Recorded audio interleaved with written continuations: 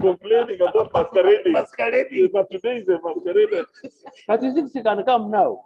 She can't come. She cannot. She can't. Somebody who complains about masquerading is now.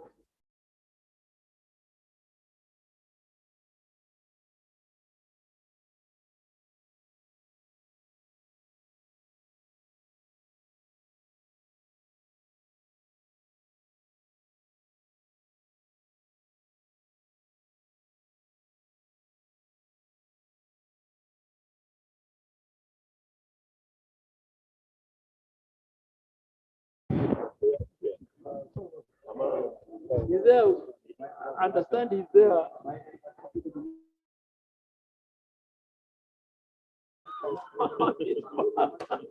Is a smuggler.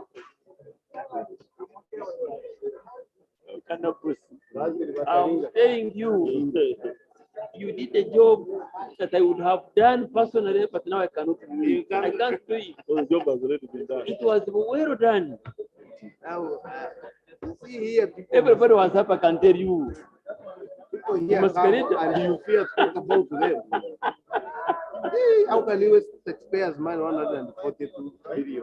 For the masquerade. And there is a man called the who appeared, understand, is the researcher from the area. Wakita.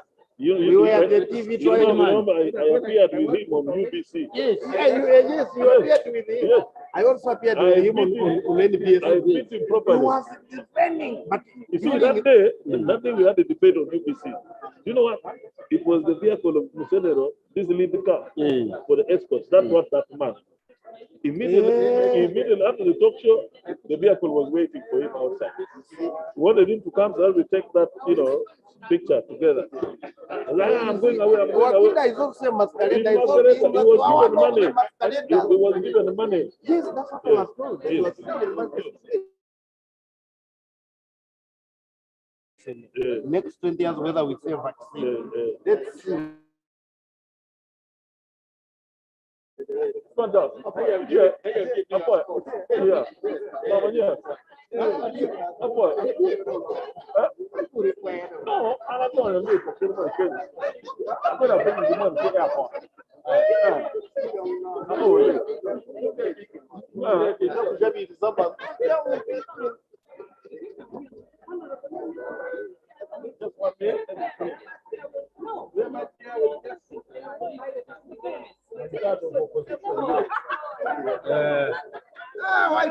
I'm being welcomed by everybody. Media suggestion na wale na rukomo position bani.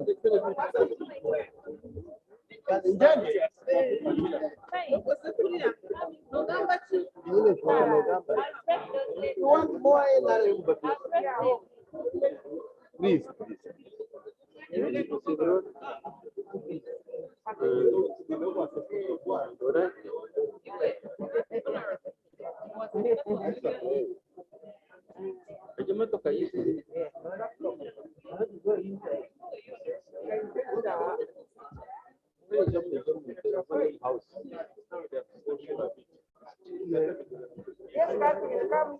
Here, you. Nathan. I want to cross over. Where? Here. Where? Yeah. I will manage. Just a minute. Okay.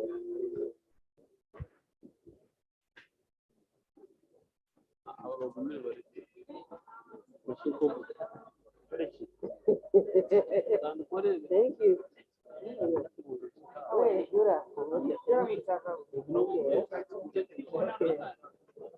My daughter brought us some samples from those guys.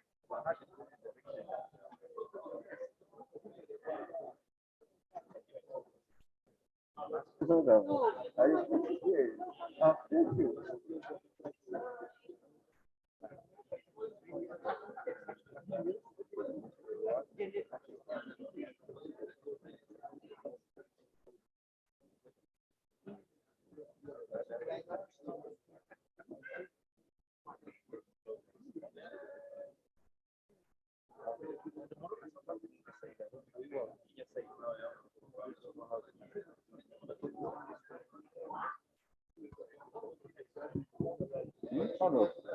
How are you? You're okay.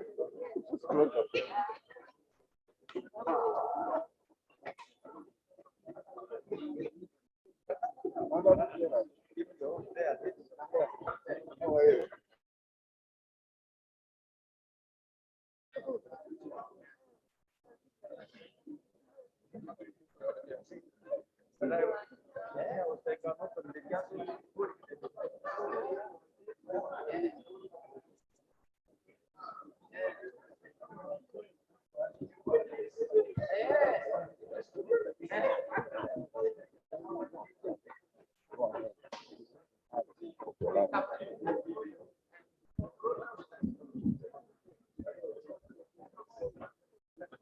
Honorable members, Mr. Speaker.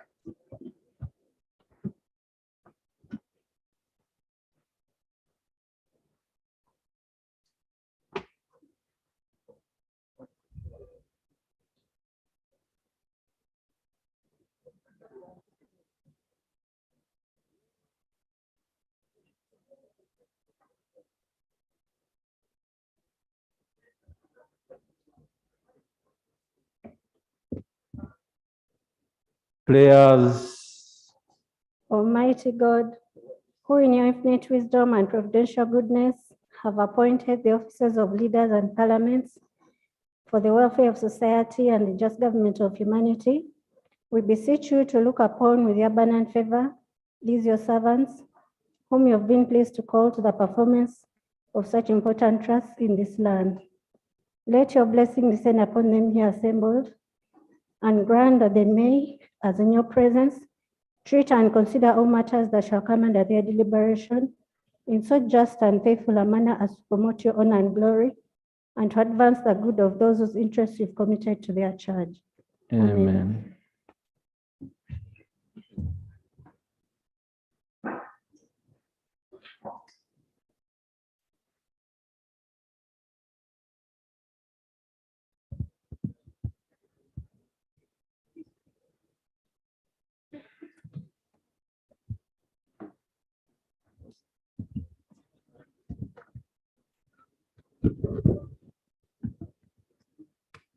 Item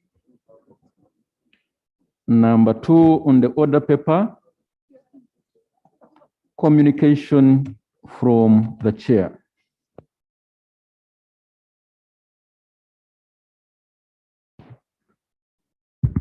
Thank you, colleagues. I welcome you to today's sitting, and I want to congratulate some of our own who have had victories in the Court of Appeal. Today, Honorable Onen, a US MP Eastern Region, has been cleared by the Court of Appeal.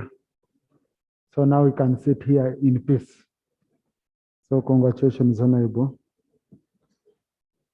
And also we have the team from the Pan-African Parliament that was elected to very high and important posts. All our members were posted in very important positions.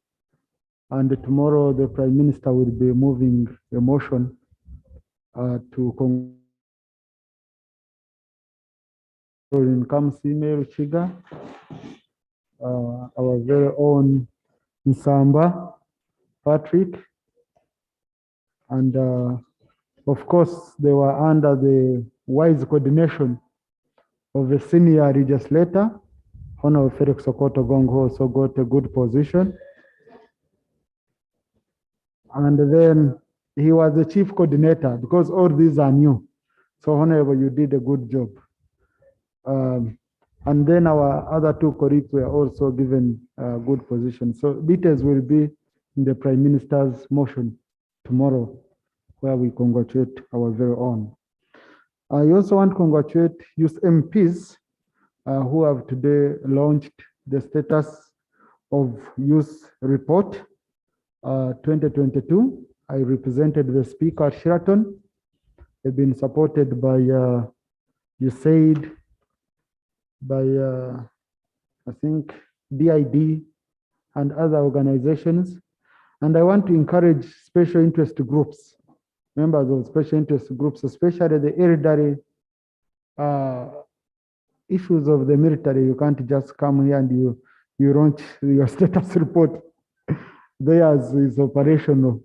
So, but especially the elderly, the workers and the youth, when you do such a report, they help us in knowing really your areas of interest, because these are issues which are general. These are areas which are general. So we are able to identify areas of interest that we track when we are processing most of the government business. Without further ado, I'll go to matters of national importance.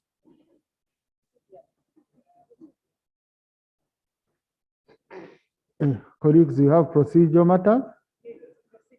Let me start with Honorable Surani. Then Honorable Sarah. Right Honorable Speaker, I thank you. Right Honorable Speaker, I stand here on a procedural matter, and it concerns the sanctity and the integrity of our parliament, which is, I think, to all of us, the most important thing in this institution.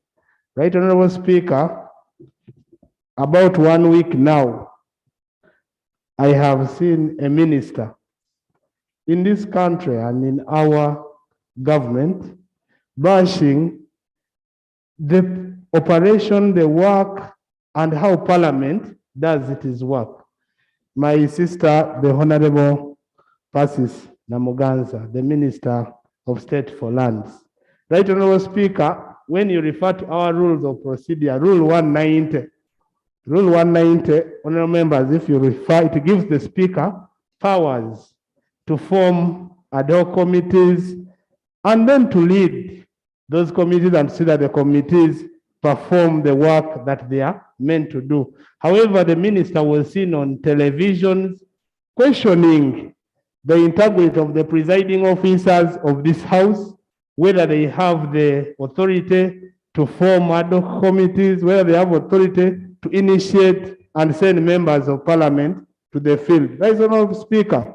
Would it be procedurally right for you to invite that particular minister to come here and put this record right? Because when you touch the integrity of parliament, when you touch the presiding officers, you are touching the... Honorable Sir, I give you information. Now, thank you, Right Honorable Speaker. Right Honorable Speaker, I want to inform this House. I was a member of the ad hoc committee on the Naguru Nakawa investigations. And it surprised me when I read the postings by this particular minister that the ad hoc committee being formed was being used to fight her. She said, these so-called ad hoc committees of parliament, that is one statement. What are they for? When we have committees. That she also posted that ad hoc committees are created in bad faith. So I wonder whether you, the Right Honorable Speaker, in creating these ad hoc committees, whether you create them in bad faith and you create them to fight other people. Right Honorable Speaker, I'm not the kind of person that can be used to fight anybody.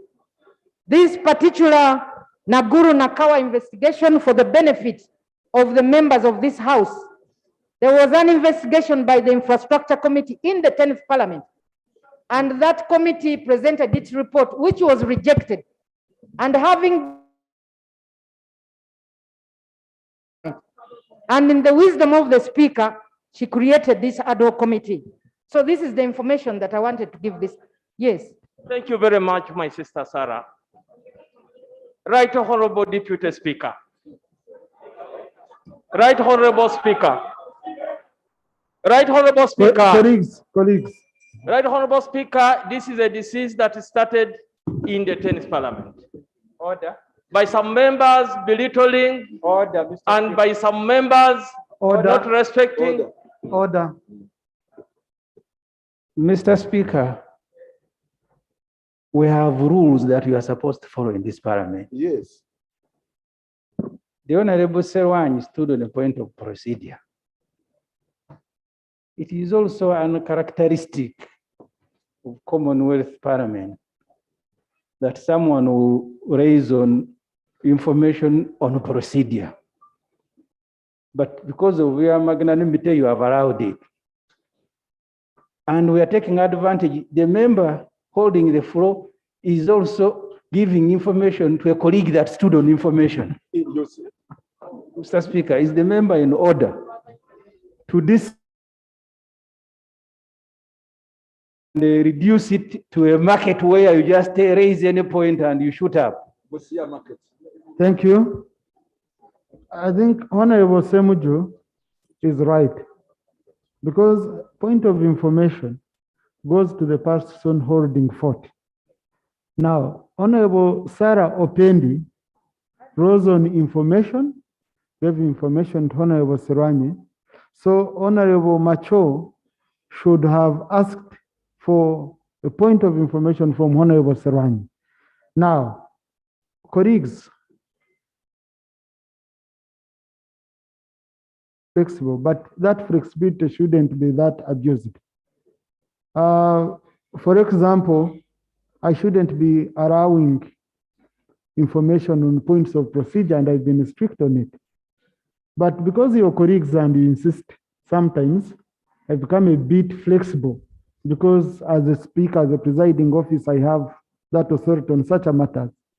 But I wouldn't want it to be stretched further. Because you can substantively come stand on your own. Okay? So Honorable Serwani, resume the floor. And that's the last information you are taking on this matter. Thank you, Right Honorable Speaker. So, Right Honorable Speaker, the procedural matter I'm raising, wouldn't it be procedurally right for you as the presiding officer of this institution and of this parliament to invite this particular minister to come here to the floor of parliament and explain her conduct, and explain to members and explain to us why she would go out on social media, on televisions, and bash the way parliament is working and the way we do our work here in parliament? Thank you. All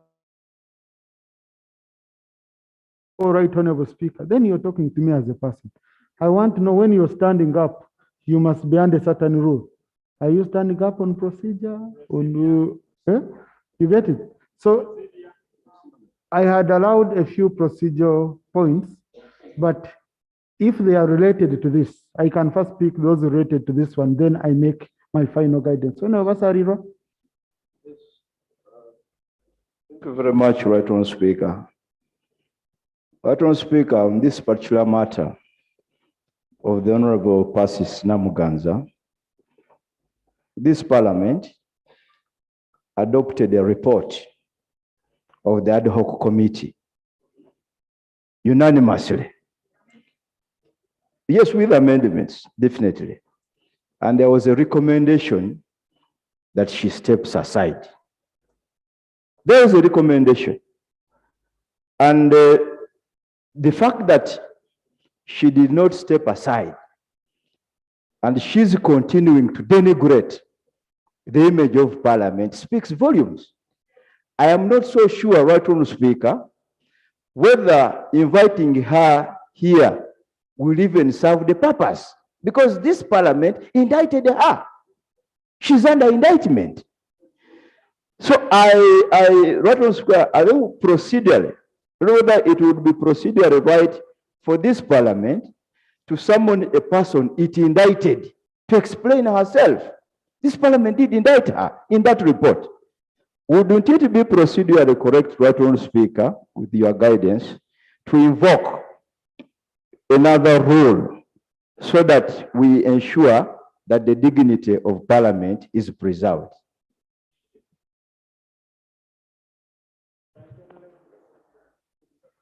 Honorable Chair, your procedure, if it's related to this matter, because I want to do one ruling and then.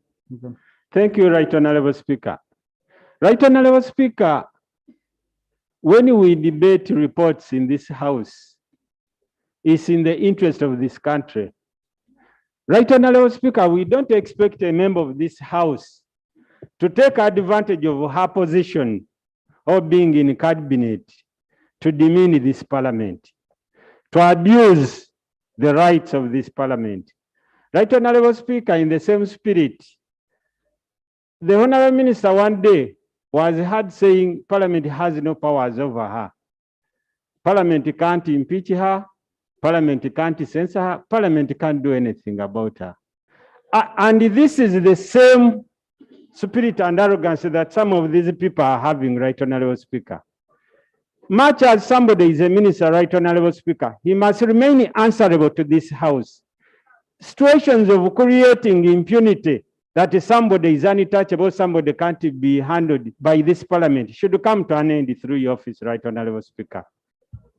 Thank you, Honorable. Honorable Macho, then. Right Honourable Speaker. Honorable Cooper.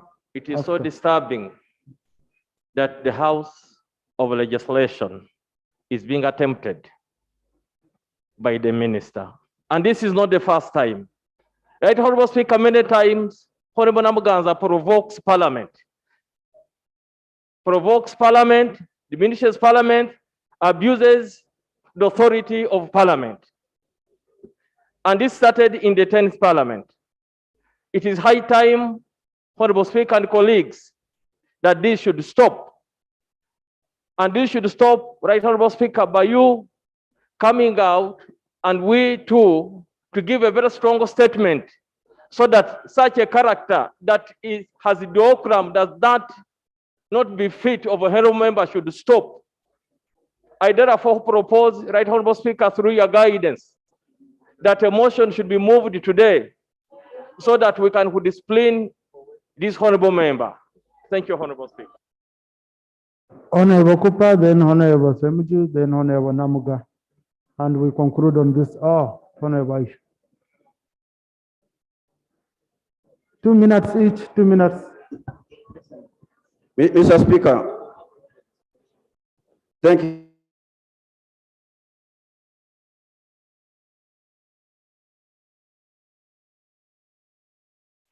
Mr. Speaker, our Rule 156 regarding the committees of Parliament, it gives powers this House that in accordance with the Rule 90 of the Constitution, the House shall appoint committees of Parliament necessary for the efficient discharge of its functions. For the avoidance of doubt, these rules shall prescribe the powers, the composition, and the functions of the committees. So the issue of the select committees, as per Rule 190, specifies that 1, the House may at any time, upon a motion moved, after notice given, appoint a select committee to investigate a particular matter. 2, a select committee shall comprise at least 5 members who shall be designated by the party whips on the basis of proportional party representation in the House. In the House. 3, the Speaker shall, in consultation with the government chief whip and the chief opposition whip, appoint members and the chairpersons of the select committee. 3 members shall form a quorum if the committee consists of 5 members. And if the committee consists of more than 5 members, the quorum shall be 1/3 of all the members. Where for any reason a member of select committee is unable to act, another member may be appointed in his or her place, taking into consideration party proportionality in the House. Mr. Speaker, the select committee that you formed was something that was decided by your office, the whips of both sides. So where does the minister get the powers to question your authority? Does the minister want to be a speaker? Does she want to direct the works of this House to be the speaker? So, Right Honorable Speaker, I truly agree with the members who are most emotional that a disciplinary action must be taken against the member for bringing disrespect to this House and more so to the leadership of this institution. So, Right Honorable Speaker, I beg to submit. Thank you. Mr. Speaker, you had I had raised the procedure and you had allowed me. Yes, I had allowed Honorable Semuju. Mr. Speaker, I want to thank you very much. I will be comfortable again if we stick to the rules. The behavior of members of parliament during debate is covered under 82. But also behavior and general behavior under 85 and Appendix F. Mr. Speaker, I am hesitant to endorse what in my view, and I want to ask for forgiveness if I offend anyone. I am against Parliament sometimes acting like a mob.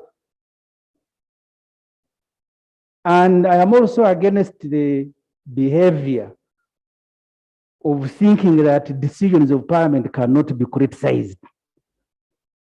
We criticize the executive, we criticize the judiciary. If there is a particular rule that a member has offended, either 83, 82, or Appendix F that deals with our conduct outside the Parliament, those who are paying for her blood should tell us. And I'm not encouraging members to go and attack Parliament, but I am against the Parliament acting as a mob, that if it is criticized, hearing that direction, Mr. Speaker. So I am asking you, Mr. Speaker, to interpret these rules before this motion is moved. Thank you. Thank you, Honorable. Colleagues, please kindly take your seats. Thank you. Colleagues, and I'm happy the Right Honorable Prime Minister is here. The most important duty we can do here as colleagues is that first protect the integrity and independence of this House. The day we lose it, the day we lose that, then we are finished as a House. And even me, the presiding officer, or the Prime Minister, or who, any day you can be back on that back bench. The moment we get positions and they end up misleading us, or even out of this, they end up misleading us that now we are untouchable, we are what? Then the decisions we make here as a House will never be respected. If you are a member of this House and you cannot respect the decision of this House, then you are saying, public, if me, a member of the family, I cannot respect what we agreed upon in a family, that family is useless, more or less. Now, if a member feels aggrieved on any matter, we have an opportunity under Rule 55 to come here and you make a statement of personal explanation. We give you chance. But to go and you blackmail the house. I think, whereas I agree with Honorable Semuju Uganda, Honorable Semuju, the day the decisions of this house are ridiculed, there is a difference between criticism and ridicule. Huh? Yeah. We don't fear criticism. We are criticized every day. For us, I think in a day I'm criticized like 1,000 times. That's part of our life. Prime Minister here. But she moves on and she does her work. And criticism sometimes helps us to redefine what we are doing and behave better. So I've seen some of the messages. I've seen some of the statements. Rules of natural justice require that a member is heard. Those are rules which are very clear. I will not come, should be done this or that. No. Instead, what I'm going to do, I'm going to invoke Rule 91 of our Rules of Procedure, and I refer the case of the Honorable Pasina Muganza to the Committee on Rules and Privileges, where she can go and she exercises her privilege as a member. She will be heard, and that, of course, is also in line with Rule 185. And I need the committee to report back to the House within 2 weeks' time. That matter is closed. On the same matter? No, that's a closed matter. The Speaker has ruled, unless you want to challenge my ruling. Okay? No, please. Yeah. I'm sorry,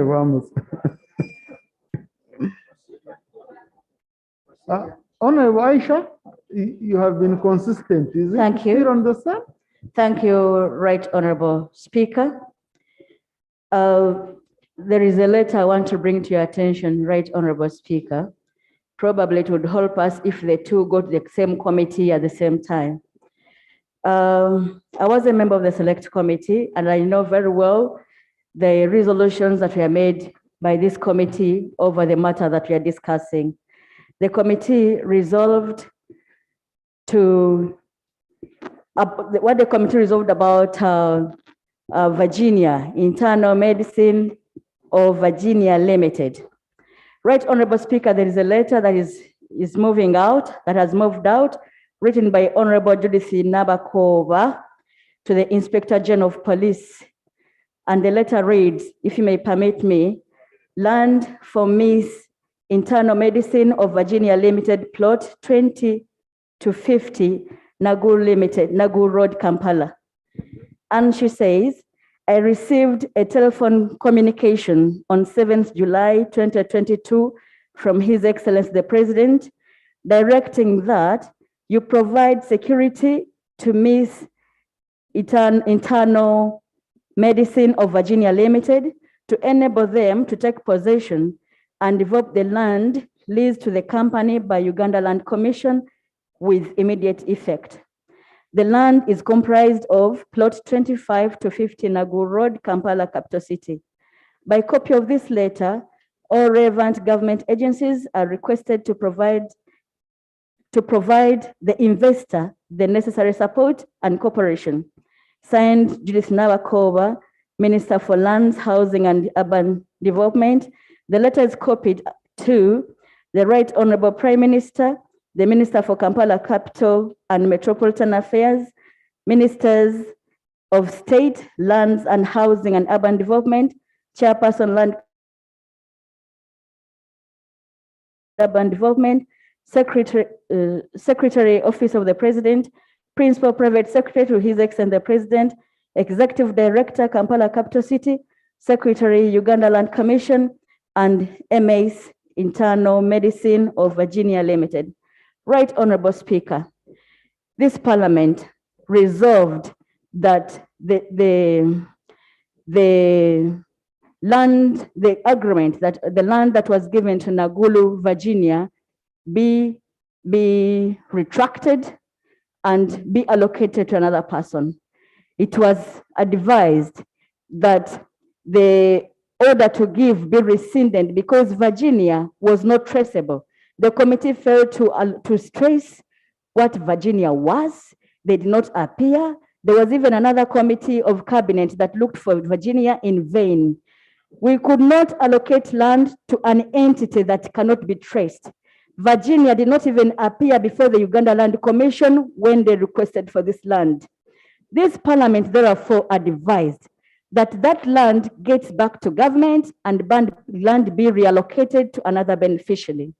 Are we proceeding well, Right Honorable Speaker? If we move this way, that parliament makes resolutions and they are defied by ex-officials to this parliament, are we proceeding well? Is it not procedure right, Honorable Speaker, that you direct this same minister also to appear before the same committee for having defied the directives of this parliament? I thank you. Thank you, Honorable Korik. This is a substantive matter on the order paper. Okay? Sir, I beg that I lay on table. I'm going to guide you. May I lay on table this I'm going to guide you, wait, Honorable Member. This is a substantive matter on the order paper. The minister made a request to me because they are having a function with the president and she was delaying. She called me and requested. So now, the substantive matter is out of Rule 220 of our Rules of Procedure, where government is supposed to present an action taken report on the committee, on the report which was adopted by the committee or by the House with amendments. So in that regard, tomorrow, she might tell us that the action I took was to disregard or to push aside your what? Your report. What if that's action she decided to take? And then we decide what to do next. Okay? That's so I would guide the honorable member that you raise this matter tomorrow when we reach on this item, and that's when you will lay the letter on table. Okay? So that it is taken up at that time. I wanted to make a clarification for the record clerk. Kindly make a correction. I referred to Rule 185. Rule 185 is about functions of the Committee of Human Rights. It's Rule 175, which is for Committee of Rules and Privileges. So take note of that correction. Colleagues, I'm now going to matters of national importance, and I will start. I'll start with Honorable Tom Azar. Honorable Yanyama. Thank you, Mr. Speaker. I hope it's not on this. No. Anything to do with this matter, I guided and I closed. Right, Honorable Speaker. On 10th. Honorable, anything to do with this matter of land of the report, I guided. Okay? Honorable Yanyima. Right, Honorable Speaker, I thank you. On 10th May, a 9-member committee of ad hoc committee on rationalization of agencies and merger was reported to this House. The report was not debated because the Honorable Minister of Public Service requested for 2 months, and the 2 months have expired. Why did they have expired? The Minister of Public Service is busy rationalizing agencies. The staff are under times of uncertainty. They don't know of so many agencies. So we would wish that the minister comes in and reports to us. We do respect ministers. We can compare notes. This country does not belong to one side of the people. It belongs to all of us. We want to be involved in this discussion so that the members can debate this report and we come to a logical conclusion of the matter. I thank you. Attorney General, there's something you wanted to say on this?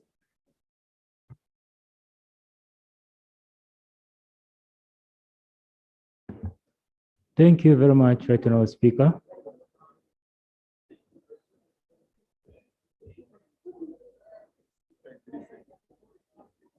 Thank you very much, Right Honourable Speaker. Right Honourable Speaker, the matter of rationalization is a policy matter still under Cabinet. It has to be handled by Cabinet, after which it would formally come to Parliament. So for Parliament to intervene now, it would be to preempt the work of Cabinet, the executive.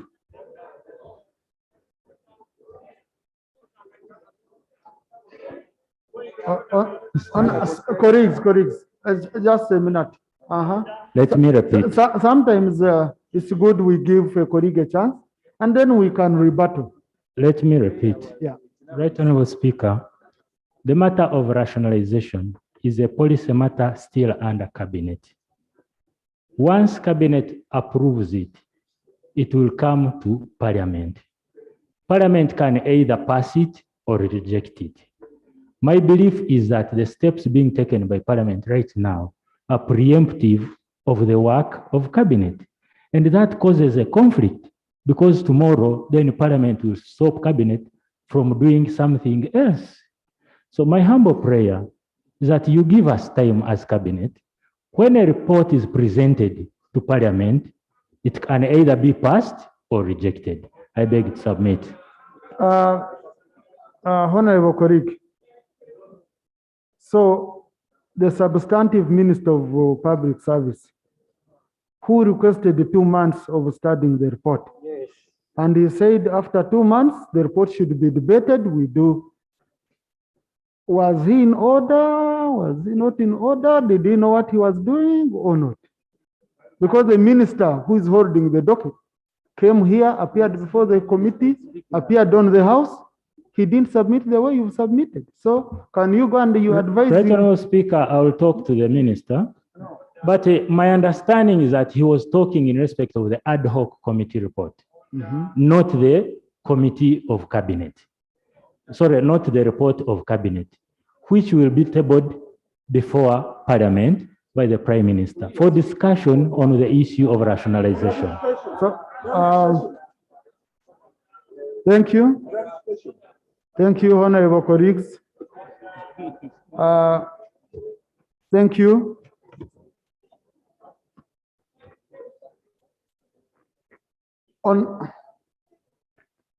Honorable colleague Doug, I kind of want to remind you that you are a member of Parliament.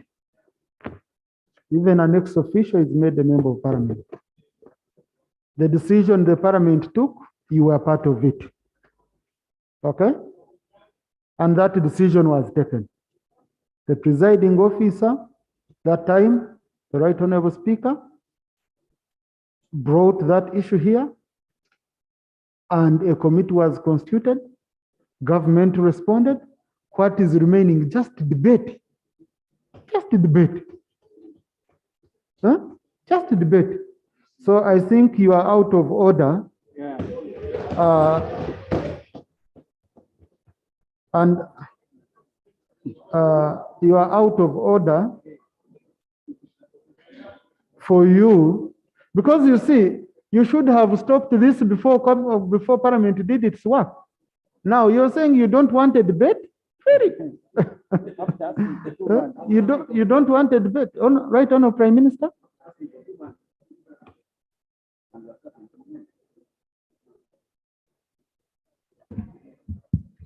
Right Honorable Speaker and colleagues, now that the Minister for Public Service came here and asked for 2 months, bearing in mind that Cabinet is still handling the matter,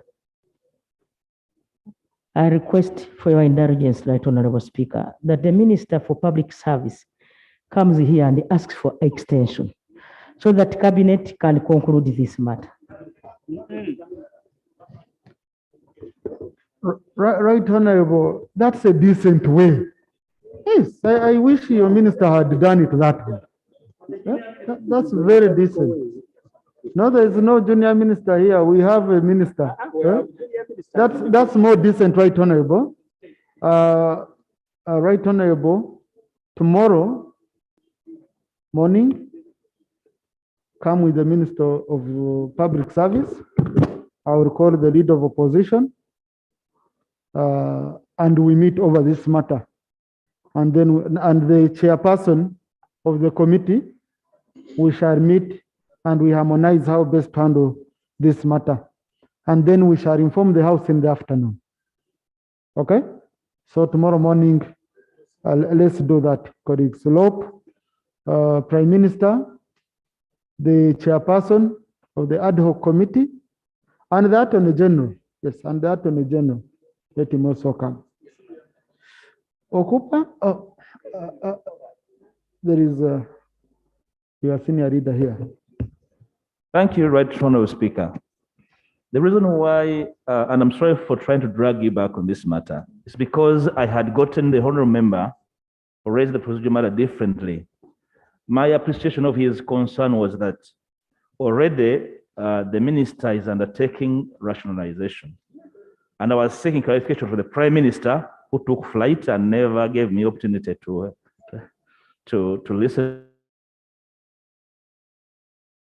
Powers to get that clarification from the Prime Minister, whether actually there is ongoing rationalization.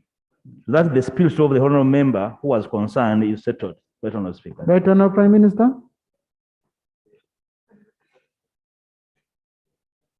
Right, Honorable Speaker, I request that you allow us to do that tomorrow. Now we have already. Colleagues, whatever we discuss tomorrow, I will report to the House in the afternoon in my communication. Please. Honorable Cooper, then Honorable Amos. I conclude with Honorable Amos.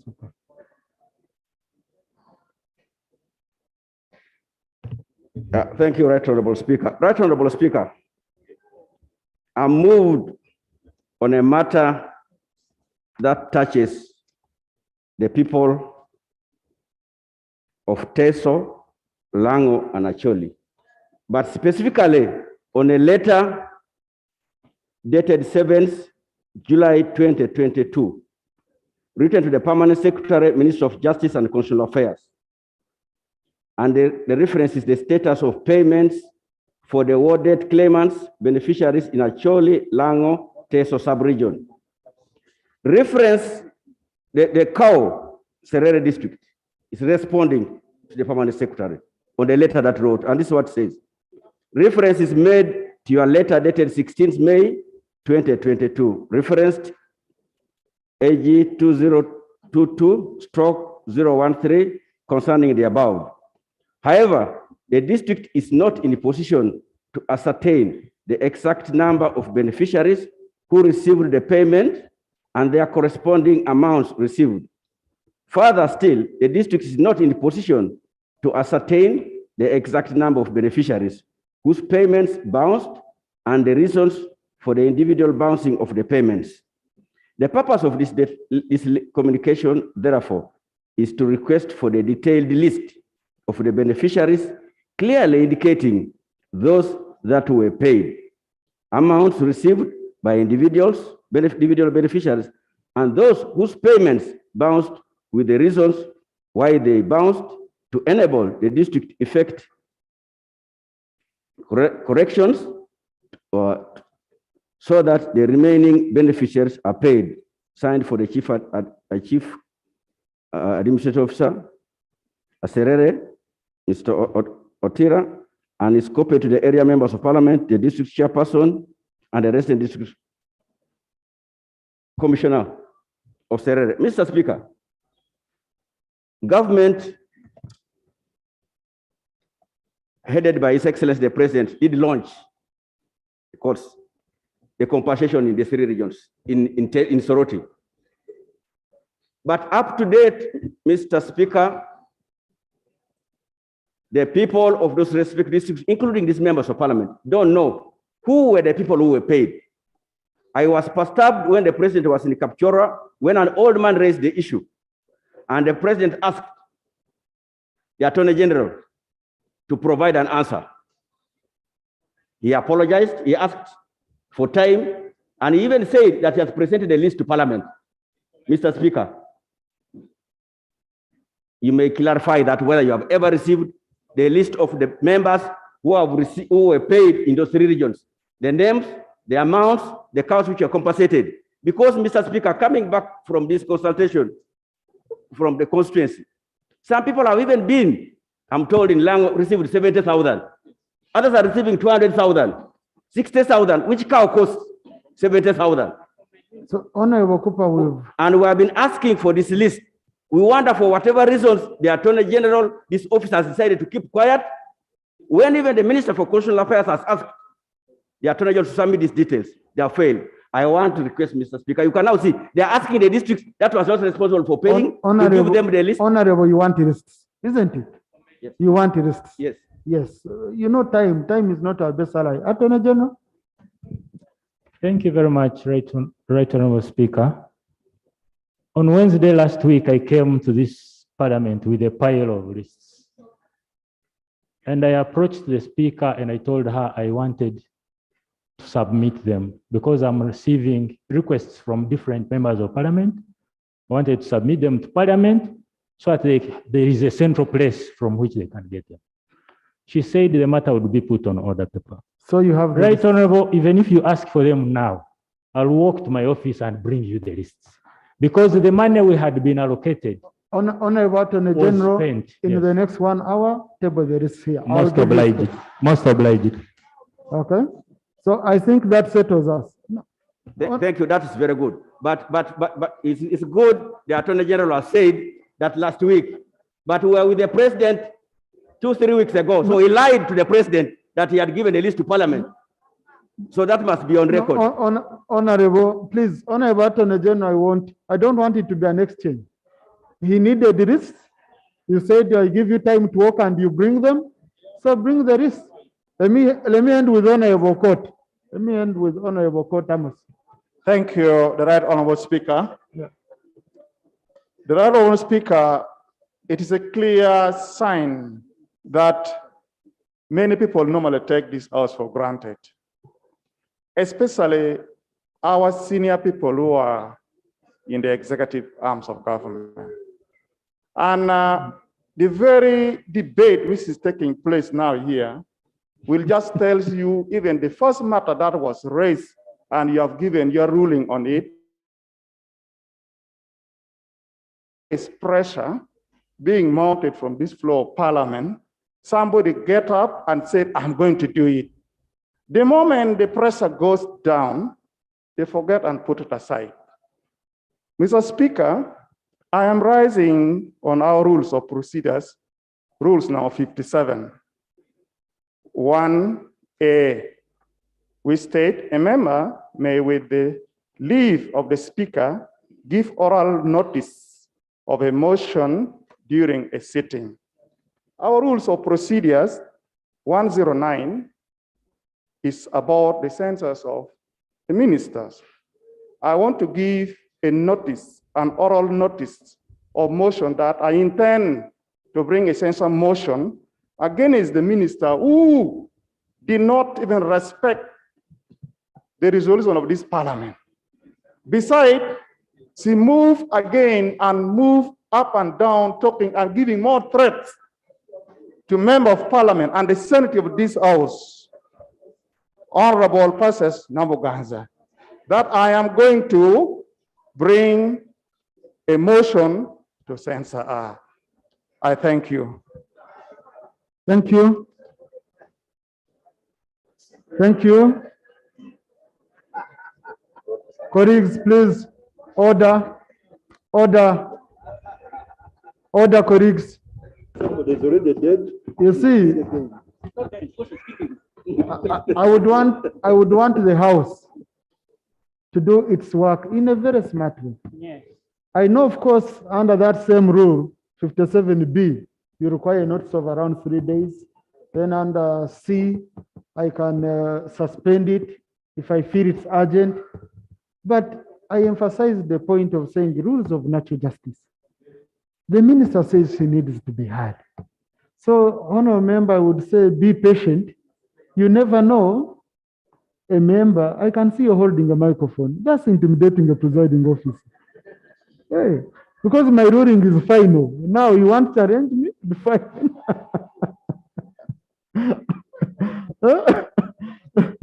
So, Honorable, I would really guide you and I would beseech you that we allow the due process take place. We be patient. In 2 weeks' time, our very own house. If you feel you have very serious evidence and information, you can also appear before the committee. You submit it there, but we don't seem to be rushed to run after colleague. Yes. So 2 weeks is not a long time. So, Mr. Speaker. No, please, Honorable, please. And I warned you, I said you're intimidating me. Now you see. Please, Honorable, I've ruled and on that. Let's take it that way. Colleagues, in the gallery, we have students and teachers of Amari Gardenia Primary School from Brisa County, Brisa District. They are represented by Honorable Atugonza Alan and Honorable Bijira Nora Nyendoha. They have come to observe the proceedings of this house. I hope, colleagues, you've seen the Prime Minister also. You can stand up, they see you. The children want to see you right on the Prime Minister. You see? So thank you. Honorable Azatom, on matters of national importance.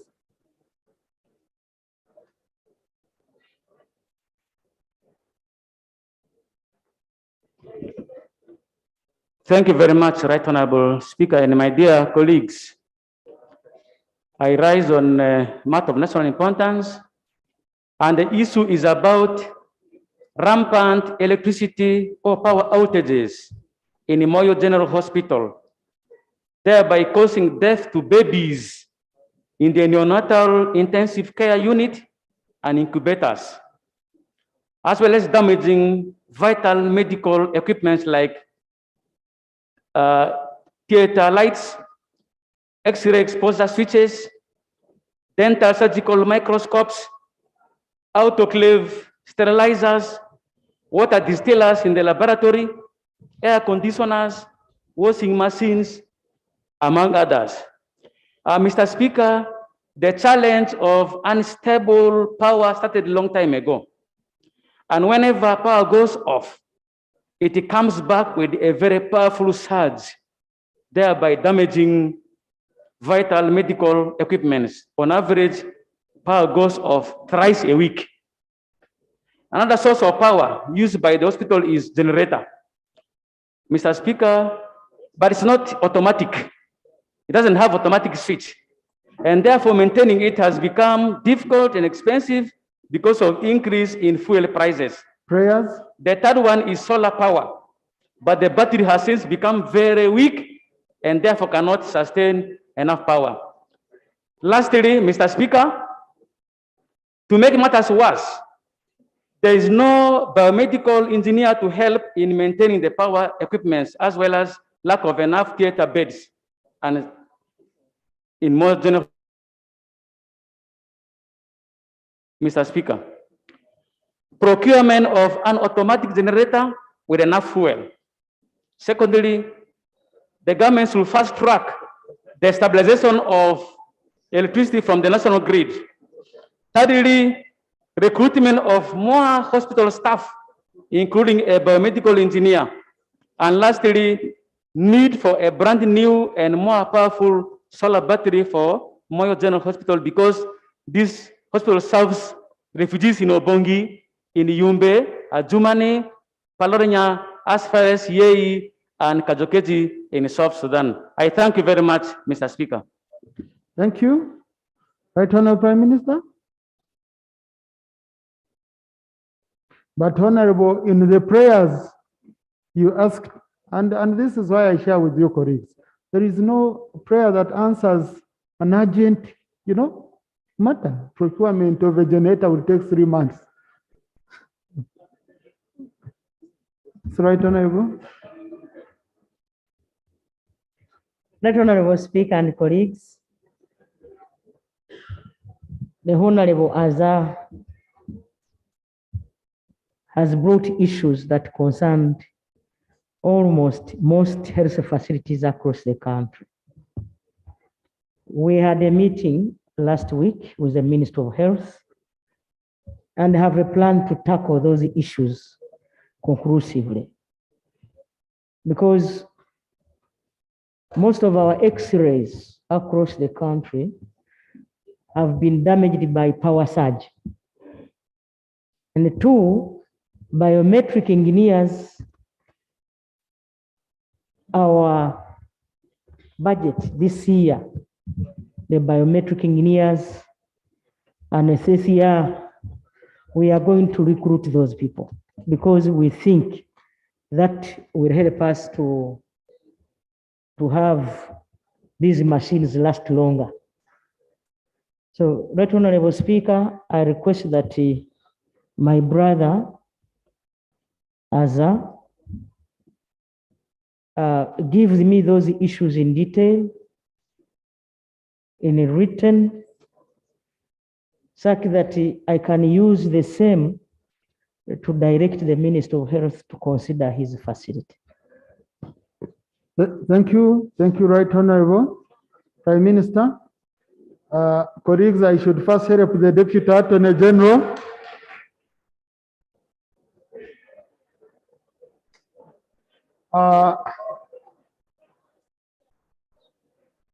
Thank you.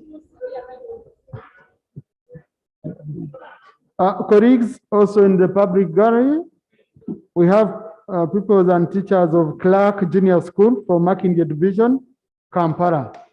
You can stand up for recognition. Thank you.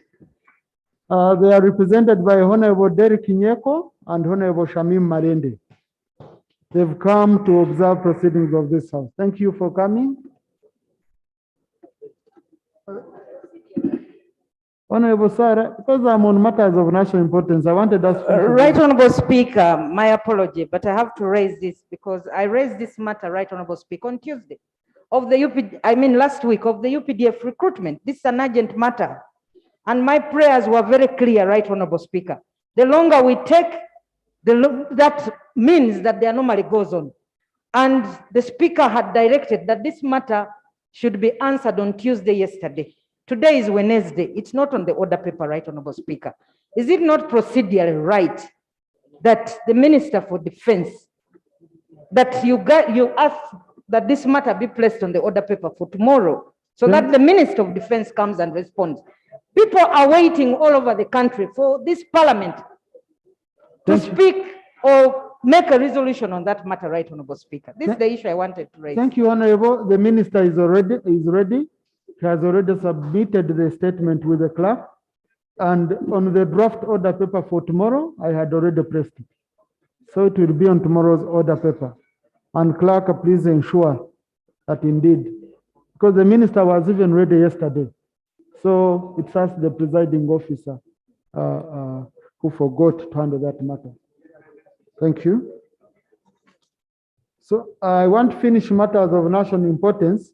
Then I managed to remove the luggage from the head of the Deputy Attorney General. Yes. So Honorable Emerald Kugonza.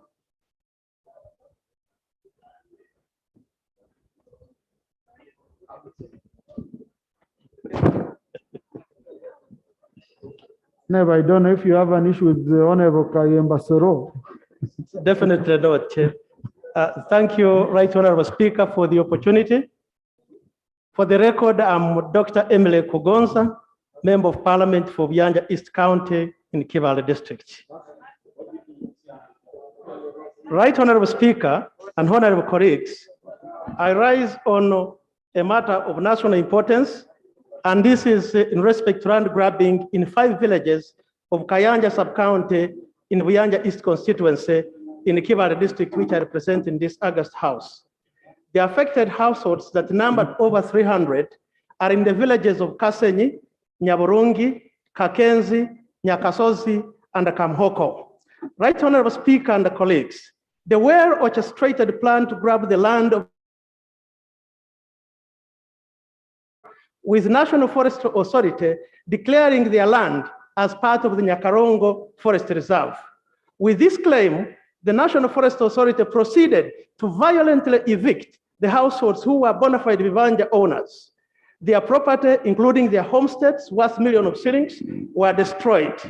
The matter was reported to relevant local authorities, And I have the letter which I will, at an appropriate moment, lay on table. At this time, some people in National Forest Authority, in the names of Mujuni Bernard. Indeed, this Mujuni Bernard, working with some people in the Kibale District Land Board, proceeded to apply for free. Colleagues, can I request you, Honorable, wait a bit. Colleagues, can I request you listen to one another? Colleagues, if you want to talk to each other, just go out and you talk. Then you come back here. Because I don't stop any of you from talking. Huh? Just you move out, you talk. This cannot be, a chatting ground. You continue talking to. Huh? Let's have order in this house. Honorable. Thank you, Mr. Speaker, for the protection. Indeed, Mr. Mujuni Bernard, working with some people in Kibale District Land Board, proceeded to apply for a freehold land title in January 2017, covering the villages of the affected persons in the 5 villages I've already mentioned. The affected persons caught wind of this illegal attempt to grab their land and reported the matter to the then Member of Parliament, Honorable Matia Kasaija, who contacted the Honorable Minister of State for Lands, Honorable Persis Namuganza. In a letter of 6 February. Honorable Doctor, it seems you've become a doctor, you've written a thesis. That's too long for a matter of urgency. Just tell us your prayers. We go on the prayers. We summarize, all summarize. Okay. I will summarize. Sure, Honorable Speaker. Now, what has happened, working with these other people that are taking the land of my people, after the land title was processed, they have gone to court and now using court, which has granted an order that these people now cannot be able to access their land, which is the source of their livelihood. And my prayers, I appeal to this August House to direct the Minister of Lands and the police to expeditiously and thoroughly investigate the circumstances under which Mr. Mujuni Bernard secured the land title. I pray that Parliament directs National Forest Authority to compensate all persons whose property and crops it destroyed in 2005 and for the disturbances, since the survey they carried out themselves early this year has proved that this land is outside the Nyakarongo Central Forest Reserve. I also pray that Parliament, through the relevant committee, investigates the NFA support staff that have been an accomplice in this illegality with the view of having them punished according to our laws. I beg to submit. Right, Honorable Speaker. Thank you. Honorable, you have very clear prayers, but you tied my hands. When you said the man went to court and got a court order on these matters. So when you bring in that, then Rule 73 of our Rules of Procedure on sub judice applies. But some of the issues are issues, of course, which the executive can go on and like investigating how he got the title and all that, okay? But you a bit tied my hand. So right now, Prime Minister, I don't know what you said on this matter. You come from that same area, so you should be having good information. Right, Honorable Speaker and colleagues, I was once a member of Parliament representing that area. There have been connivance by district officials in Kibale district. You know, Kibale, Kakumiro, and Kagadi have got land titles of absentee landlords. But there are those enclaves of public land. And some officials would go title this land without involving the area land committees and get land titles. This problem is what you members are handling even now in this house. So now that the matter is before a court and the court has issued an order, but you will also realize that the president has been very categorical. People want to steal people's land, sometimes using a number of approaches. So the RDCs were sanctioned and put on notice by the president across the country, and the police is on alert not to give security for these people who want to evict our innocent Ugandans who have been on that land for life. So, Right Honorable Speaker and honorable colleagues, my brother Emily, we need to use a number of approaches. One, by using the police not to allow through the chairperson of the security committee, that's the RDC, because I know that these people are fraudulent. They are fraudulent, everybody knows. You know the Natalia issue. These are thieves, and we shall not allow them to stampede the development of our area.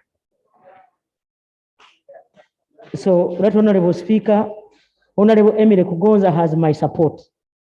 I am going to use my powers and that of the Minister of Lands and have our people protected.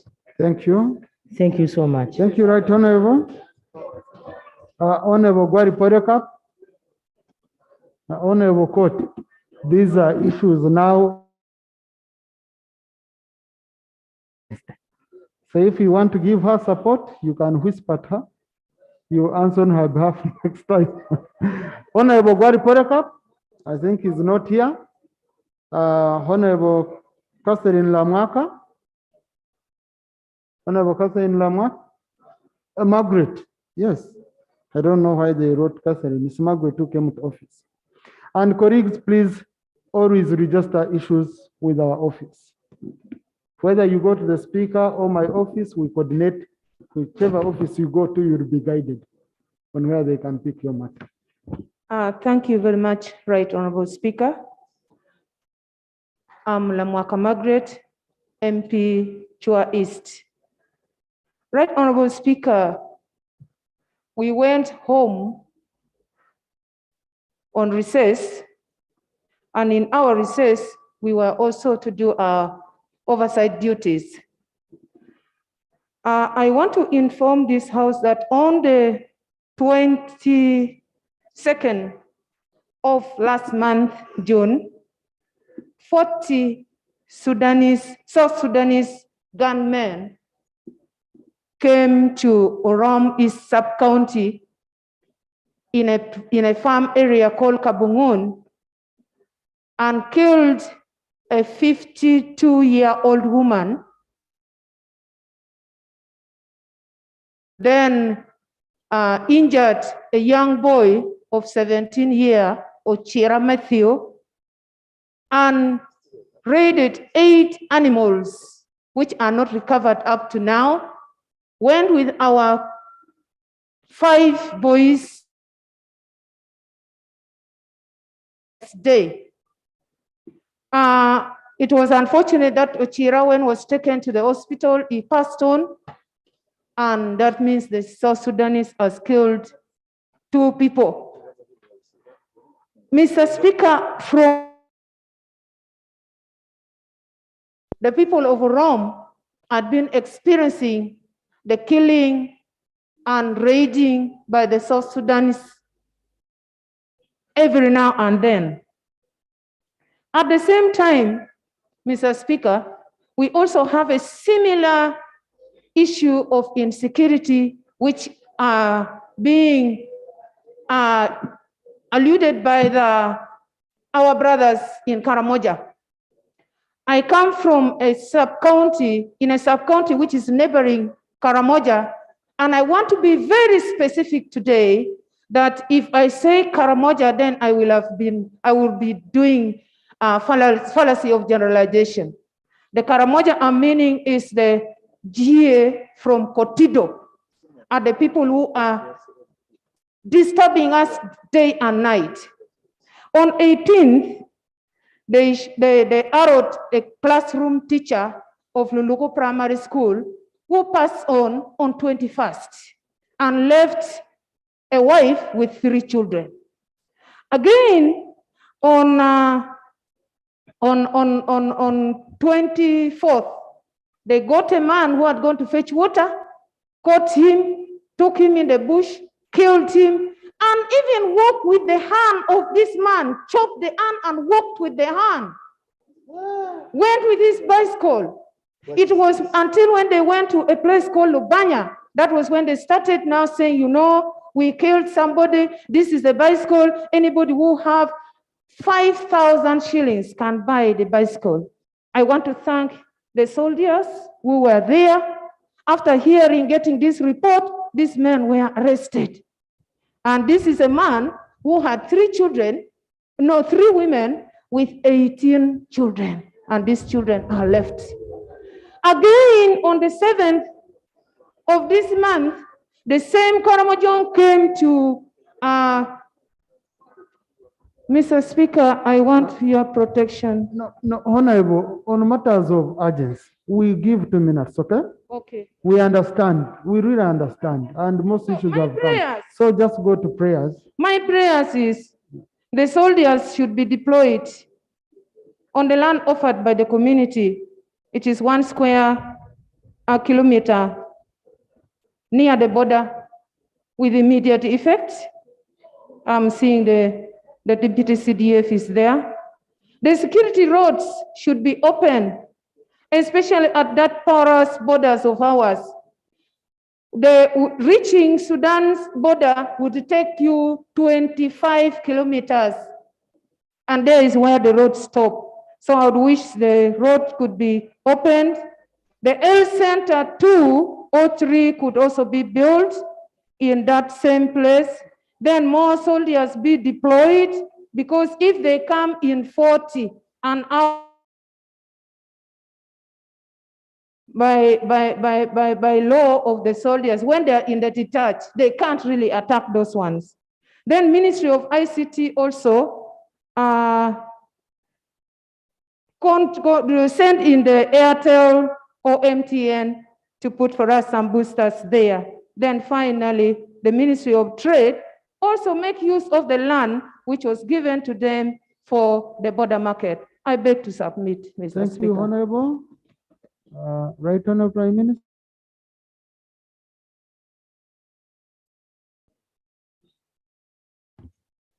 Right Honorable Speaker, I truly sympathize with the colleague. This matter came last Thursday.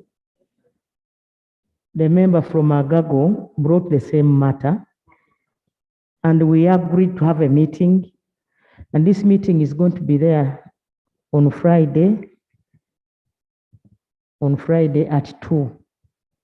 So we have agreed that we have that meeting so that we can handle these issues with the security personnel, including ministers of defense, security, internal affairs, and now you are talking about trade. I think I'll also involve trade and all of you colleague members of parliament. Thank you so much. Thank you. And of course, the deputy CDF has also taken note as a member of the House. Yes. Honorable Kamsime Caroline. Thank you so much, Right Honorable Speaker and colleagues. I rise up on the national matter of importance.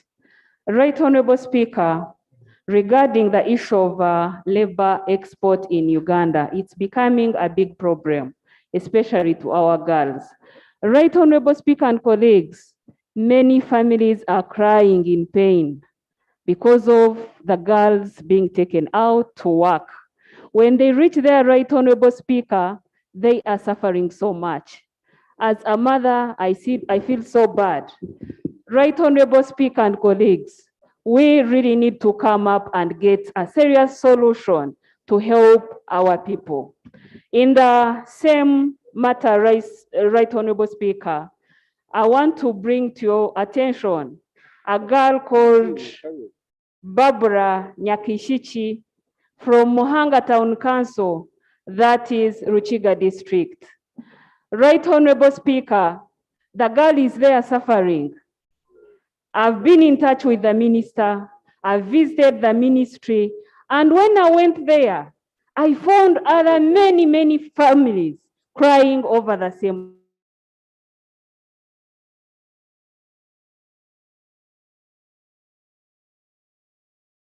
result, Right Honorable Speaker. The country that is Saudi Arabia. The girl was taken by this Supreme Link Limited company. It's owned by Mr. Timothy Mwesigwa, and this is a registered company.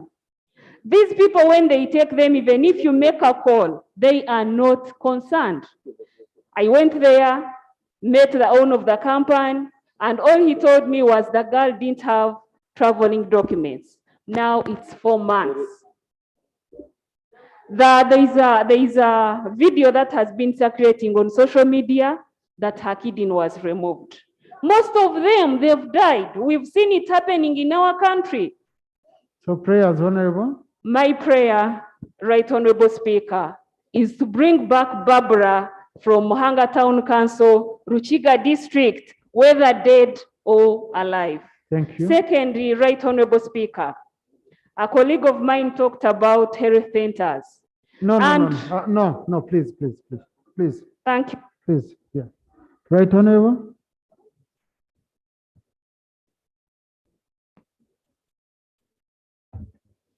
Right Honorable colleagues, Right Honorable Speaker and colleagues, the issue of our innocent girls being taken to Saudi.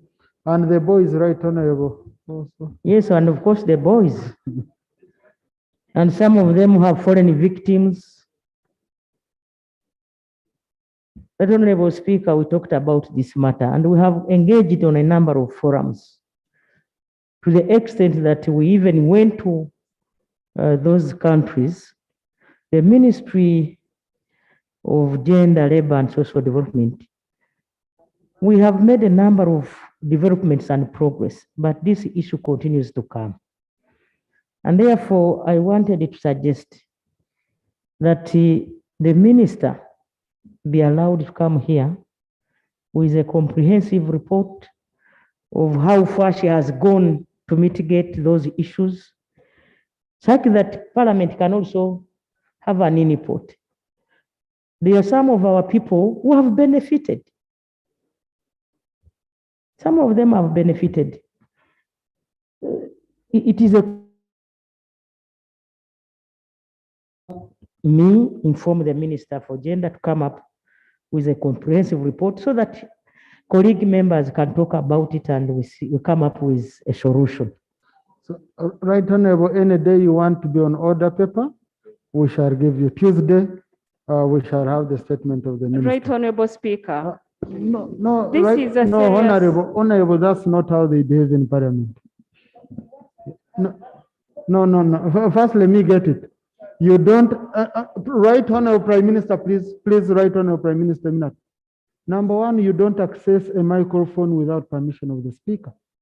Otherwise, everyone will stand up and speak and, I know how you feel.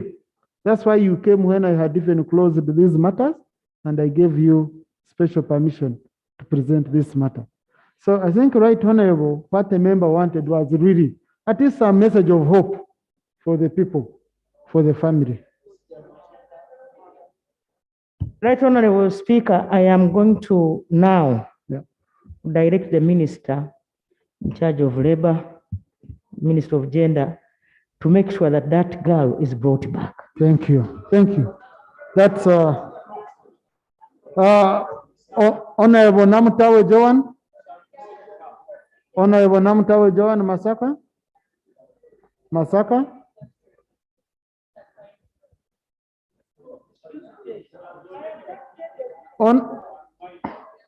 Honorable colleagues, just let me make it very easy for you.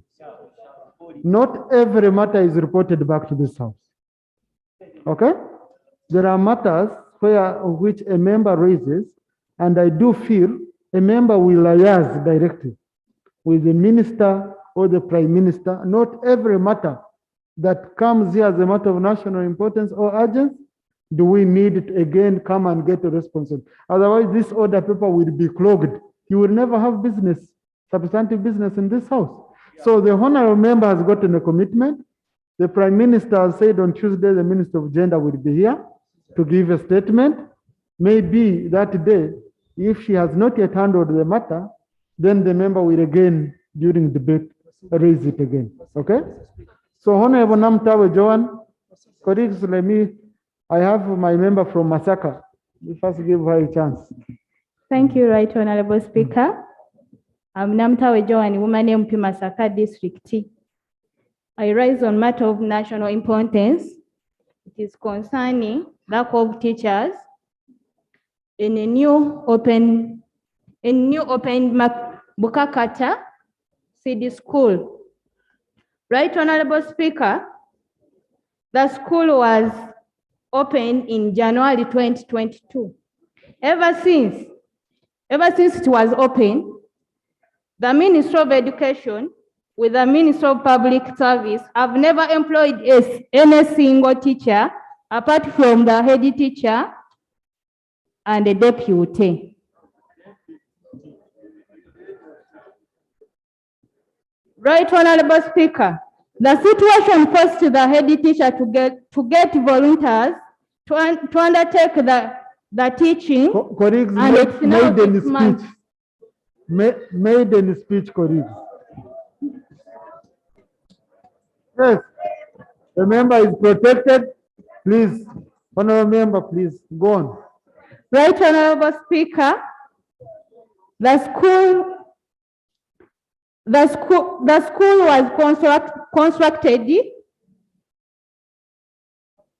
constructed at cost of over 2 billion. But Right Honorable Speaker, that the school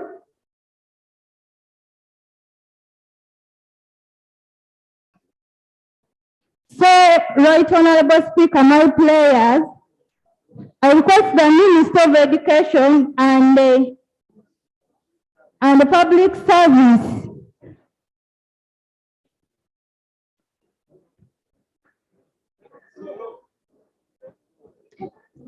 I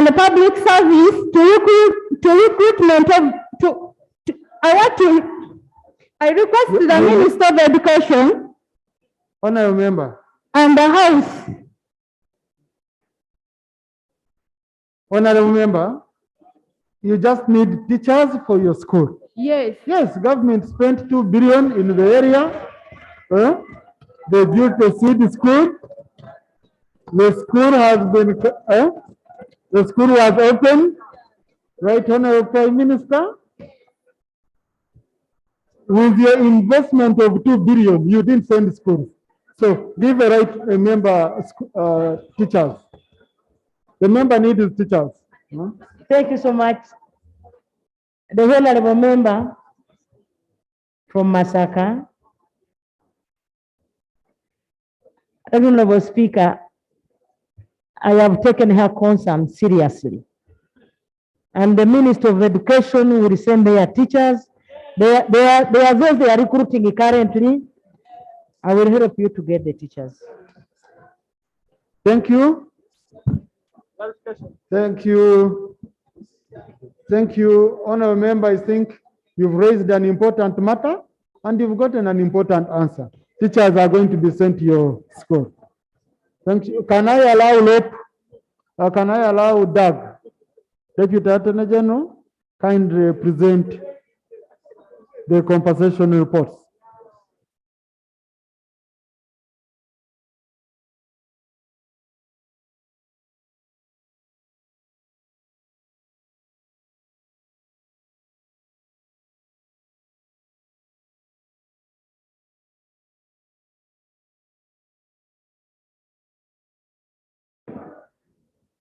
Thank you very much, Right Honorable Speaker. Right Honorable Speaker, I have a short statement to make. Right Honorable Speaker and colleagues,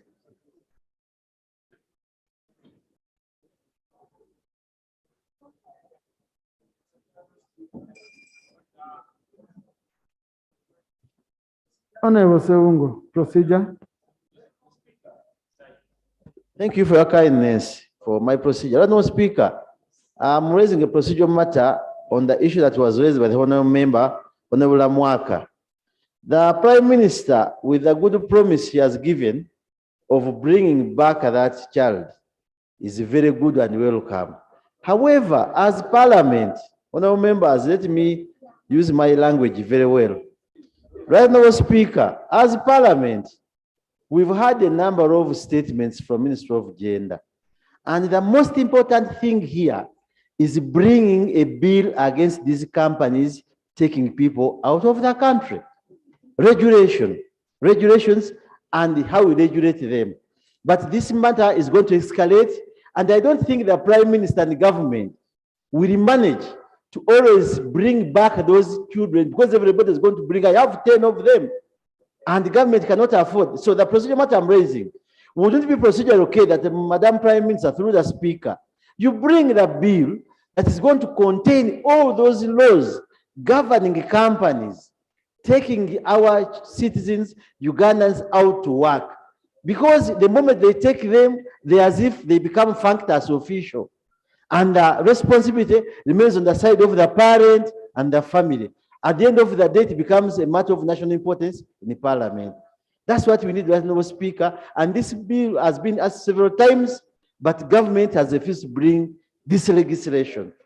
Otherwise, the Prime Minister, you might give excitement and exciting statements here, but it is a hard task for you as government to promise that you're going to bring, I'm on procedure now, member, that you are going to be bringing back those people as long as we bring matters on the floor. So what is the best remedy? Bring the bill. Thank you, Honorable Speaker. Thank you, Honorable Member. There are many laws we have which you can invoke regarding this matter. You know, there are many laws. We have laws against trafficking of persons.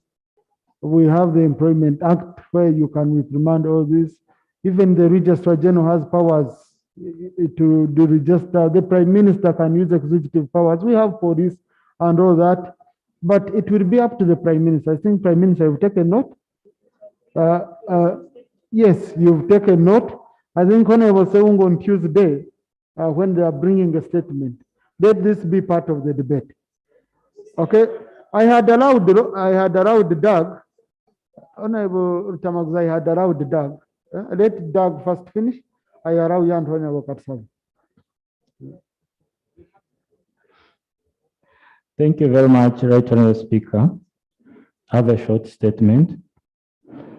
The Ministry of Justice and Constitutional Affairs commenced processing payments in respect of war debt claimants in Acholi, Lango, and Teso sub-regions as soon as Cabinet pronounced itself on Cabinet Information Paper. Honorable, can I request you sit?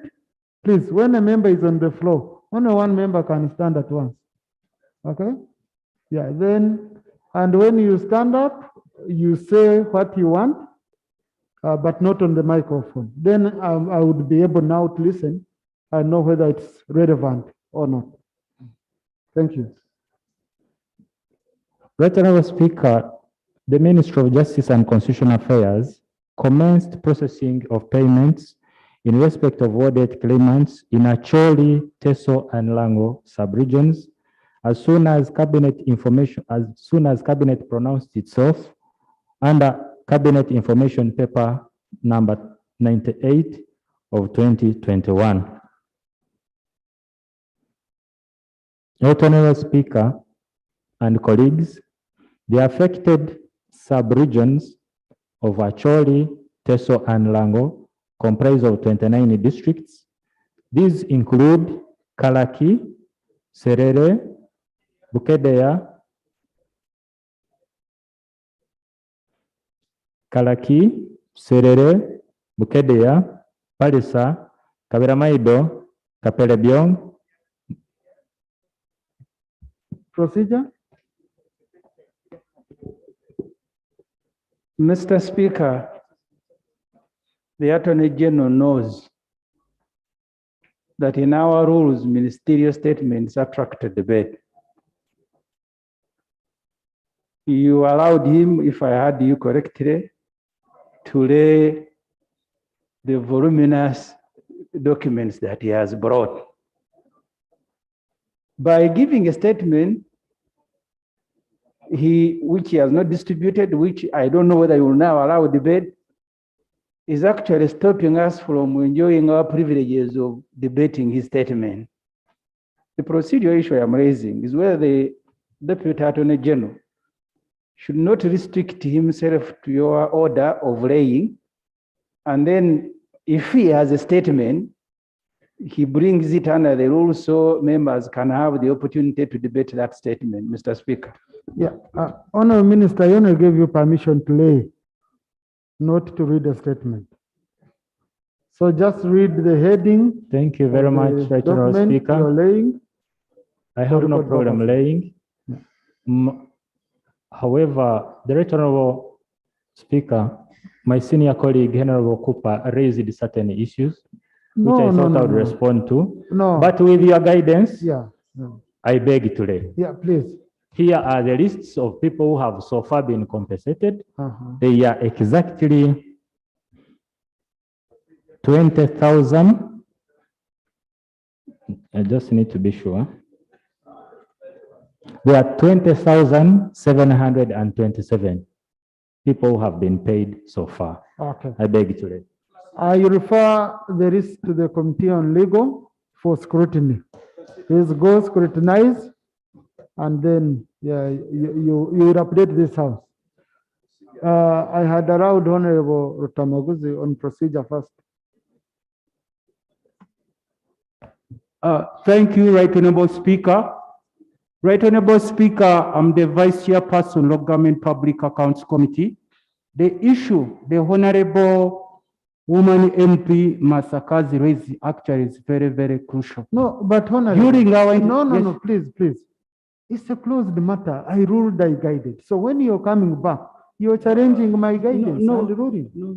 Please, no. I request you. Okay? Yes. No. You see, whatever statement a member makes here is serious. Yeah, because I'm hearing he has serious information. Who has no serious information here? Huh? Colleagues, I want to tell you this. You can bring a matter where the moment you put it here, it's no longer casual. It's a serious matter and a national matter. Yeah, so I request you, colleagues, Honorable Tamaguzi, if you're not satisfied, tomorrow you can come. Also, if you want to bring a matter in that same area, I give you space, you raise it. But you don't take us back. Okay? I had allowed Honorable Atkins. I don't want to reopen the same matter. Yeah. Thank you very much, Mr. Speaker, sir. I raise on a procedural issue. Rule 83C.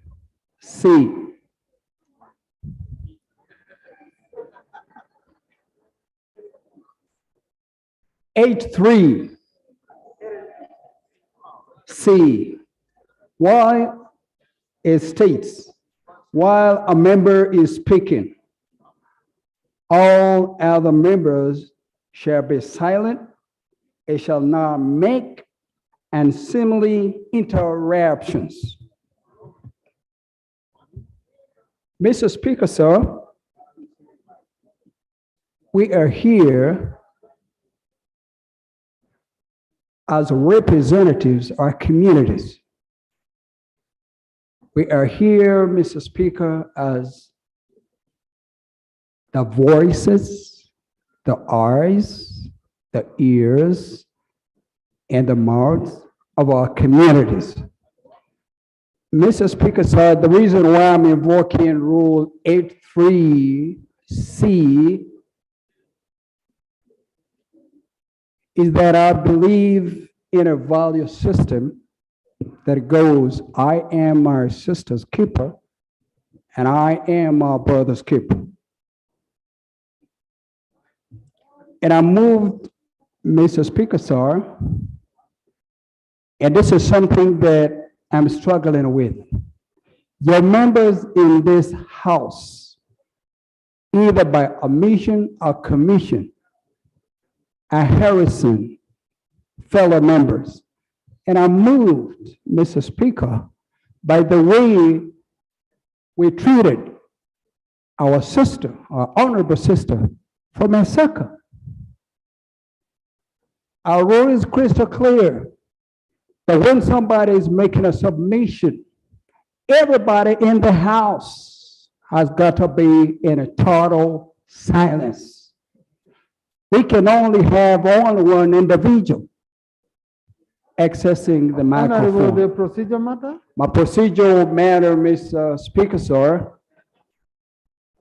is, are we procedurally right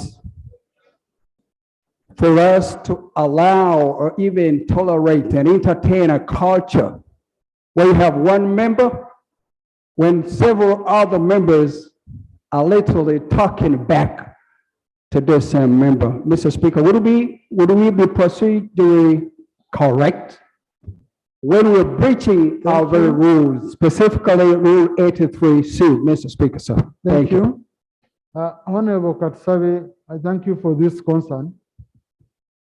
I've seen it. Colleagues, there is no difficult day like being on this microphone and you feel your colleagues are laughing at you or not valuing what you're saying. It's a very, you go back and you feel really. So this is a house where we protect each other. We might not have the same capacities, okay? But all of us have the same rights when we are in this house. We might not have the same experience, but we pass through the same channel to come here. So I request you colleagues, let's respect whichever colleague comes up and we support each other. You never know who is going to be the best legislator. Then, Honorable Watkins, thank you. And I hope colleagues really take up this matter seriously. Next item. Item number 3 on the order paper, bills, first reading.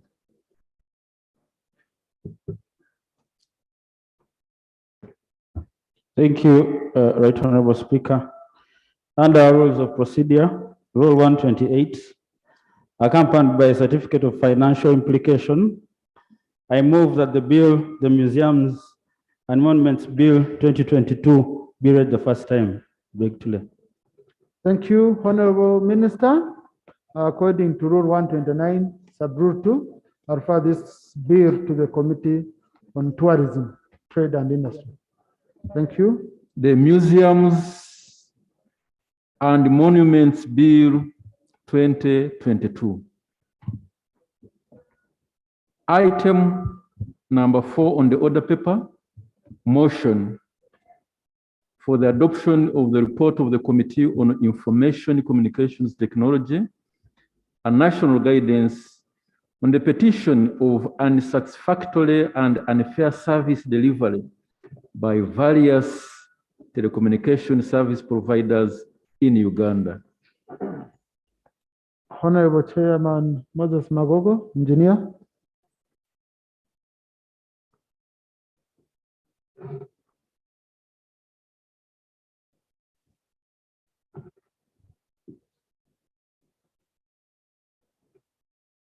Honorable, you have 20 minutes to do justice to the report.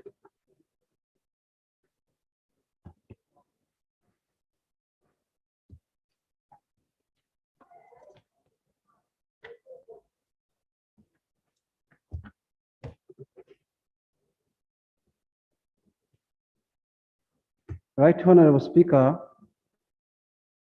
and honorable members, I'm here to present a report of the Committee on ICT and National Guidance on the petition of unsatisfactory and unfair service delivery by the various telecom service providers in Uganda.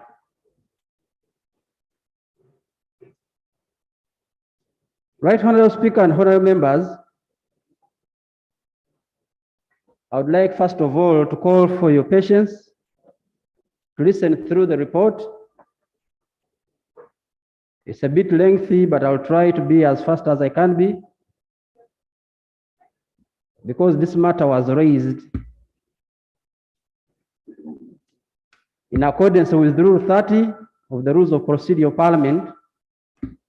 The Right Honorable Speaker of Parliament on November 9th, 2021, referred a petition on the unsatisfactory and unfair service delivery by the various telecom service providers in Uganda to the Committee on ICT and National Guidance for consideration,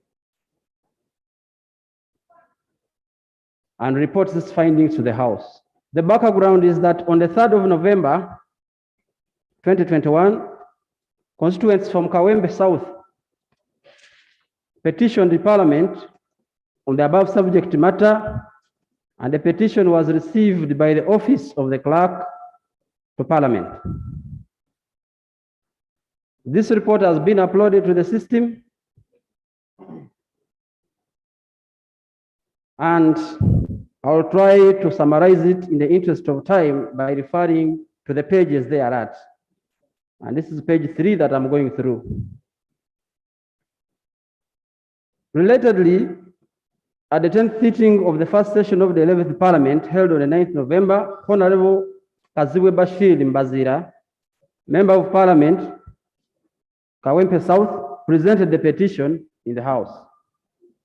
A number of allegations against the telecom and television providers, including MTN, Airtel, Like Mobile, Smile, Rock, Huawei, and StarTimes were raised. And the following key issues were highlighted in that petition. The first one, poor quality of service, dropped calls, bidding practices for voice calls, charged for full minute even when it's not consumed due to dropped calls. The exorbitant rates on data bundles and realistic consumption patterns, expire of internet bundles. Challenges with the mobile money transactions, and the other one was disconnection of free-to-air television channels on pay platforms upon expiry of subscription periods. Now, Parliament investigates, and this is what the petition has prayed for, that Parliament investigates the quality of the services provided by the providers, and that's the telecom and television companies in Uganda, to enable local content creators, subscribers, and consumers realize value for money. The objective of the consideration of the petition, with UCC as the main respondent, was to ensure that the communication service consumers in Uganda receive quality, reliable, and fairly priced services in a well-regulated environment. Further disengagements with various stakeholders was to ensure that the recommendations made will promote the use of communication services, facilitating the attainment of an inclusive digital economy, and to promote the digital transformation program of increased ICT penetration and use of ICT services for social and economic development. We held meetings with various people, including the minister, the petitioner, member of parliament, UCC, various telecom and hardware installation companies, the providers,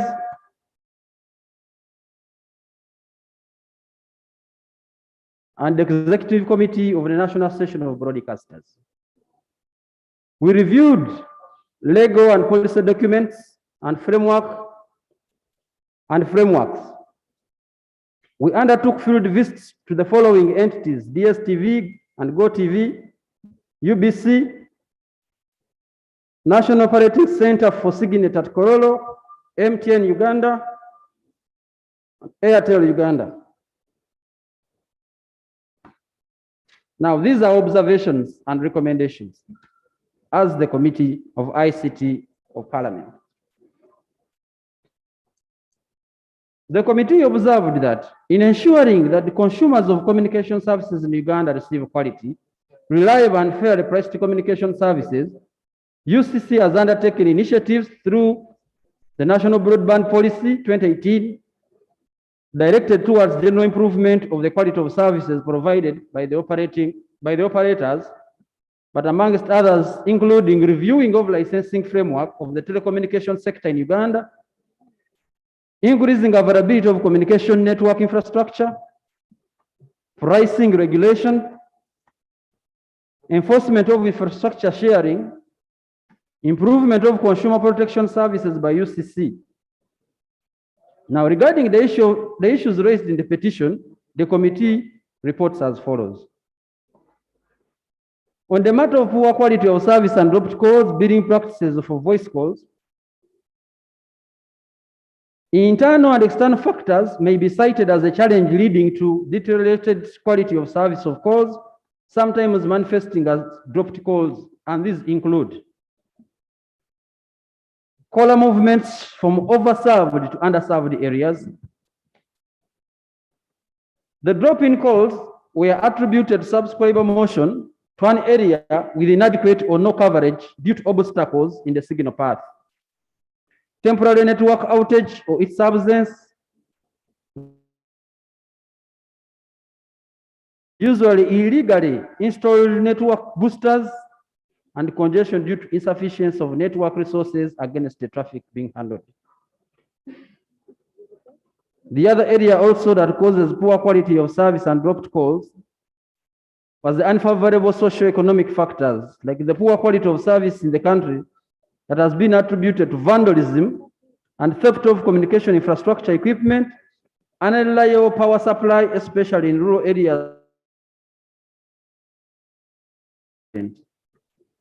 inadequate level of investment in network sited, and equipment for coverage of network capacity. The other is related, or the second one, to adequately serve Kampala. It requires 400 additional towers, yet no building permit has been issued for all of the sites applied for the financial year 2021. It should further be appreciated that the average number of sites that obtained permits within the 30-day window has been declining across the building projects for the financial year 2018.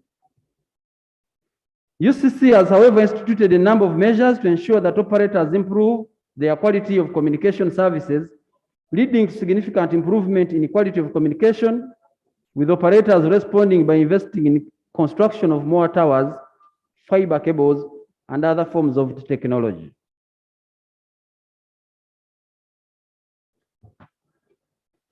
That government should designate telecommunication infrastructure as critical national infrastructure as envisaged by the National Broadcast Policy 2018. Government should create a one-stop licensing and permitting center for telecommunication infrastructure. But at the moment, there are different permits that are required to be able to install these towers. The CA or the Civil Aviation Authority, the KCCA, all these are different authorities, and the recommendation of the committee is government should develop a standardized and streamlined regulatory framework for permitting of new telecommunication infrastructure. The prosecution of criminals involved in the theft and vandalism of telecom equipment be enhanced. But we are aware that UCC has set up a specialized investigation and prosecution unit of 6 lawyers licensed by the DPP to prosecute communication-related offenses. Such vandalism of equipment, the committee recommends for boosting of this department. Further investment in the telecom equipment should be undertaken to enhance the quality of service assessment of operators to ensure that the measured performance aligns with the subscriber experiences. There should be enhanced working relationship between UCC and the operators to address specific network challenges such as enforcement against illegal radio boosters found to be causing interference. The operators should enhance their network coverage by installing booster towers and sites on buildings and higher altitude installation in order to reduce the black spots.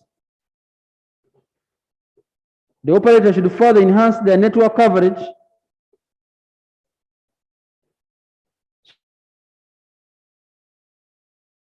and economic development on the reduction of the levy on the imported steel in alignment with the East African tax regime, because presently the Uganda tax on steel is at 25%, and yet entirely for the East African community is 10%.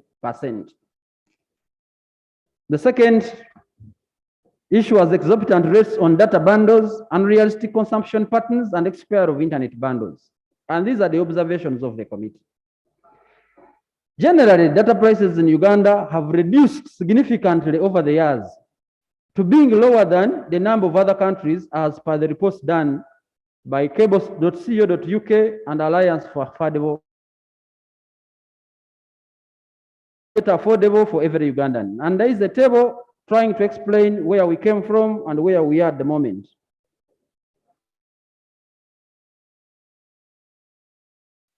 The cost was 632 USD in 2011. And today it has gone down. Of course, the one in black below, this is not a colored table, is what NITA-U is providing versus the market rates. And currently in 2018, NITA-U goes for the 70 USD compared to 237 that the market is providing. But this is in comparison to 632 in 2011. Statista, in November 2021, the average cost of 1 GB of data is about 5,000 Uganda shillings, which is comparable to other countries as reported by the Alliance for Affordable Internet in other global indices. To be more specific, to bring out the issue, that in 2008, 2,000 Uganda shillings would buy 1 liter of fuel. I must put a disclaimer that this report was done before we had the challenges we have with the fuel prices. However, I will go ahead to make my point that in 2008, 2,000 shillings would buy about 1 liter of fuel, would buy about 5 minutes of voice, would buy about 10 MBs of data. But in 2018, it would buy about 0.6 of a liter, 40 minutes of voice, and 125 MBs of data. Today, and I said I qualified this, would buy 0.4 liters of fuel, 60 minutes of voice, and 400 MBs. Basically, what the table is trying to do is that fuel is a factor in the cost of voice and data, because these towers are powered by generators that consume. But whereas fuel costs are going in a different direction, you can see that the cost of these services were also going in another direction. Data prices over time have been observed to be influenced by many variables, including the level of taxation, cost of inputs, and of operation, national and international transit leasing costs to connect to the international tier 1 internet providers, and the size of the market.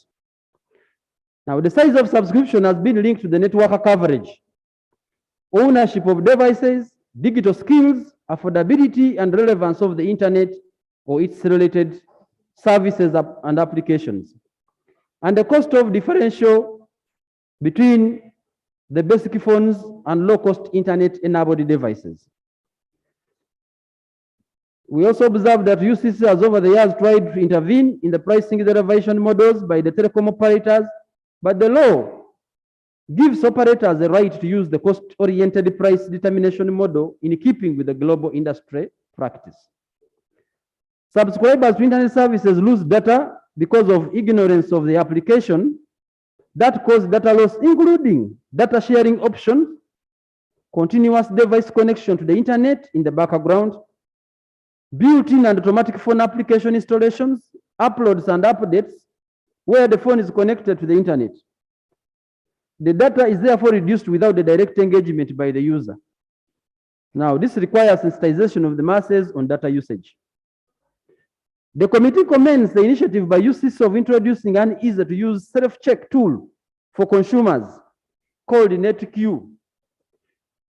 This is projected to improve transparency around data speeds and the means of ensuring customer satisfaction on mobile internet performance. Using this tool, consumers can get an objective, unbiased, and open view of the network performance in Uganda. I encourage members of this House to install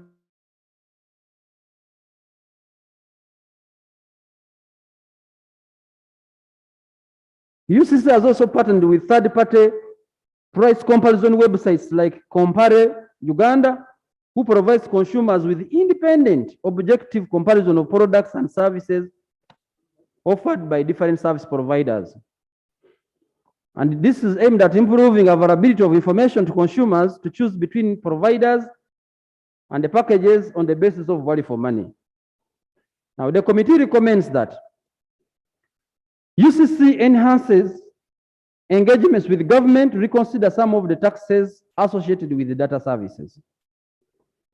That UCC should coordinate efforts of co-funding mechanisms between UMEME and tower companies in identified areas upon which other smaller domestic users and SMEs can build. The tower companies should be categorized as large energy consumers by virtue of their consolidated level of usage of its countrywide installation. Now, benefiting from large consumer tariff rates as an anchor. Right, Honorable Speaker and members, I need to explain this a little bit, that these tower companies are charged the power because of the single connections they have at different sites. But overall, they don't have one bill, yet they are scattered all over the country.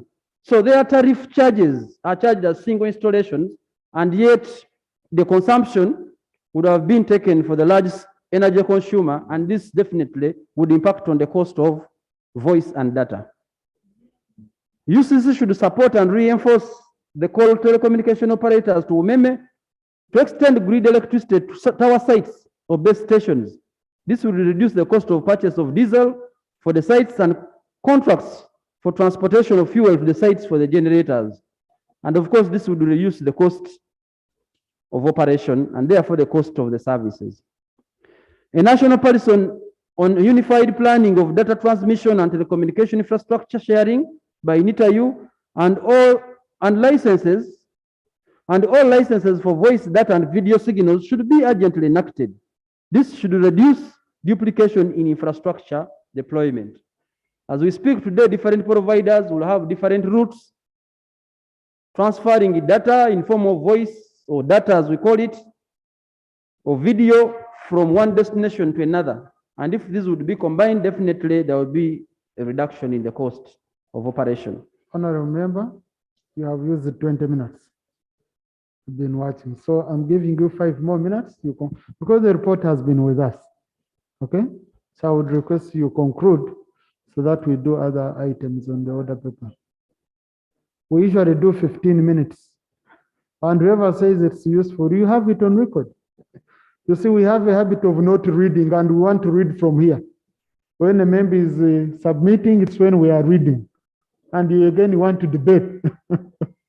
So, honorable member, I add you time, try to summarize, because you did your part, you submitted that. Thank you for the guidance, Right Honorable, and I will try to summarize by going for only recommendations, and I hope they will make sense if people have internalized the observations. I will move to page 14, and that's the recommendations in as far as expiry of bundles and billing consumptions of bundles. The committee recommends that UCC enhances sensitization of the public on the various data facilities available for use, while encouraging the more friendly bundle subscriptions. UCC should enhance engagements with the telecom operators to develop and provide a broad range of facilities that will encourage customers to access internet. The next recommendations will be about the challenges encountered in the mobile money transactions. And on page 15, the committee recommends that the Bank of Uganda and UCC, the regulator, should carry out a comprehensive fraud awareness and prevention programs in the form of trainings, media campaigns, and safeguards to prevent the compromising of personal identification numbers to sensitize consumers, staff, and agents. The committee also recommends product risk assessment should be incorporated into every mobile money service management program. The committee recommends Bank of Uganda and UCC should strengthen compliance, monitoring, management programs in order to ensure top to bottom compliance with the established procedures to reduce internal and external fraud risk. The committee further recommends UCC liaising with the law enforcement agencies in investigation and prosecution of fraud. On the area of regulation of mobile money, the committee recommends that government enforces the National Payments Act 2020 as enacted. More sensitization is made to the public about the procedures for the beneficiaries to access the money on mobile money account.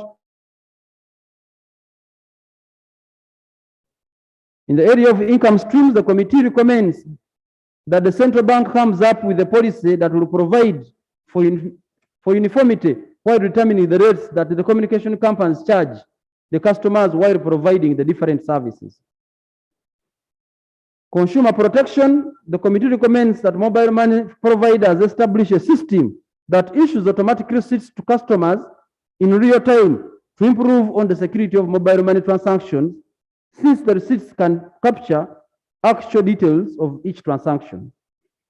UCC and mobile money providers undertake massive awareness campaigns of the rights and obligations of the subscribers. Right Honorable, there was also an issue on the disconnection of free-to-air television channels on pay platforms upon expiry. There was an analysis done. We looked at the different licenses that UCC issues. We made observations, and the committee recommends that UCC enhances engagement of the relevant stakeholders to reconsider the taxes imposed on communication services and communications assets, which tax reduction eventually trickles to the final consumer of the telecom and television services.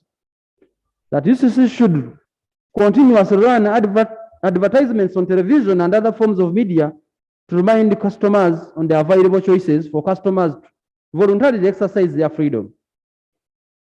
Regulations are enacted to require single stream pay TV broadcasters and multiple pay TV provider licenses to pay and also broadcast a minimum amount of local content of at least 50%. Because at the moment, the aggregators have no law that requires them to provide minimum local content.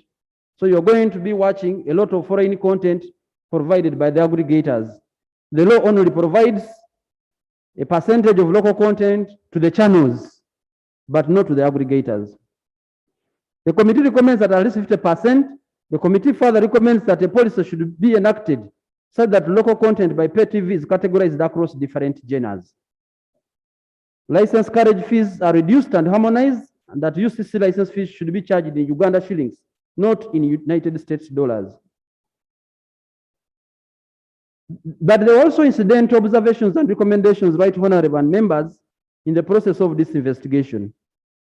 The levy on the gross annual revenues of licensed operators comes from Section 68 of the Uganda Communications Act 2013, but the target was about the telecom providers in the areas where the telecom services do not reach.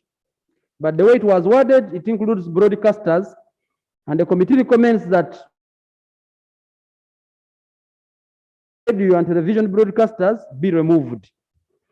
The levy is collected by UCC in this regard, because it is not even being collected at the moment as we speak. It's just not enforceable. We also observed that there was no communications tribunal, and the committee recommends that the Minister of ICT and National Guidance, UCC First Parliamentary Council, comes up with the constituting of the Communications Tribunal. The approval of the Communications Tribunal should also be fast-tracked at Cabinet. And the government allocates 5.4 billion for the installation of the Communications Tribunal. We also observed that the deployment of the direct-to-home one beam free-to-air satellite television solution be provided. The observations made why people are not able to watch TV and I want to go straight to the recommendations, that the committee recommends that CGNet is legally disengaged from UBC by creating its own company fully owned by government with its own mandate, deliverables, board, and secretariat different from UBC. That government invests in expansion of the CGNet network by allocating 2.5 billion to rehabilitate Kololo and 7.5 billion for us to be able to provide the satellite feed in every inch of this country. I want to report to the House, Right Honorable Speaker and members, that in the budget of 2020 to 2023, these funds have been provided. The committee also recommends that the monthly carriage fees be reduced from the 12 million to 5 million because they're exorbitant. Government provides incentives and reductions in taxes on the DH decoders and dishes to ensure that these are affordable. Maybe let me explain this a little bit. The objective of this is to make sure that every Ugandan is able to watch the free-to-air channels without paying.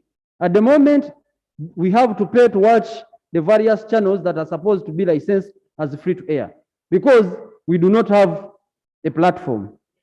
But when you do the direct to home, it will mean that you buy the decoder and dish once, and then you don't have to pay monthly fees. And the committee was recommending that the taxes on this period be reduced such that every homestead can afford to acquire. All they need is a TV, a decoder, and a dish, and watch TV forever. Spectrum allocation telecom companies is also an analysis we did. It also causes some of the challenges. Now, spectrum is a God-created given amount. You cannot extend it. 300 megawatts is what is available for telecom players. This cannot be extended. Now, it has been shared according to the table on page 27, and you realize that Airtel at 70, MTN at 60, and the rest, including unallocated. For me to make the point for the members, this bandwidth is like a road. The bigger the road, the fewer the cars, the faster the traffic. Now, what happens is that when a telecom has less bandwidth with more subscribers, we shall suffer the challenges that were raised by the petitioners.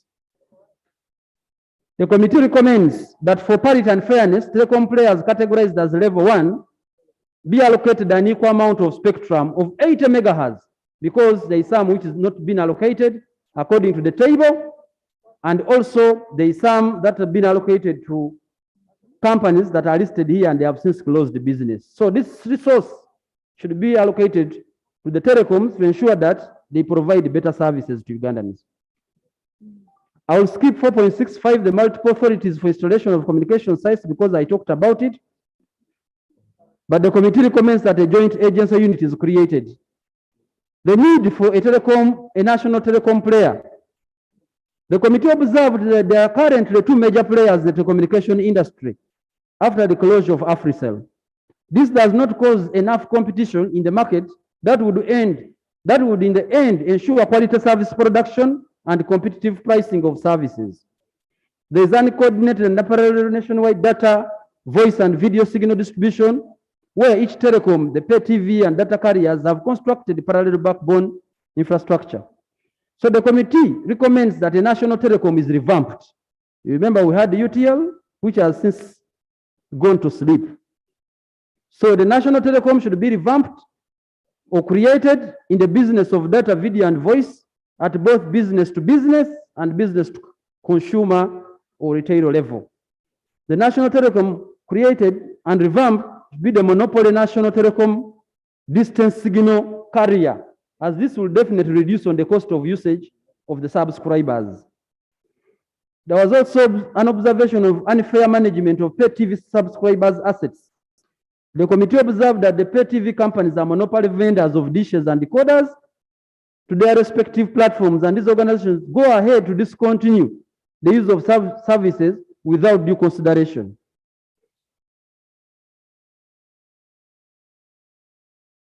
Is created to regulate devices required and used for television. A bidding policy is issued to regulate the payment structure in order to ensure that the pay TV subscribers only pay for the time and the content they are viewing. At the moment, even when your decoder is switched off, you pay. Even when you don't want to watch, you'll still pay because the subscription is monthly instead of paying as you go. Management of electronic devices. Right Honorable Speaker, there was an observation that many electronic devices are imported to the country and the two following issues are not adequately addressed. The standard and quality of devices imported is not ascertained at the point of importation at UNBS and does not have technical capacity to enforce. Electronic devices contain beryllium, cadmium, mercury, and lead. And at the end of life of these electronic devices, they are dumped in the environment which contaminates our soils, air, water, and wildlife. There is no e-waste management procedures being enforced, and neither do the telecom or television players contribute to the alleviation of the situation. The committee recommends that resources are availed to build capacity for NBS to manage the counterfeit electronic devices.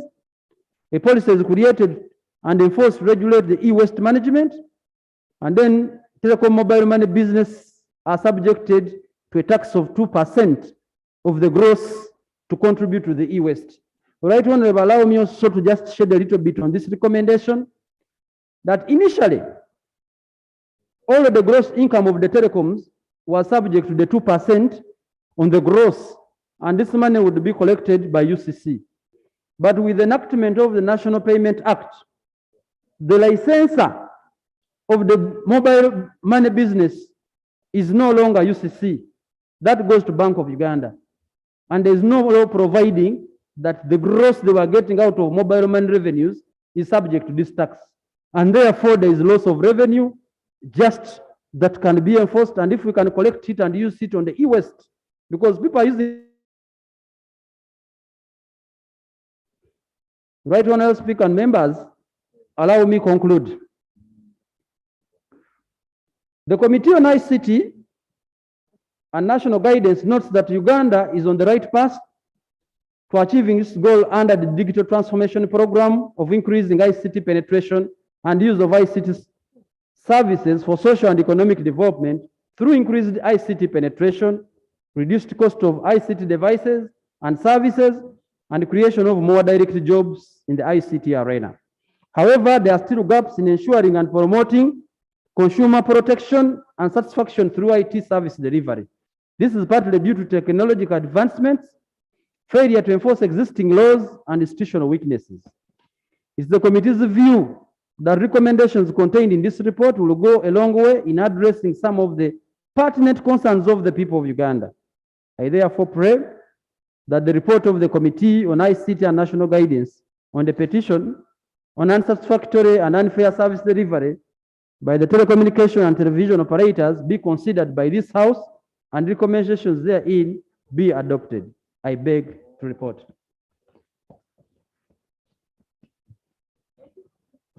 Thank you. Thank you, Honorable Member. Colleagues, just a minute. I've not yet opened up for debate. Yes, I would first open up for debate. I might close and I say debate tomorrow. So I don't know why we are rushing. But Honorable, thank you.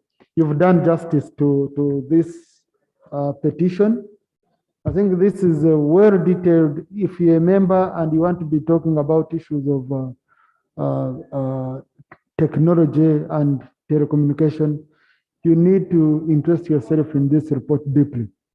I remember when I came here as a new member of parliament, I knew I wouldn't be a jack of all trades. I chose one area which I concentrated on, and that was energy, the energy sector. And I ensured that indeed, whenever there is a chance, I contribute, other than trying to touch here and there. So I guide especially the new colleagues. You can look at some areas and you'll be an expert. We always refer to you on such a matters. It becomes easy for you sometimes to submit in this House. So, Honorable, there is an issue which I expected your committee to look at, the issue of interconnection fees. Now, you move to very many countries and people laugh at us. They say, but Honorable, why do you carry 4 phones? Why do you carry 2 phones? Among the Bazungu, they and even work on all numbers. What is important is the reference number embedded to know that this is for MTN, this is for Airtel. But they don't have interconnection fees.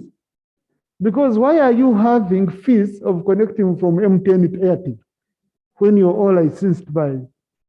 Number one, it creates monopoly. Number two, that's why all these are creating bundles so that you, instead of using your money on M10 or Airtel, you'd rather use a bundle, So I'm forced to carry two phones. I have an Airtel line for calling Airtel people. I have an MTN line. There is someone who even calls you, do you have MTN? And he cuts you off. What do you have Airtel? I've seen such situations. So I think one of the recommendations should be removal of interconnection fees. And this can be a clear directive from UCC. I think on mobile money, they have removed or they have tremendously reduced. Now it's very easy. Last time it was so punitive and prohibitive to send money across both platforms. Then the other issue, Honorable, I expected you to touch is an expire of data and voice bundles. How do you tell me that bundles have expired? How? You say they have expired. Expired and gone where? Technology has no expiry rate. I have seen in many countries, what they do is to require you to reactivate. It's like money on your account, they say your account has expired. No, the bank tells you it has become dormant. So when you go and you fill a form, then they reactivate your account and the money you had, you'll find it there. My money, and I've not used it. How do you say they expire? So, something expired is something dangerous. So is it dangerous to a community? My MBs?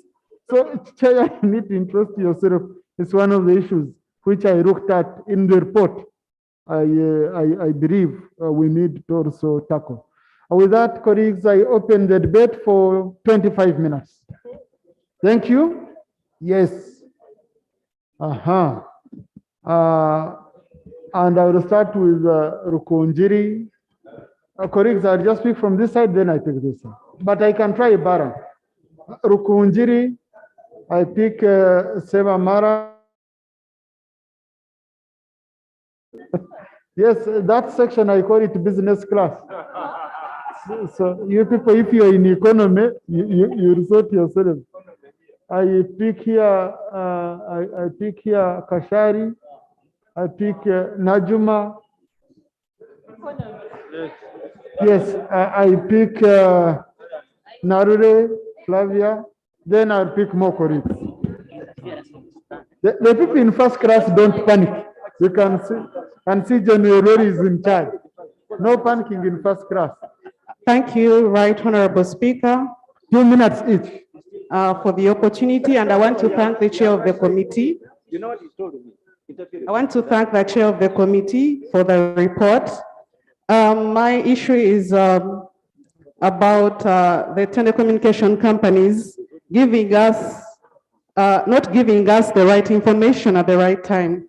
Right now, we are trying to move away from carrying cash, and we've been helped by mobile money.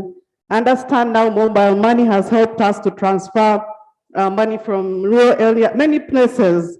But these days, they disconnect mobile money lines from sending a certain amount of money. For example, on my phone, I cannot send more than 40,000 shillings from one phone to the other. And if I have to ask them, I have to go to the center, service center. I can imagine if I'm in my village deep down there in Nyarwimuka, how I have to go to the town to ask them why I cannot transact more than 40,000 shillings on my phone. So I feel it is so inconveniencing, yet they keep sending irrelevant SMSs and messages to the phone. If only they could disconnect your phone and tell you why they have disconnected you, it would be better. So in the recommendations, I could urge you to please inform them to always give us the right information at the right time. I thank you. Thank you. Yes, Honorable Samara, 2 minutes each, so that I can pick more members. Thank you, Right Honorable Speaker. I thank the chairman for the reports. Mine are just two. One, TV companies like DSTV keep repeating the same content. We go back home, we are looking, we find our kids actually cramming everything that is on TV. You're with them and they know the next cartoon, they know the next everything. So there is this duplication and repetitive content with the TVs, and this has to stop. If we are paying almost $70 for a station monthly, they should be able to give us new content. The other is a very sensitive issue that I want the committee to take concern into. There's a lot of money that goes to mobile money companies and it is suspended. People send money from the UK, from the US to your mobile money, and somehow it bounces. Or you send money to someone and then you lose it along the way. Maybe you've skipped a number or something, and then it is not reverted back to you. I understand this money is now going to almost 2 trillion on a suspense account in BOU or something. So there's need for this committee to come back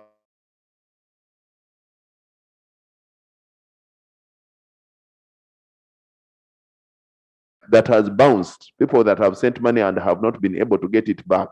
In the villages, some don't know how to claim it back, and these telecom companies remain with that money.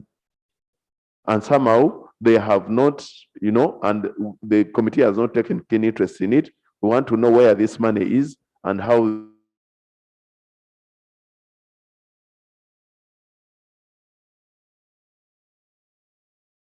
My very good friend UPC. Sometimes, colleagues, I forget your names, you'll forgive me. Yes, Emma. Thank you. Is my chaplain who is praised for me. Thank you, Mr. Speaker.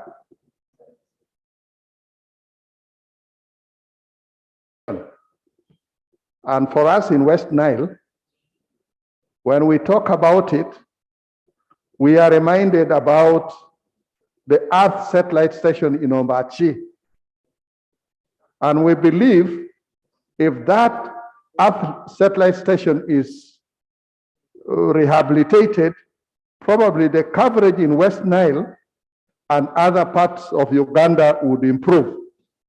So we also want to hear that that is in our program for rehabilitation. Thank you, Mr. Speaker. Thank you. Clerk, capture further recommendations that do come. I think it will be important for me to read the other recommendations to the House, and they are known exactly which additional recommendations have we made, so that they easily become part of the report, other than being general in nature. I had chosen who next? Yes, I had chosen Kashari. Then I had added on Najma. I have my lady. That is Joyce. Yes. She will be next. And then I pick our senior who has been in the media industry for long, Honorable Semuju. Then, Narure. Then, Honorable, I'll give you a chance. Honorable. Let's do quick. Kashari? Yes, thank you very much, Right Honorable Speaker. For the record, Bataringa Abaze is my name, MP Kashar North. I want to take this opportunity, first of all, to congratulate you, because I have never, upon attaining that seat. Secondly, so I rise to contribute to this motion. One, today you launched a report for the youth, and the youth are the majority users of bundles, especially for their school education. Sometimes these young girls and boys lose their phones when they have just loaded bundles. And when it takes a month to replace this phone because of the high costs, eventually when they replace them, the bundles are gone. So I'm so happy that this has been brought here, and I really urge you for the youth that they are assisted by this report. Thank you. Thank you, Honorable. Thank you, Right Honorable Speaker. I have two issues. And I'm going to pick. I thank the chairperson, the committee members on ICT for this good report. Honorable Speaker, I want to add on their recommendation. We have a problem that when you lose a line, you are supposed to replace it with a national ID. If you don't have a national ID, you cannot replace a line. So people end up losing their lines with money on. People end up registering lines in people's names because of that challenge. So I request the committee to take the committee to take up that recommendation. Then lastly, Honorable Speaker, the issue of infrastructure development should be taken seriously. I have a whole constituency in Nakaseke North and part of Nakaseke Central, where people climb trees and anthills to communicate. If such a person misses you, you cannot trace back that person. So the issue of poor network, the issue of no network at all should be taken seriously, Honorable Speaker. Thank you so much. Thank you, Right Honorable Speaker. I want to thank the report well presented. Right Honorable Speaker, the committee talked about the fraud in SIM card swap. There are instances whereby a person has not taken the SIM card for swapping. But you will find that your number, when a person calls your number, it's a different person answering. And you'd wonder that messages are being sent on the. I don't know how those come about, and the committee has not tackled that. I thank you, Honorable Speaker. Correct, that's a common fraud going on. It's a very serious point. Yes, and Honorable Nsereko is also going to talk about the same, but I know someone very close to me. Someone called and said your number has a problem, it's being blocked. So you have to send this money on this. And the person thought it was a joke, and the number was blocked. Said to call it, called her own number, it was off, your number is disconnected. What? I don't know how they do it. Chairman, I think on the issue of fraud, you really need to engage UCC, despite security doing all they can and insisting all numbers should be registered. Criminals are still using phones and they can't be traced. We really need to go deep in that. Honorable Semuju? Honorable Sebamara, you presented. Thank you very much, Mr. Speaker, and I want to thank the committee for this good report. Mr. Speaker, internet is no longer a luxury.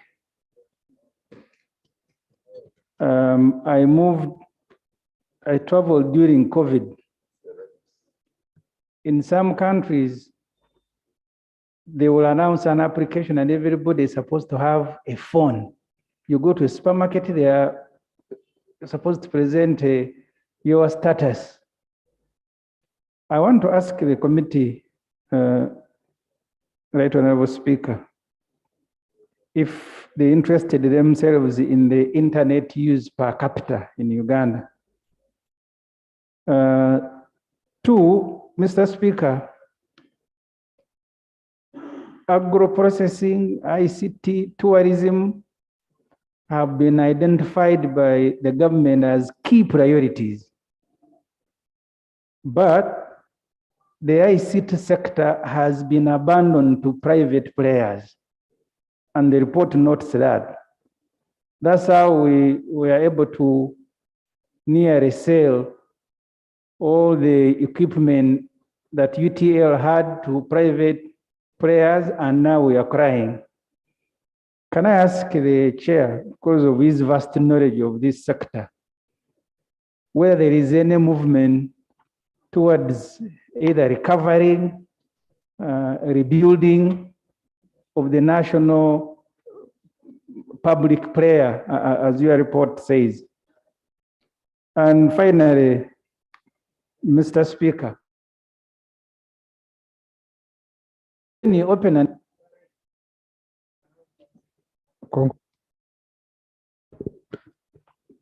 conclude. Thank you very much. If you open and liberalize, there are challenges that will come with everybody participating. Whether the attitude of government, from your knowledge as a chair of the committee, the providers, because Facebook at one time was closed. I don't know if they have opened. And the restrictions that you see a government wanting to grow the sector and the government wanting to control the sector. If the chair can help me, Mr. Speaker, thank you very much. Thank you. Cassandra.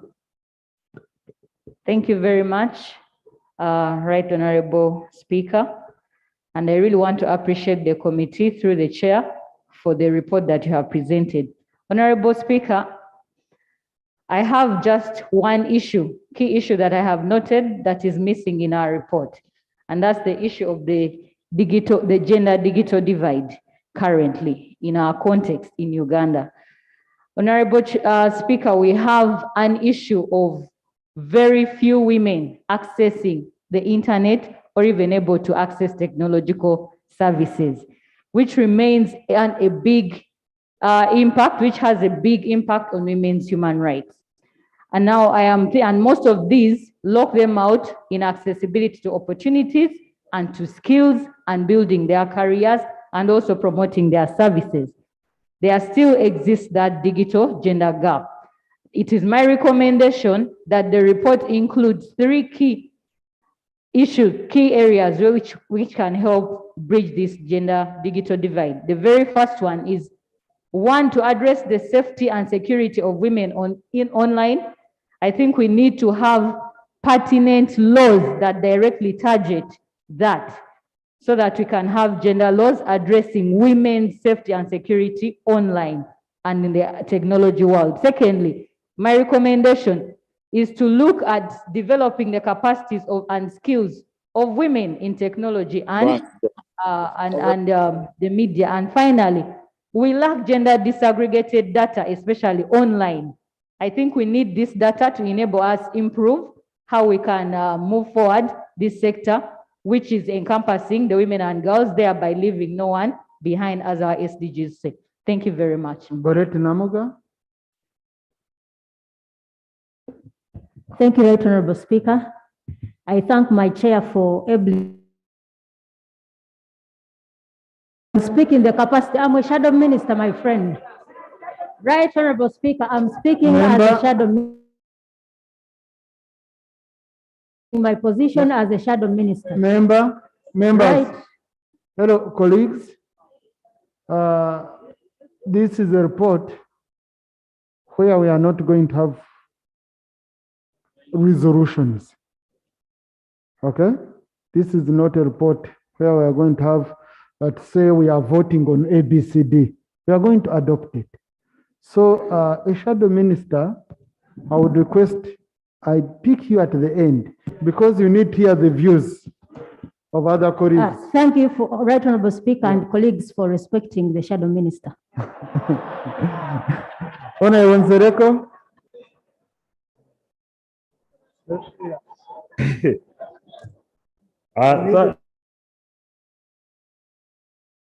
I come here. No, I'm going to come back this Right side. Honorable I just want Minister, to conclude. Right Honorable I come here. Speaker, I seek a few minutes to highlight 1 or 2, 3 things with the request of the House. I would like to thank the chairman for his comprehensive report. I'm glad honorable members have picked up interest in ICT of late, and this is the key driver of our nation. But now this is being done at the tail end. The budget we allocated to the Ministry of ICT is laughable. But notwithstanding, I'm glad that we all participated in the process and we can correct it now.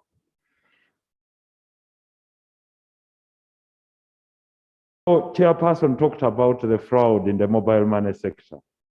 It's the lack of strengthening the cybersecurity space in our country. I heard the honorable member talking about the cloning of SIM cards. That is technically from these devices. When you talk about cybersecurity, you start with the device. For example, you all have these devices. When you go to General, then you go to display, you'll find where they have the IMEI, the international mobile equipment identifier number for every equipment. If someone gets to your IMEI and they get to your ICCID, which is the integrated circuit card number, then they'll clone your SIM card without having a SIM card. And they can therefore become what we call the man in the middle. They intercept all your communications, and you must make sure you secure this part of your gadget. Right, Honorable Speaker, if you give us time to go into lectures of cyber. Just conclude, Honorable. No, I can't give you 2 minutes. 1 more minute to conclude. Okay. Right, Honorable Speaker, I would like to seek your intervention in the future. I requested to give me time to present an ostensive motion on technology so that maybe it might benefit the House and the country.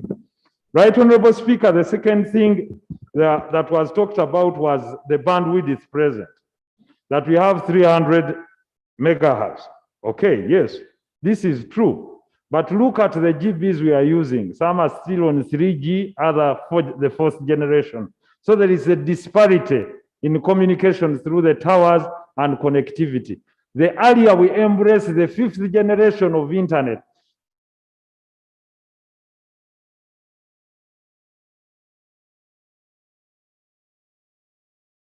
things, artificial intelligence, and Honorable Anua is talking about something, about Parliament. The more we move faster to embrace the Web3, the better for us. Right, Honorable Speaker, I would like to applaud the committee on the issue of equity in sharing the bandwidth that we have, but also talk about the digitization. Even if we do whatever we want, when people do not know how to use this phone, they are not digitized. Internet prices will not go low because the connectivity to internet per capita that Honorable Semiju has been talking about is useless. Your dad can have this smartphone in the village, but they don't know how to connect. They don't know how to use it. Then there will be no demand because there will be less users on expensive infrastructure. Therefore, the cost will remain high and even move higher. Thank you, Honorable. Thank you. Thank you.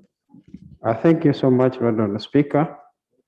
Honorable Speaker, I also by the recommendation that was done by the chairperson that a national telecom is revamped, because if it is created, indeed it will reduce on cost of usage of subscribers. Honorable Speaker, when you Google about UTL, you get information saying that a network company in Uganda owned by the government of Uganda and currently under receivership due to large debts of about 700 billion and mismanagement. Honorable Speaker, recently the government is getting shares from rock company of 202.13 billion.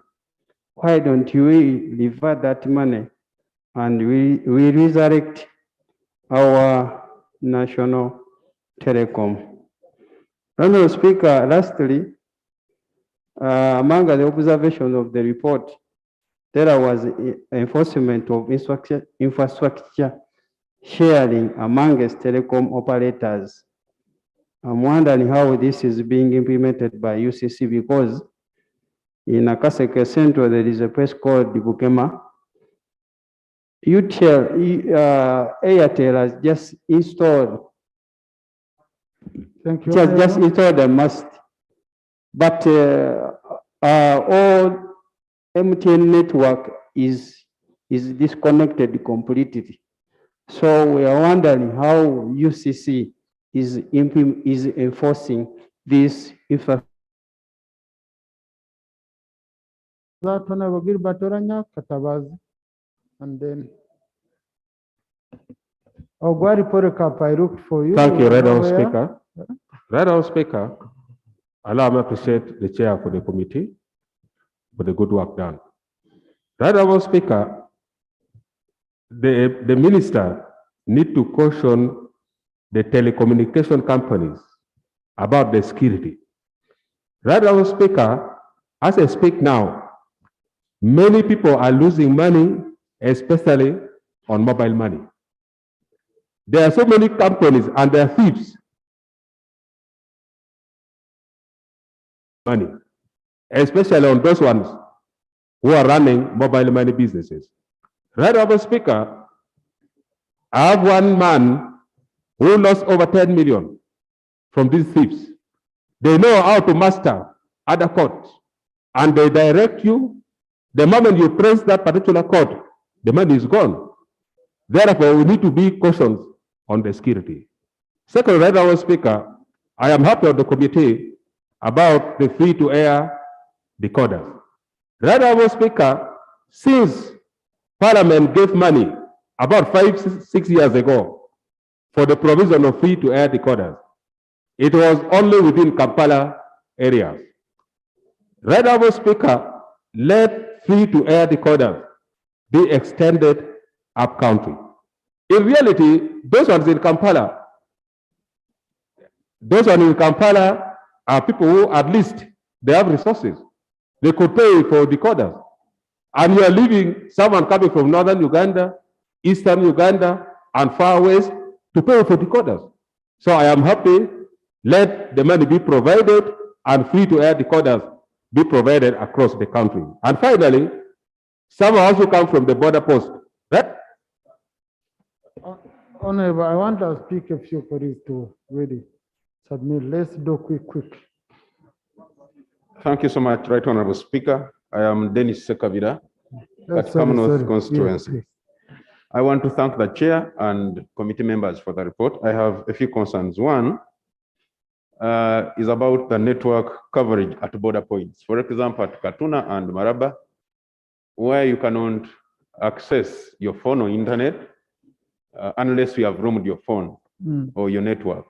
And I would think it is a very big challenge that we have to address. Two, as Parliament, we allocated over 10 billion shillings to Signet. And I would wonder why we would still ask media houses to pay 5 million shillings as carriage fees from 12 million. I would think it should be free because it is taxpayers' money that we have allocated to Signet. Three, as a consumer, I would still want to know how much tax I pay per unit. Because they say in the recommendation that UCC should do enhanced reduction on tax rates on the units or bundles. I would equally want to know how much. Lastly, government promised free internet services in this country. I would want the committee to also brief the House on the status of the same. Thank you so much. Thank you. There is that honorable colleague, yes, in the red, and then Linus Ngope. And thank you very much, Right Honourable Speaker. The whip of DP. And then Sironko. Sironko, I've taken long without seeing you in the House. Yeah, thank you very much, Right Honourable Speaker. Shedrick Obong, Member of Parliament, Leda West Division, Leda City. Right Honourable Speaker, the issue I want to raise is about the hidden costs that we have been experiencing by these telephone companies. Right Honorable Speaker, the issue I want to raise here might appear to be small, but whatever we are discussing here, we are taking into ponderation the matters concerning the people who are out there who may not have the opportunity to come and talk here for themselves. It is also important for us to note here that, Right Honorable Speaker, that there are costs that are not always displayed, but we are footing as Ugandans. We are footing as subscribers. And I want to draw an example here that when you use your mobile money and you know the amount that you had there originally, after sending to someone, there are costs that are always displayed, and there are others which will never be displayed. And this is affecting us. Very many people have complained about it, but there is no way that we can get out of these doldrums when the issues are not raised. Honorable Lino Singope. Thank you, Right Honorable Speaker. Colleagues, 2 minutes. On 30th September 2016, the ICT Minister, then Honorable Frank Tumwebaze, launched free zone internet services in Kampala. And after a few days or months, that service disappeared, and yet it was undertaken by the ministry and NITA. So we would want, through you, the chairperson of this committee, to tell us how far and why did this program stall.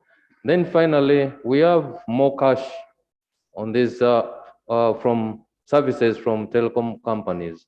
I'm a regular borrower. Savings keep disappearing, and when you go to complain, they tell you different stories. So they would have picked interest in such issues, because matters to deal with money is a serious matter. Thank you. DP. Yeah, thank you very much, Right Honorable Speaker.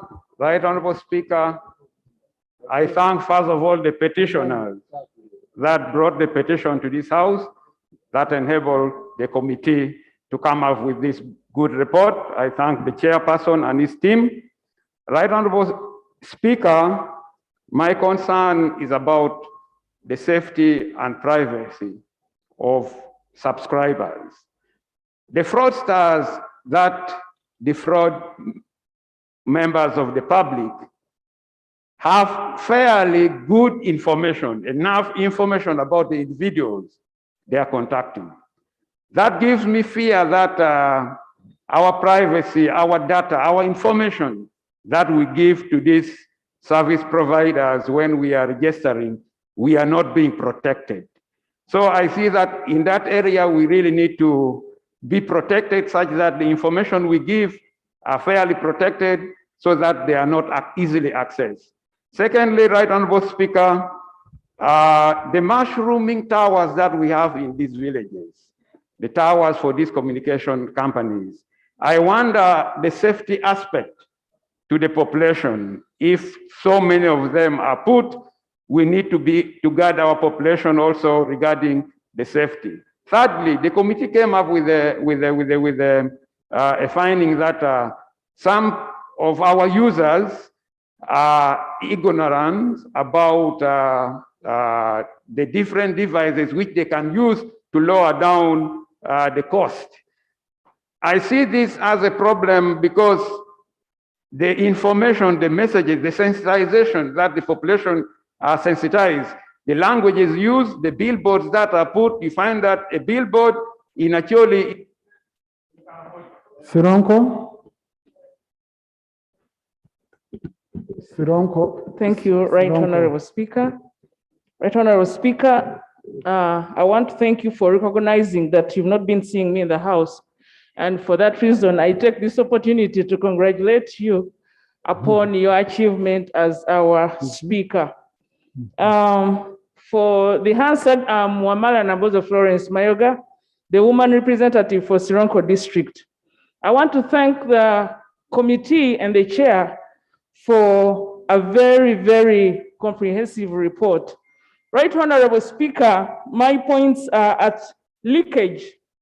When you look at the media centers, as a person who has been to court, at one point you find that your opponent has been given information about you without your information. And we are wondering how, where do they get this, where do they get permission to get into your contacts or to get through your line and get information about you without your knowledge? Then two, Right Honorable Speaker, is the tracking system. We have got challenges of criminal records sometimes in this country. And it is very, very perturbing that even UCC cannot come in and help the country to be able to track someone by their contacts. What happens in that case? I thank you, Right Honorable Speaker. Thank you. There is that honorable lady next to Chemonges. Yes.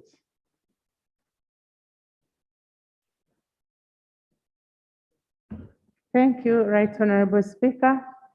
I want to thank the chairperson for the presentation of the good report to this House. I'm Zawede Victoria, Soman Member of Parliament, Nakasongola District. Right Honorable Speaker, I want to talk about the blocked urgent lines in Uganda. We have very many Ugandans who are transacting business with different telecommunication networks, for example, MTN. But Right Honorable Speaker, for your information, those people who go out of capital, their lines are blocked immediately. So I'm requesting the chairperson to please kindly include that point of unblocking the blocked urgent lines to enable the Uganda. Thank you so much. Ruhama.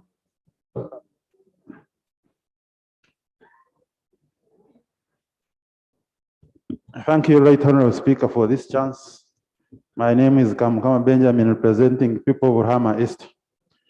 Right Honorable Speaker, allow me to thank the committee for the good work they have done, but there is one issue they haven't addressed.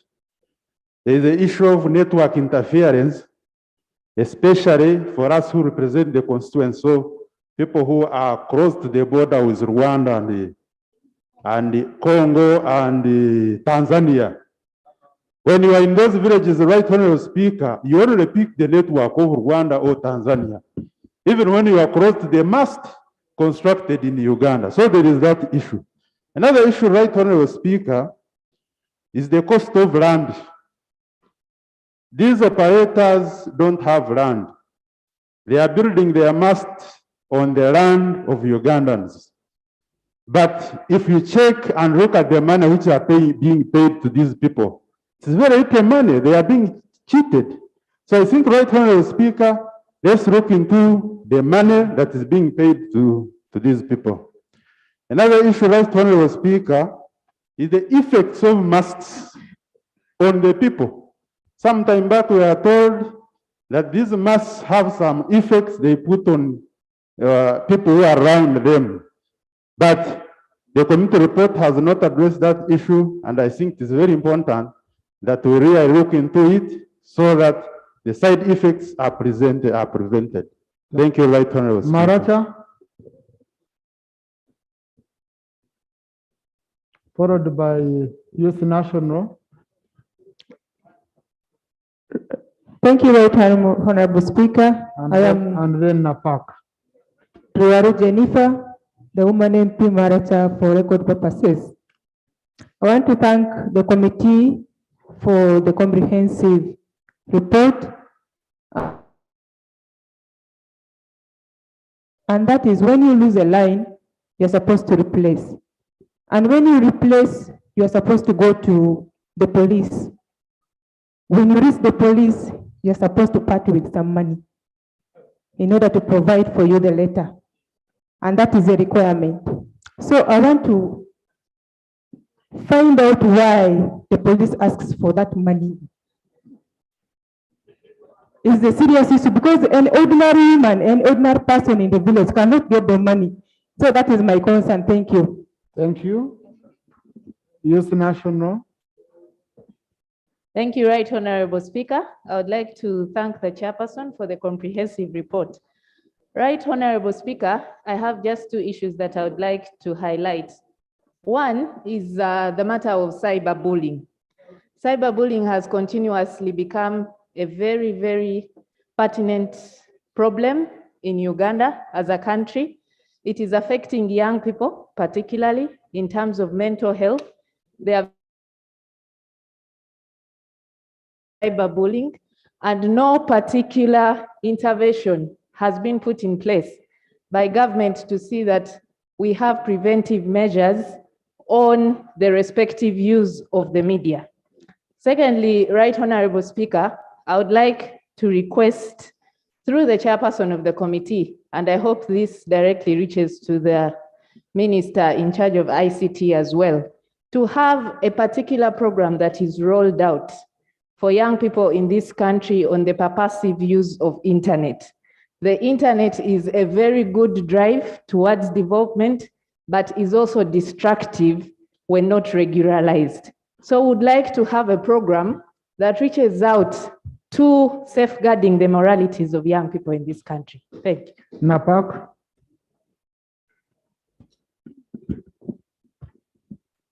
Right Honorable Speaker, allow me also to thank the committee for an excellent job. I want to comment on the issue of data, internet data access, especially for secondary schools. Right Honorable Speaker, the secondary schools in the country are implementing a curriculum that requires the students to do research.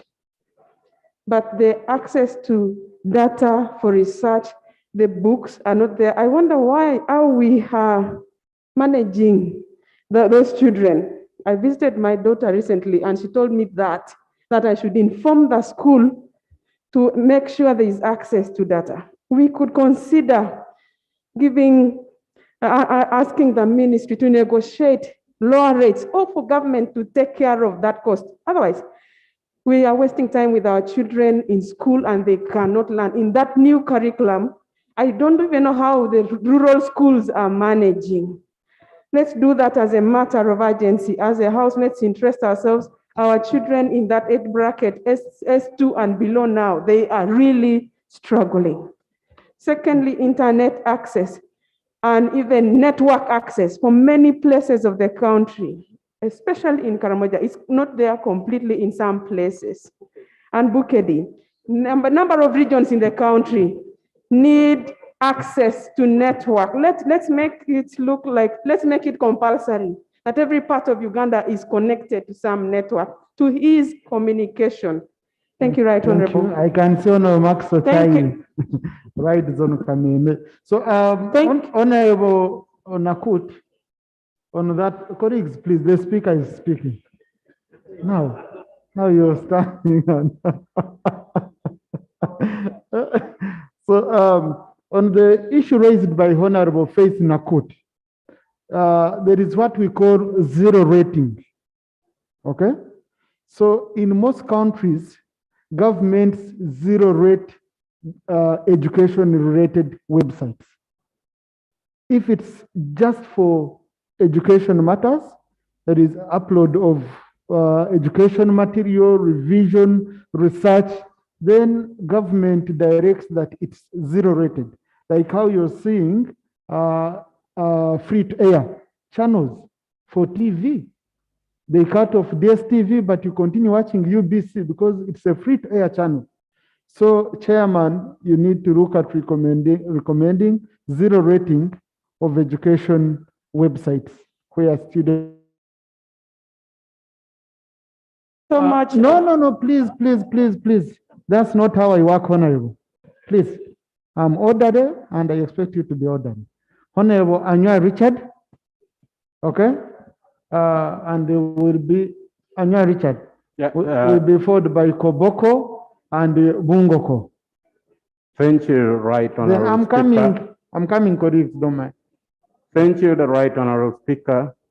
For record purpose, I'm Manua Ricky, MP, Agago West constituency. The Right Honorable Speaker, allow me to appreciate you on how you handle this House. You're deploying the competency needed to run the House. Right Honorable Speaker, allow me also to thank the chairman for providing us with the report. The Right Honorable Speaker, through you, I would like to request UCC to increase the network coverage, especially in the area surrounding the Karamoja districts, especially Agago district, where I come from. The Right Honorable Speaker, due to lack of network, it has given advantage and mileage to the Karamojan raiders because the civilian cannot communicate with the army when the Karamojan are either planning to raid or they have raided our cows. Also, the Right Honorable Speaker, due to lack of network, our children cannot study, especially where the government is promoting studying online. The Right Honorable Speaker, I request that more. Yeah, thank you. I had said Koboko. Is this Ivan? Choma? Hey, Choma, you've gone old. Eh? Koboko. Colleagues, at such a time, what I usually do, I usually consider those who haven't spoken. That's number one, especially on debates of a general nature. Number two, when I see a colleague who has, I've not seen a colleague submitting in around 2 sessions, previous sessions, I tend to focus on that colleague. And number three, when I pick a person from your district, you know the chances of picking you are very, very high because you're from the same. We try to reach. Now, each one of us comes here independently, but I'm trying to reach in all tentacles, trying to touch here and there. That's the aim. Otherwise, if I had the way each one of you would speak, yeah, I would. I know you have different matters to raise, but also I don't have time. I don't have where to buy time. Yeah. Koboko. Thank you very much, Right Honorable Speaker, and the chairman who presented the report. Right Honorable Speaker, mine is about E-West, and he touched on it in his report. And good enough, we have the Minister of Water and Environment here, that there's a lot of e-waste that is generated in this country from phones, laptops, computers, and sometimes I wonder where does it end up. And likewise, he mentioned that there are a lot of mineral components like titanium and all that, some of which are very corrosive and harmful to our health and the environment. So I would really want them to shed more light on the direction of e-waste. Secondly, from the security perspective, Right Honorable Speaker, right now we're operating an oligopoly. That is 2 operators. So if they woke up tomorrow and charged the prices high, we would be in trouble and we could not do anything legally. So it's my humble request, Right Honorable Speaker, that we fast track the functionality of UTL. And of course, from the security perspective, we cannot have our national security and data housed in foreign companies. Thank you. Thank you. Colleagues in the public gallery, this afternoon, we have the Speaker of Mayuge District Local Council, Mr. Osinde Anthony.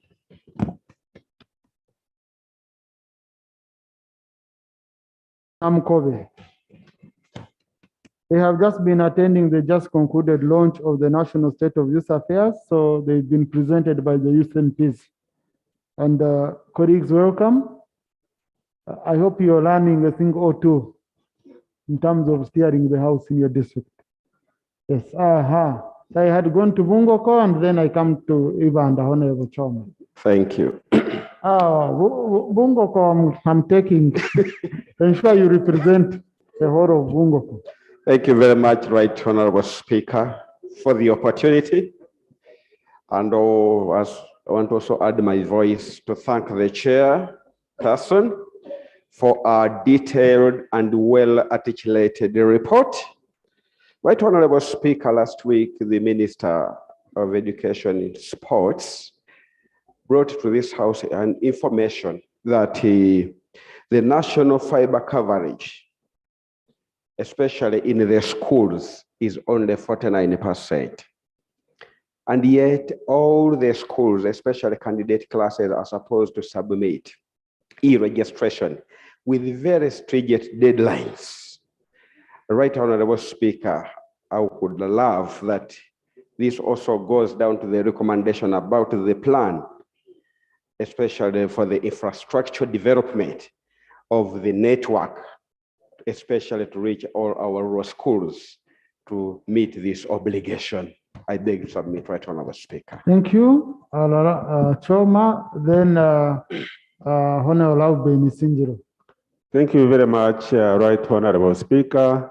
I take this pleasure to thank the chairman and his committee for a good and elaborate report with those recommendations.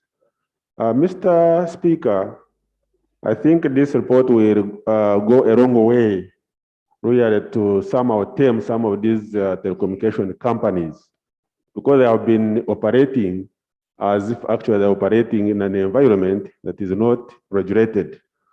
Other than the drop calls, there are also drop messages.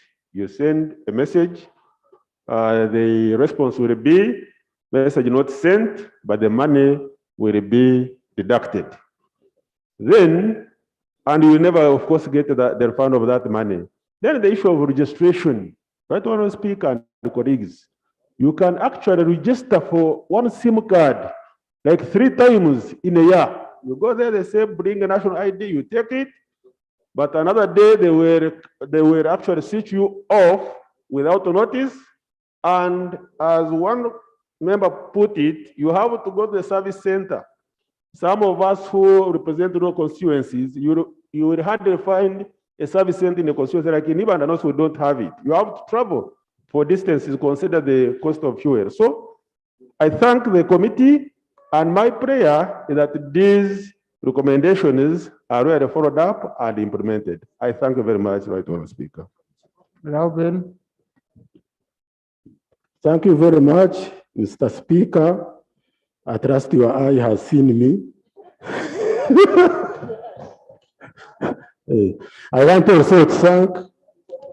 I also want to thank the chair for the good report. Mr. Speaker, when you go towards the borders, there is a problem. You find that the network of the other countries, for example, I'm mentioning Isinjiro West constituency where I come from, and I border Tanzania and Rwanda. Rwanda and Tanzania subdue hours. You find when you are inside Uganda, you either have to go on roaming or buy a SIM card from the other neighboring country. So I would like this committee to look into that matter. Thank you very much. Haji Shiboga West, Mutumba. Yeah, thank you, Mr. Speaker. For the record, my name is Mutumba Abdul, representing Kiboga West County. Mr. Speaker, I want to thank you so much because I've stood in this house 110 times without catching the speaker's eye. So today, I want to say, praise the Lord. Mr. Speaker, the issue I want to raise on this report, first of all, I want to thank the chairperson of the committee, Honorable Magogo, and the members. The issue I would like to talk about today, Right Honorable Speaker, is the cost of the towers. I think in the last 2 years, there is a company called American Tower Company who was in my district putting up towers. and it was only offering 500,000 shillings, 500,000 for the land where they were constructing the towers. And some time back when MTN and Airtel were putting up similar towers in the same district, we are offering hundreds of millions, between 100 and to 200 for the same piece of land.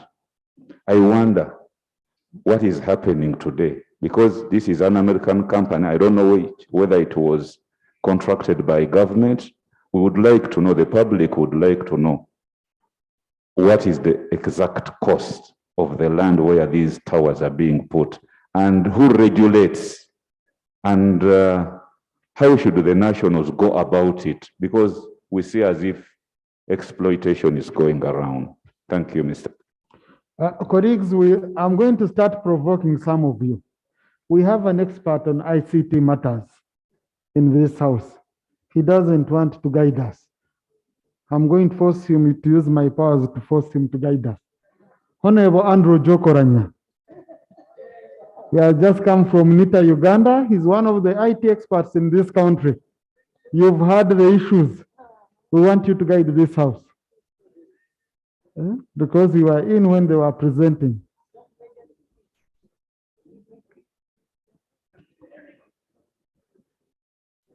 Thank you, Mr. Speaker. I would like to thank the chair. I distance myself from the debate because I'm a No, but you never participated in making this report because it was made before you were made an MP. So I observed. But if you have nothing to add on this, I actually know have, you but will. I'll channel through the chair. Okay, thank you. Thank you very much. Now, colleagues, let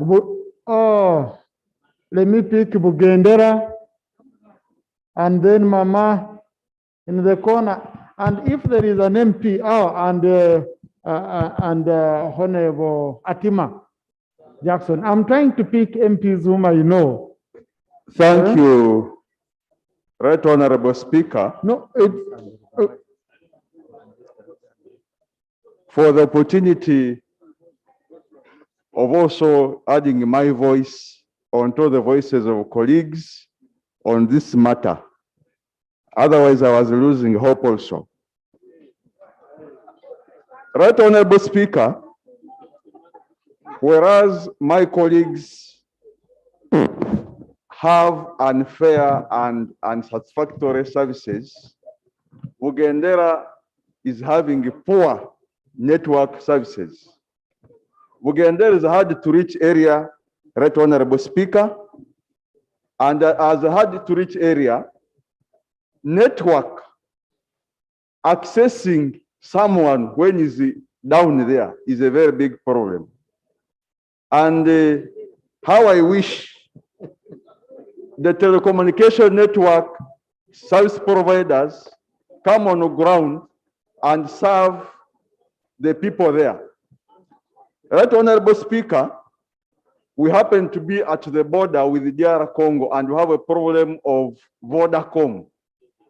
Vodacom is a very big problem in that once it has entered into your phone, you can not able communicate.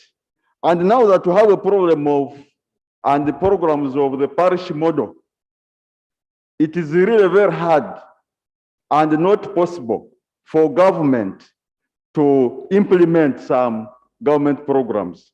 So my prayer, Right Honorable. So that Lematia, I think that's Lematia road. Yes. Thank you very much, Right Honorable Speaker. You are just like Jesus who saw the lame one.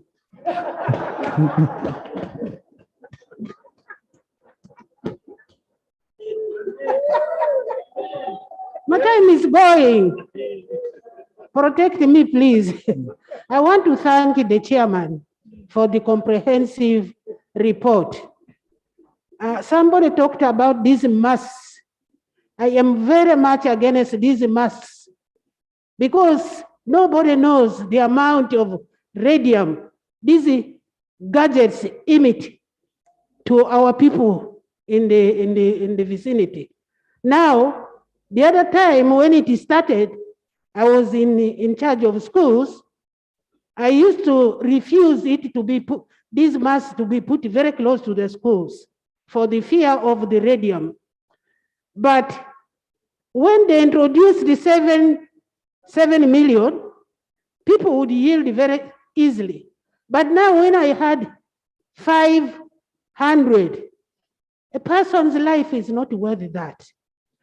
It is high time, Chairman, I think we need to do research to see, since this thing started, the people within the circle, how much of radium they have absorbed in their bodies. Nobody even bothers to test their thyroid gland to see how much. Otherwise, we shall be turned like Hiroshima in Japan. I beg to submit. Thank you. Atima? Thank you very much, Right Honorable Speaker. Who is that lady behind there? I think, okay, you will follow Honorable Atima.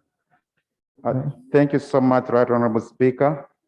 I thank the committee chair and the committee members for a laboratory report presented to this House. Right Honorable Speaker, my concern is similar to the one have not been well addressed in this matter, especially the masks that are put in densely populated areas like the one I lead. And also, some of these masks are put on structures where people are occupying these houses. So the committee needs to do more on analyzing the substances emitted by these gadgets, which may be dangerous to human life. Two, I would like to raise and add my voice on the bundles that are just being cut by some of the companies. Not only bundles, even airtime. Some of us are businessmen. We load airtime to a tune of 200, 300, 500 on our phones. But all of a sudden, you find this airtime is no more. You wonder where it has gone. So that also needs to be addressed seriously. Thank you so much, Right Honorable Speaker. I beg to submit. Thank you so much, Right Honorable Speaker. For record purposes, Mayo Jennifer Narukwago, Kalaki District. Right Honorable Speaker, my concern is on some of the telecom companies that are actually offering health insurance. For example, the MTN with the IO. They put adverts that are so attractive on TVs, but they don't give clearly the terms and conditions.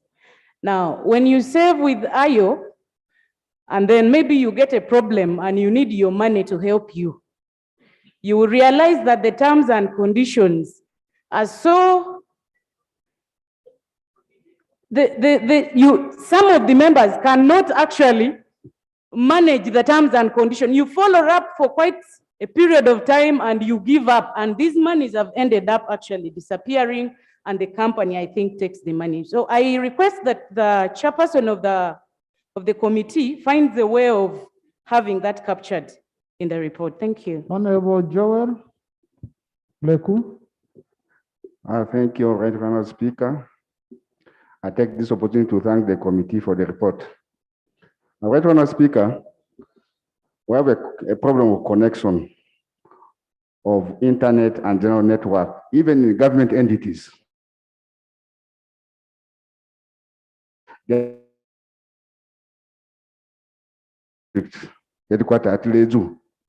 There's no network.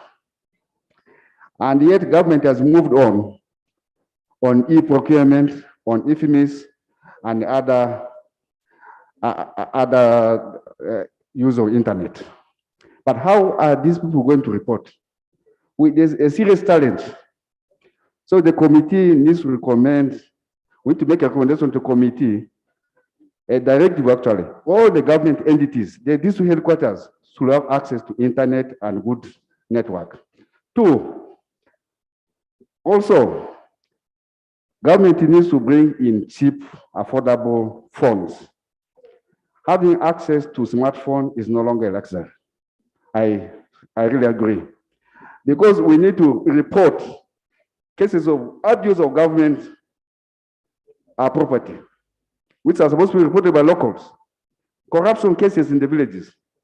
How do we get through this? We are not in the villages, but people who are supposed to report this do not have access to smartphones, no access to internet. I beg to say thank you. There is that colleague. Yes.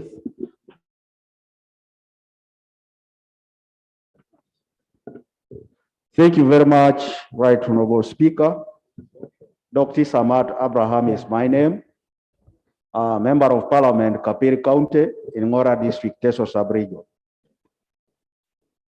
Right Honorable Speaker, my concern is still on security, more so protection of clients. Recently, when we went out on PDM mobilization and sensitization, a friend of mine approached me and informed me that, Doctor, I have been calling you, but the person receiving the call is not you. And then I tasked him, kindly, can you call that person when both of us are here? And indeed, he called that person. And his call was received by that person in my presence. In my presence. And I asked him, man, this line I've used it for almost 20 years. How come that you have the same contact? He insisted that it is his line. Right Honorable Speaker, this is like a security matter. Because everything that we discuss on phones, if people can access it without our consent, then it becomes a security matter. I pray that the companies involved in this kind of business should really look into this issue so that we are protected. I beg to submit. Thank you. Honorable Minister of Security, I think you need to extract the Hansard, today's Hansard. You look through, you concentrate, you look at it, and you look at the security-related issues. You interest yourself, because the ministers of ICT and all that, they usually interest themselves in connectivity and all that, but the security element, and you can link up with the chairperson of the committee. He will give you more information because he has received more complaints. Youth Western. Thank you, Right Honorable Speaker. I want to go straight and applaud the government of Uganda, one, for desisting from pressures and not interfering in fixing of prices for data and voice bundles. We know most of our neighboring countries enjoy lower rates because they fix prices. We also understand that would be dangerous for us because that kills innovation and drive for investment. I thank you. Second, Right Honorable Speaker, as the report notes, that data remains unaffordable for most Ugandans. This is because there are two almost key players who have monopoly over this. Honorable Speaker, mine would be to urge government to quickly fast-track the recommendations of the committee to implement any of the measures that can bring down the price of data. Honorable Speaker, you will note, whereas you and I and others use MTN and Airtel, the young people now have run to Smile, to Laika Mobile, but these cannot go beyond Kampala. They only are restricted to very few areas in the country. And yet, if we had a policy like a unified transmission of data, would bring these costs much lower, and this would make sure it is accessible to most of our people. Lastly, Right Honorable Speaker, I would not do good for the young people of this country to leave the microphone without talking about the continued closure of social media platforms like Facebook. Right Honorable Speaker, this is exposing our young people to virtual private networks through which they lose a lot of data and also get exposed to some other websites which they would not access if this was not closed. Right, Honorable Speaker, I would like to urge the and any other person and government to quickly intervene and open up the social media platform called Facebook to allow our young people continue with their business as usual. Thank you so much, Honorable Speaker. Buhenju. And I will conclude on this side with the senior from Bukanga. Yeah. Usually, Right, Honorable Speaker, thank you very much. Thank you very much, Right Honorable Speaker. Colleagues, I see all of you. I see all of you. Right, and, usually what I see when I'm chairing, if I don't pick you today, chances are high tomorrow I start with you. You get it? And now we opened up, you no longer attend in groups. So you will forgive me. I know nothing I can do to satisfy all of you, but I try in my level best to be as fair as possible. For 10 people to pick and you fail. So, thank you much, Right Honorable Speaker. I want to thank the chair and the committee for a good and hands-on report and to the grassroots. Right Honorable Speaker, I begin with the issue of cost. In Buheru, we have scanty network. Most of the costs that we incur in saying hello, hello, hello when someone calls. For 5 minutes, you have not yet accessed a person. Right Honorable Speaker, that one increases on our costs. Hold on, please. Second, Right Honorable Speaker, it is about the issue of our personal security. Kata say that we are a tropical forest area. You find 5 people climbing a tree in order to access the network up there to call their friends across the borders. Right Honorable Speaker, my colleague, thank you very much. Thirdly, Right Honorable Speaker, servants failing to access payroll. Honorable Minister, you've captured the masks, issue of the masks. Honorable Bukanga, before you conclude, allow me to do a special case for Mubende. Mubende. No, I don't pick regions, Honorable. I pick members. I don't pick Busoga, Buganda, where no. Thank you very much, Right Honorable Speaker. I finally caught your eye. For record, I'm Hope Grania Nakaziwe, woman member of Parliament, Mubende.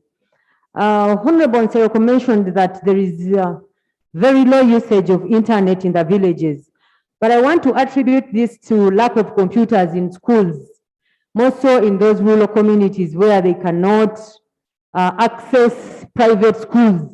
The only thing they have are government schools which do not have computers. I would like to request the chairperson of the Committee of ICT to recommend the Minister of ICT and Ministry of Education to work together to see that they distribute computers to some of our rural community schools.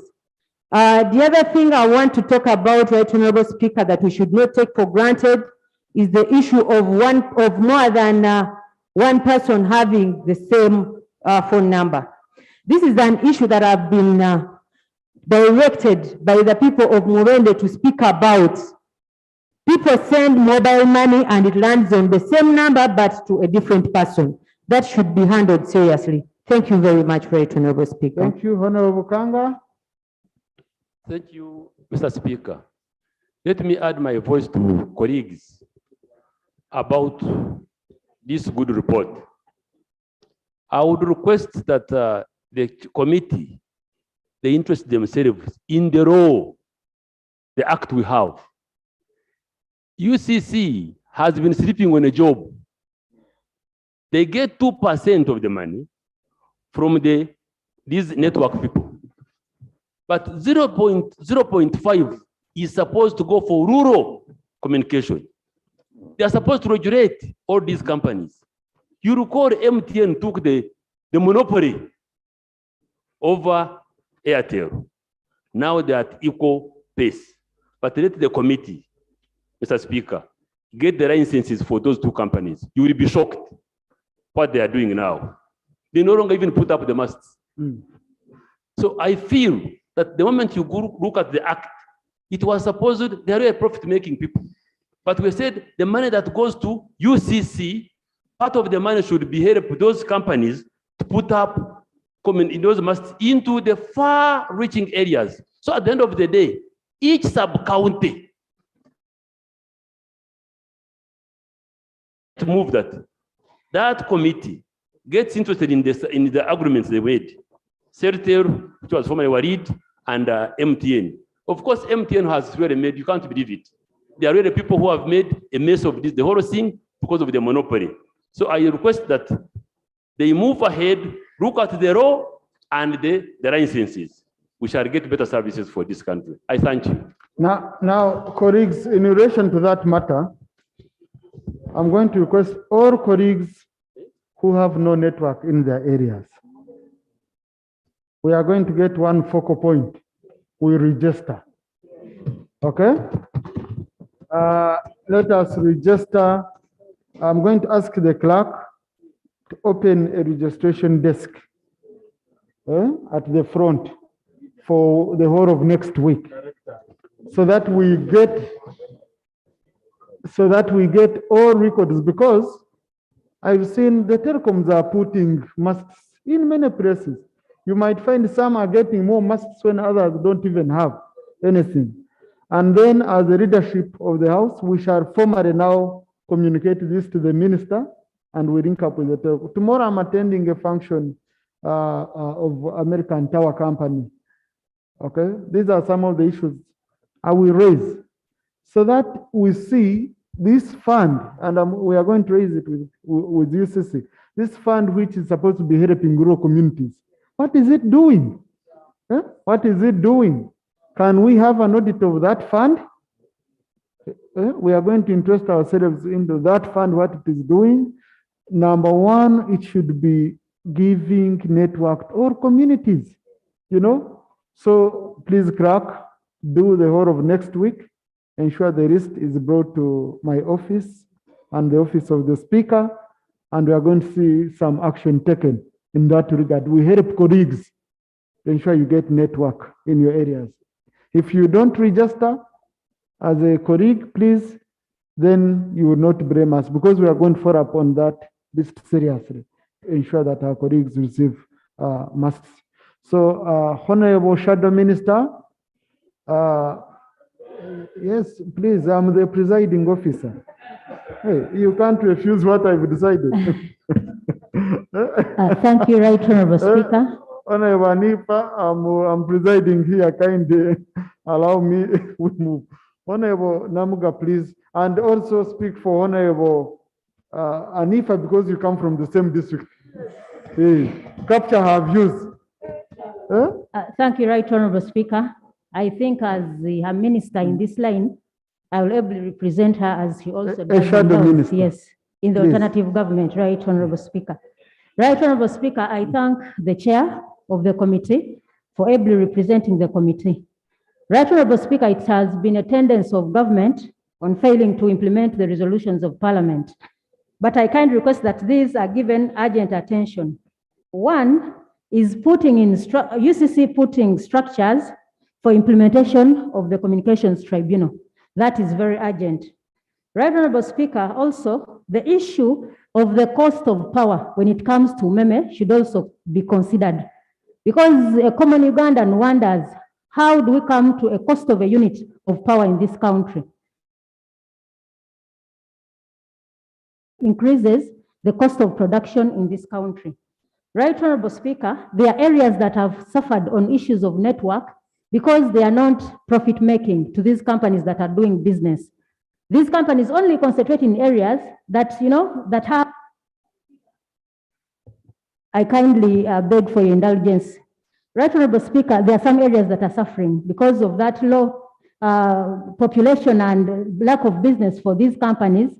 UCC should take it upon themselves to ensure that every area in this country is covered in terms of network.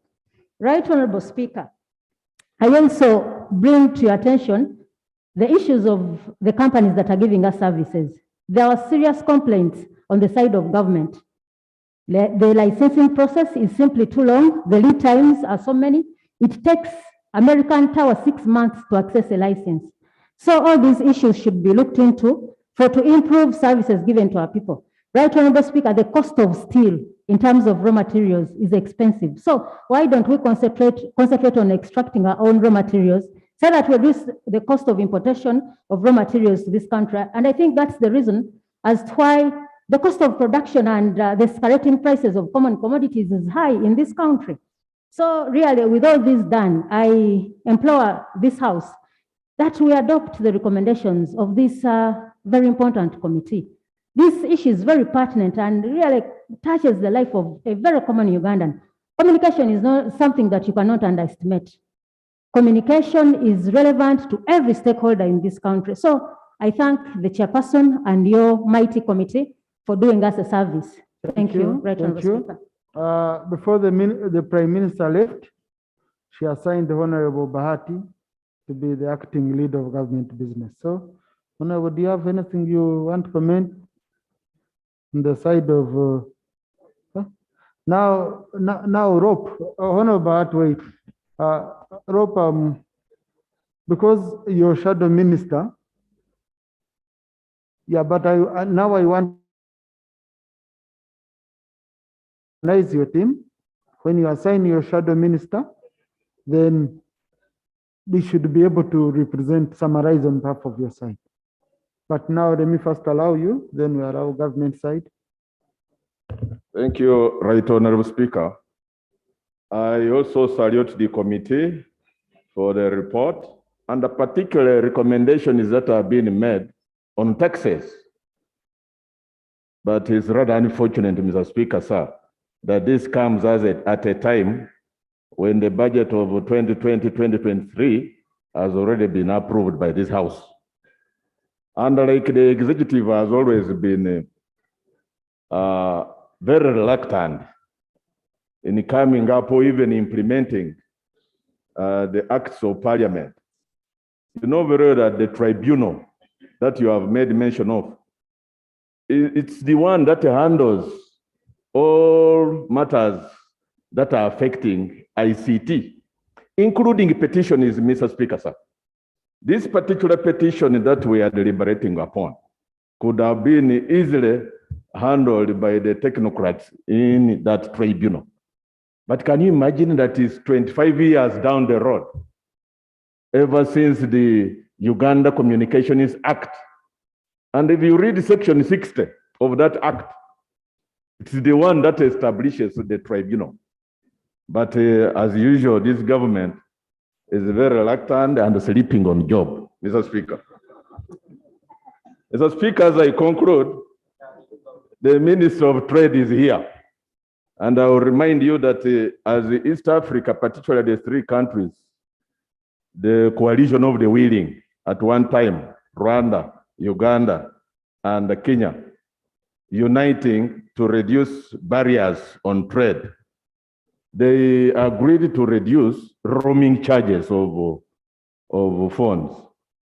And we expected that there would be cheaper cross-border. I'm concluding. But Mr. Speaker, so up to now, I'm wondering, and I would love to see the minister, this is the one holding the fort for the lead of government business, respond to this question. Why is it that these cheaper cross-border phone calls have not come to pass up to now? Thank you very much, Mr. Speaker, sir. Thank you, Honorable Leader of Opposition. That's a very important point. I think we should also task our MPs for East African Legislative Assembly to debate this issue in EARA and even pass a resolution in that regard for the heads of state at look at in the assembly. Honorable Minister.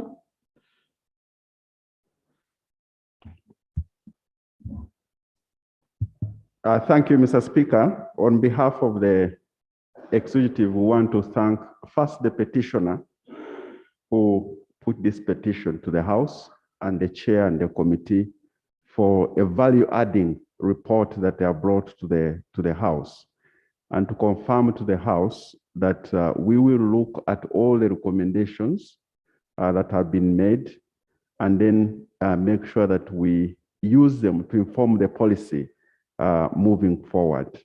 But I wanted also to use this time to make a few comments on the report and also the comments that have come from the House.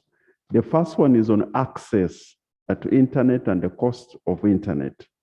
Mr. Speaker and honorable colleagues, as you are aware, we have done now 4 phases of the national backbone to be able to extend internet to the people of Uganda. And government is in the process of starting on the phase 5. We are processing a loan from the Exim Bank of China to ensure that all corners of Uganda get the last mile phase 5 of the national backbone, so that the access of internet ceases to be now an issue, and then we work on the cost of internet. Somebody raised on the issue of the mobile money and issues to do with dormant accounts. Mr. Speaker, we passed here a national payment system law that we are implementing to protect everybody who is working, who is using the mobile money as a means of transaction. So that is really to comfort members that the law is there. There are issues of privacy that members raised. Here we have a law on interception of communications. Mr. Speaker, I want to confirm, and the Minister of Security is here, that the government is interested in the security of its people, the security of the country and the property, not to inch on the privacy of individuals. So the bill feel comfortable that your privacy is protected by the law, and the government is interested in matters of security, matters of criminality, not other issues of individuals. We are processing a cyber law to protect cyber bullying and other related matters. And as members said, this technology is a good enabler. It helps us in security, to grow the economy and others. But if it's not well regulated, can actually be a danger to our children. And therefore, because of realization of that fact, the government is processing a bill, the cyber security bill, which will address most of these issues. Telecom companies are licensed to provide network to all areas of the country. But we realize that there are some spots that don't have internet. So we'll be talking to the telecom companies to ensure that the license they have, the licenses that we have issued as government, is to cover. If you are MTN, you should cover from Kabale to Karamoja. And everybody should have access to equal network. And therefore, we'll be talking to the telecom companies to ensure that they stick to the conditions of the licenses, so that all people of Uganda can access internet equally. Mr. Speaker and honorable colleagues, I want to really thank you for this, and I must say that this is very that reports of this nature are being debated in the House to add value to the policy formulation of this country, and certainly ICT is a good enabler of our economy, good enabler of our security, and the issues raised, including issues of the leader of opposition, lawming. I come from the border. Sometimes when in one of the sub-counties, I have to use the code of Rwanda to call somebody in Uganda.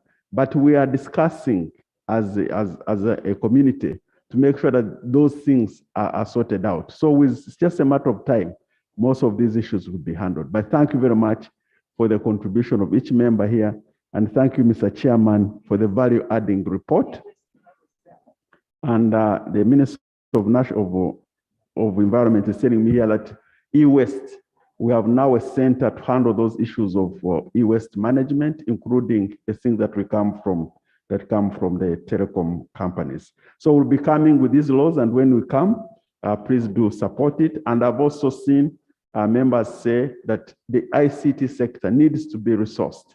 This was Honorable Seleko, who has also moved the private members bill to handle other issues of social media. And then when we work together, I'm sure that most of these issues, government and parliament working together, will be able to handle these issues that have been raised in the report. Thank you very much. Thank you. Thank you, Honorable Minister. Honorable Chair.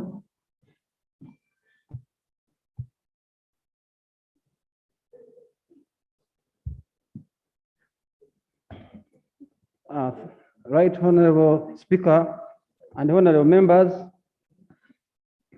I'll take this opportunity to thank you for the various contributions you've made to our report, and of course thanking us for the job done.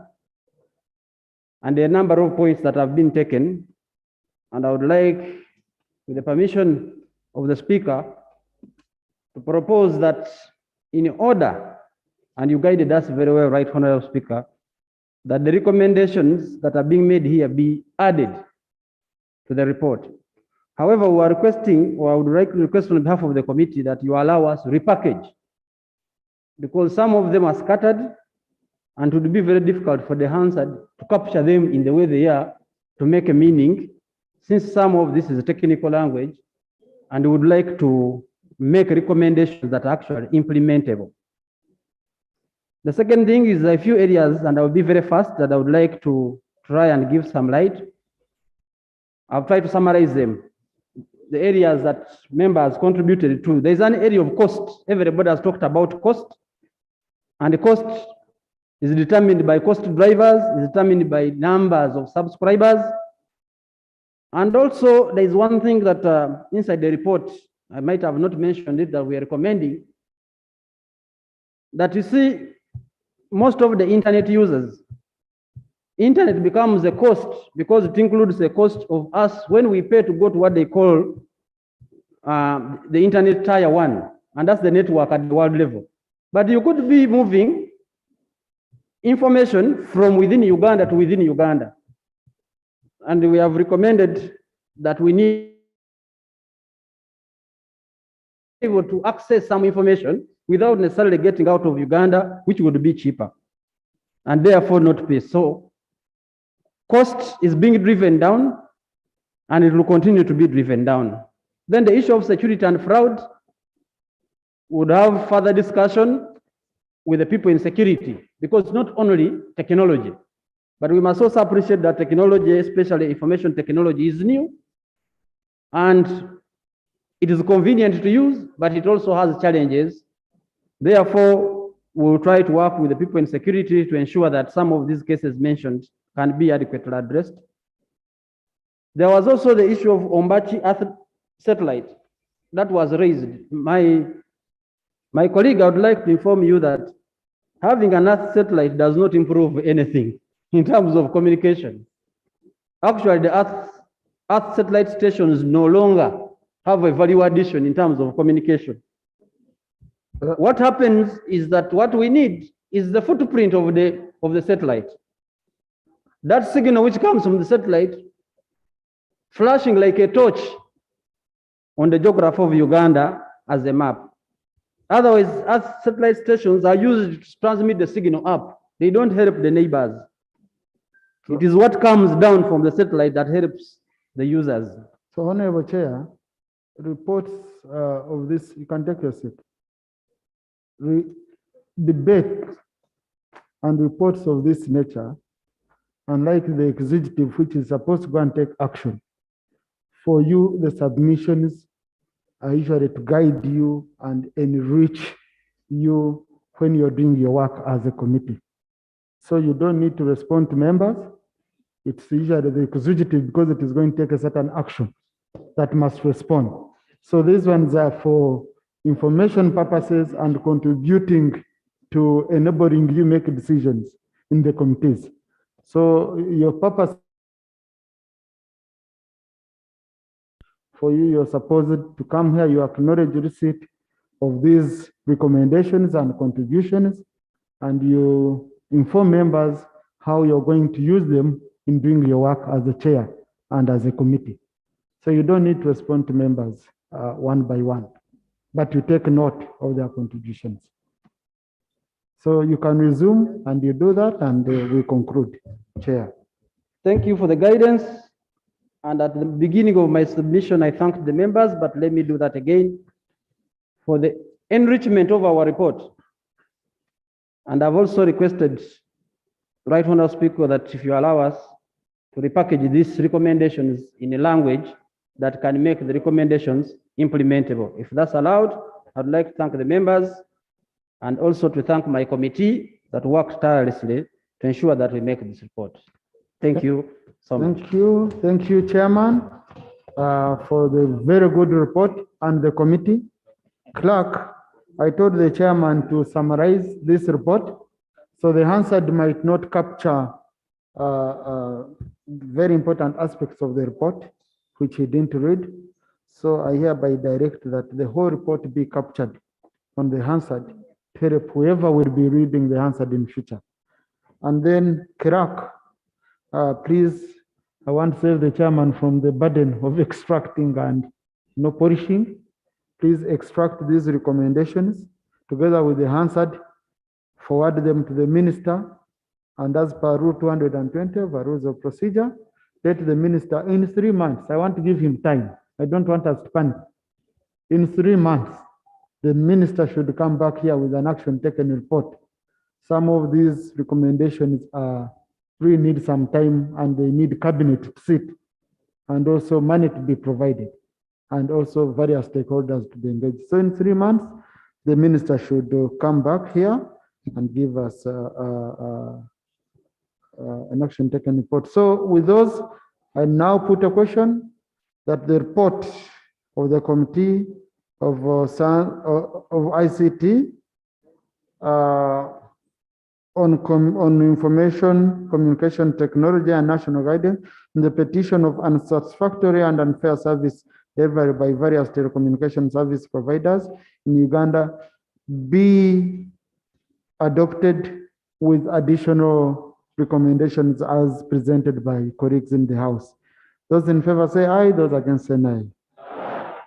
Apart from Honorable Wasarira, the ayes have it. Next item. Item number 6 on the order paper, presentation of petition by the Ankole Pensioners Association. Honorable Twasima Joram Muranga, MP for the elderly. So this is a very important petition. It might sound as Ankole, but if you've read through, these are issues affecting pensioners, but because he's an MP for the elderly for Western region, and it's a petition from that group. Honorable colleagues, you listen to him. I thank you. Honorable.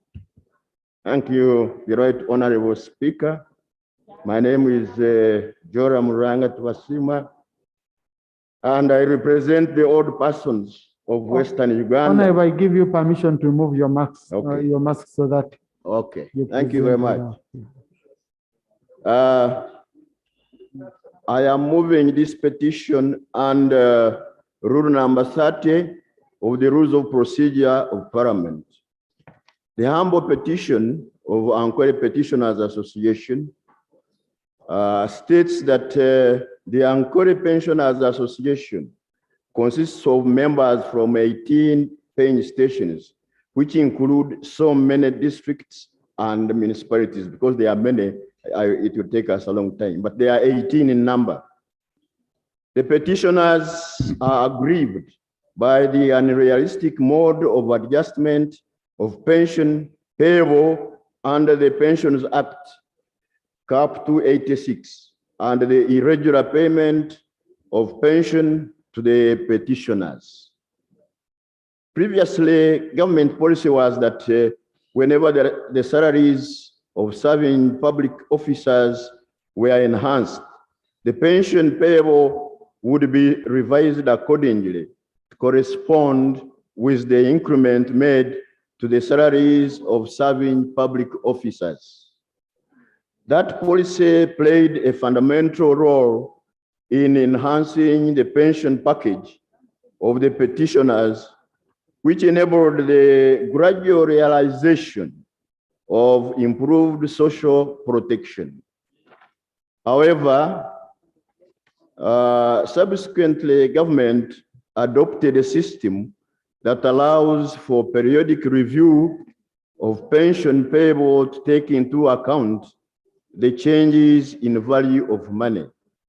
Accordingly, the Minister of Public Service issued the Pensions Act Amendment on the first schedule, Instrument 2018, whose objective was to provide for periodic review of pension payable based on the inflation rate.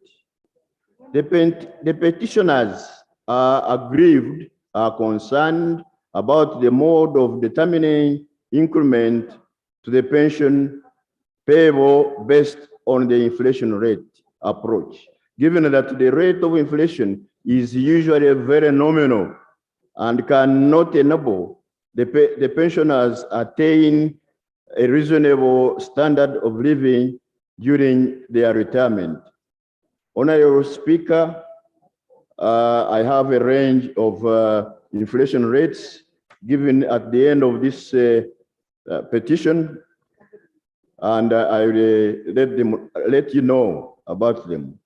Worse still, following the issuance of Pensions Act Amendment of First Schedule Instrument 2018 on 13th August 2021, the Permanent Secretary, Ministry of Public Service, communicated to the responsible officers in ministries, departments, cities, and local governments, informing them of the adjustments to be effected on the pensioners' payroll of September 2021 and the adjustments of 3.6% and 2.3% were to be effected for 2019-2020 and 2020-2021 financial years, respectively. However, these adjustments have not been effected. On the other hand, whereas government revalidated the pensioners' arrears for the period 1988-2001 and remitted pension in arrears to some pensioners, other pensioners were not paid. The petitioners who substantially depend on their pension for their livelihood have been left frustrated, vulnerable, and unable to meet the medical care and other necessities of life. And that make it worse, those who have reached the age of 75 years are supposed to have been paid full pension, but they are not. So now, therefore, by this petition, the petitioners pray that Parliament urges government, one, to repeal the Pensions Act Amendment First Schedule Instrument 2018, which provides for periodic review of the pension payable to take into account the changes in the value of money and revert back to the policy where increment or adjustment to the pension payable was based on the enhancement of salary of serving public officers, especially these days that we have seen some public officers' salaries being enhanced. We envisage that there will be more enhancement in future. And if the pensioners are not well catered for, they will still get a peanut. B, to pay all the arrears that have since accrued to the petitioners, and that the payment of eligible pensioners attaining the age of 75 years should be automatic rather than going to apply for this full pension. And lastly, establish a salary review commission to look into the salaries discrepancies of government workers and the pensioners. And your humble petitioners are duty bound and will ever pray And here too, your humble petitioners have appended their signatures. There are 23 signatures appended here. And that's what the petitioners say. Thank you. Thank you. Thank you, Honorable Member. Thank you, Honorable colleague. And before I go, I lay on table the documents that I have been reading. Thank you. Honorable colleague, I have perused through the petition and your prayers, all of them for Rule 30 sub Rule 5 by sending it to the committee. But I have seen the committee in this kind of petition, there is nothing they can study because your prayers are very specific and clear. So I'm going to invoke Rule 30 sub Rule 6, which allows me to refer the petition to the minister. Okay? And then I'll also invoke Rule 220, whereby I'll give the minister a period in which to report back to this house to see what action has been taken on the prayers you have put here. Now, Rule 30 sub Rule 10 also talks, if I had taken it to the committee, it would need 45 days. So I will use the 45 days under Rule 30 sub Rule 10 to also require the minister to report back within 45 days on the prayers. Now, when the minister fails, it's when I will involve the committee. Otherwise, I need to give the executive chance to take action on very clear prayers that have been prayed here. In 45 days, if the minister doesn't take action, then that's when we shall come in as an executive. But I want to thank you for the action. I have already ruled on that. If it is on this same petition, colleagues, I've already given my guidance and ruling on that matter. Thank you. Next item.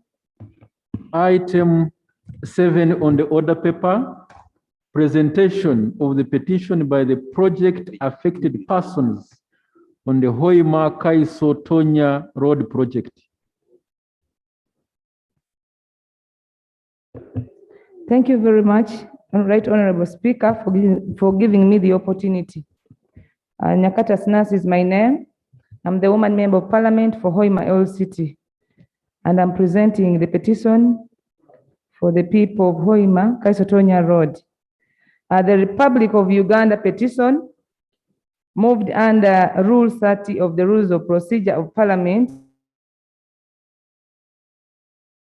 Petition of the project affected persons on the Hoima Kaiso Tonya Road project, presented on their behalf by Honorable Nyakato Asinas, the woman member of parliament for Hoima City.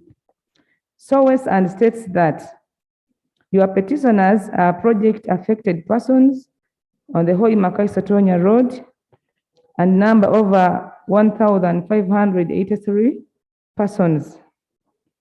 The subject matter of the petition is the failure by government through the Uganda National Roads Authority, UNRA, to appropriately value and adequately compensate project affected persons on the Hoima Kaiso Tonya Road for land appropriated and other properties destroyed during the construction of the Hoima Kaiso. States that government through Uganda National Roads Authority undertook upgrading of the Hoima Kaiso Tonya Road from gravel to bitumen standard. The road construction projected required appropriation of land and destruction of property along the 92-kilometer road corridor. UNRA commissioned Comptran Engineering and Planning Associates to carry out a feasibility study, detailed engineering designs, environment impact assessments, and a resettlement action plan. Comptran Engineering and Planning Associates carried out evaluation exercise of the land and property to be affected by the road project and obtained through UNRA approval of the evaluation report from the chief government valuer. The a transparent manner, since the project affected persons were not informed of the valuation placed on their land and other properties, and were forced to sign for and receive compensation without being informed of the value attached to their land and property since 2012. This resulting into undervaluation of land appropriated for and property affected by the road project, the non-compensation of project affected persons for property and land appropriated or destroyed, or the payment of compensation below the market price of the appropriated land and properties affected by the road project. The irregular appropriation and non-payment of land beyond requirement of the road project, and the exclusion of some project affected persons from compensation. Your petitioners further aver that the construction of the Hoima-Kaiso-Tonya Road was done with little regard to the communities that live along the road, which has hindered the project affected persons from accessing their land or properties due to lack of access roads, existence of gullies and open trenches along the project area, flooding due to poor drainage and destruction of their properties, which are outside the project area. Therefore, by this petition, the petitioners pray that Parliament urges government to revalue all the properties of the project affected persons and pays compensation to all persons whose during the construction of the Hoima-Kaiso-Tonya Road. A relevant committee of Parliament investigates the conduct of UNRA and Comptran Engineering and Planning Associates in the evaluation and compensation of persons affected by upgrading of the Hoima-Kaiso-Tonya Road. And your humble petitioners, as in duty bound, will ever pray.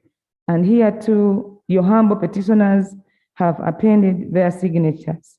Right Honorable Speaker and members, I beg to lay the petition. Thank you. Thank you, Honorable Korik. Honorable colleagues, I participated in approval and processing of this loan under the Committee of National Economy in the 10th Parliament. There is money which was not part of the civil works, but it was supposed to be for additional works in the communities, because we understood that communities might raise issues. You have left this small road, you have left this small road, and we approved in that money. Honorable Bahati, you're the one who presented that petition. So I want to advise colleagues from those areas where they are doing the oil roads. You link up with the UNRA and also the minister, so that that money can be utilized under the loan. Otherwise, it will go back. It will go back. We did it deliberately to include that money. So you might find, as they were doing the road, there are some cross-by roads, connecting roads, which they should be doing. But utilizing the money under the loan, if you don't do that, the money will go back to the Exim Bank. So I'm just giving you that tip that you follow up. These are projects under your area. You get documents. You even call the contractors you interact, how much money was supposed to be for extra works, which would identify as leaders in the communities. And then the cow was supposed to write to UNRA, and then UNRA now would allow the contractors to do the job. Now, this petition is very close. It is also close to the petition that was brought. The complaints are on UNRA. The issues are very specific. We should give a chance to the Minister of Works to take action, because they are very, very explicit views. If I send it to the Committee on Physical Infrastructure, I don't see what they are going to do. They will again come with the same recommendations. So we'd rather give it to the Minister. We give him 45 days to take action and report back to this House on action taken on this petition.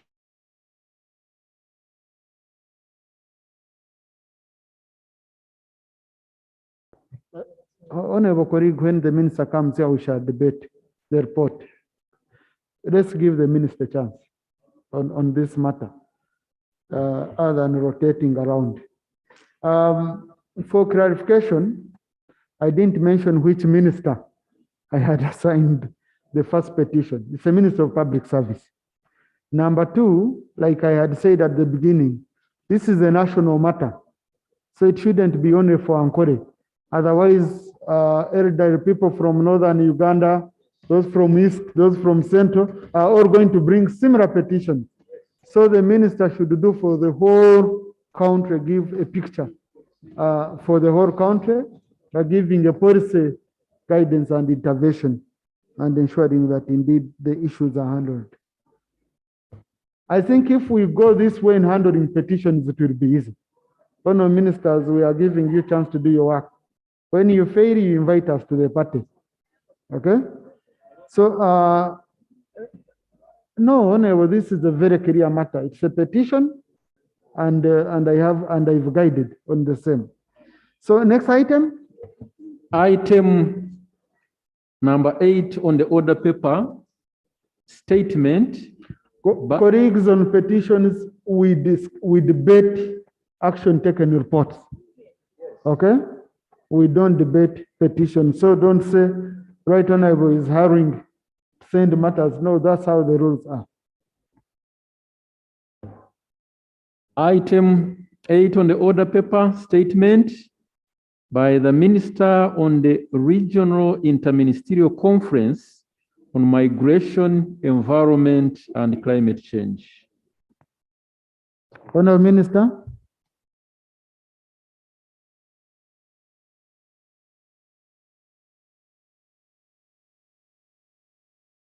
Right Honourable Speaker and honourable colleagues, for this opportunity. Right Honourable Speaker, the 27th that is COP27 to the United Nations Framework Convention on Climate Change, UNFCCC, will be presided by the government of Egypt, and it will take place in Sharm el-Sheikh, Egypt, in November from 6th to 10th, the year 2022. The fact that COP27 is organized on the African continent, it provides a good opportunity for African states to bring their priorities to the global forum, including climate finance, adaptation, loss and damage, migration, and displacement. Honourable Speaker, the government of the Republic of Uganda, spearheaded by the Ministry of Water and Environment, supported by the International Organization for Migration, IOM, Regional Office for East and the Horn of Africa, United Nations Framework Convention on Climate Change, East African Development Bank, as Regional Collaboration Center based in Uganda, are organizing a high-level regional interministerial conference on migration, environment, and climate change in the East and the Horn of Africa. The conference will be held under the theme, Enhancing Cooperation in Relation to Climate Change-Induced Human Mobility, including migration, displacement, and planned relocation.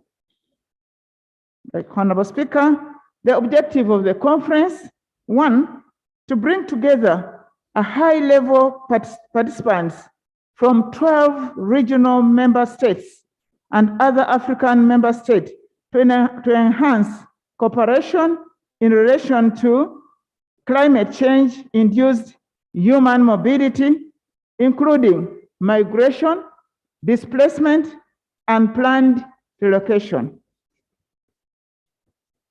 2, it is to advance understanding on the links between climate change, human mobility, and the importance of regional collaboration to ensure effective and accelerated action. 3, to explore areas of cooperation in mitigating the adverse effects and taking advantage of the opportunities of climate change related mobilities.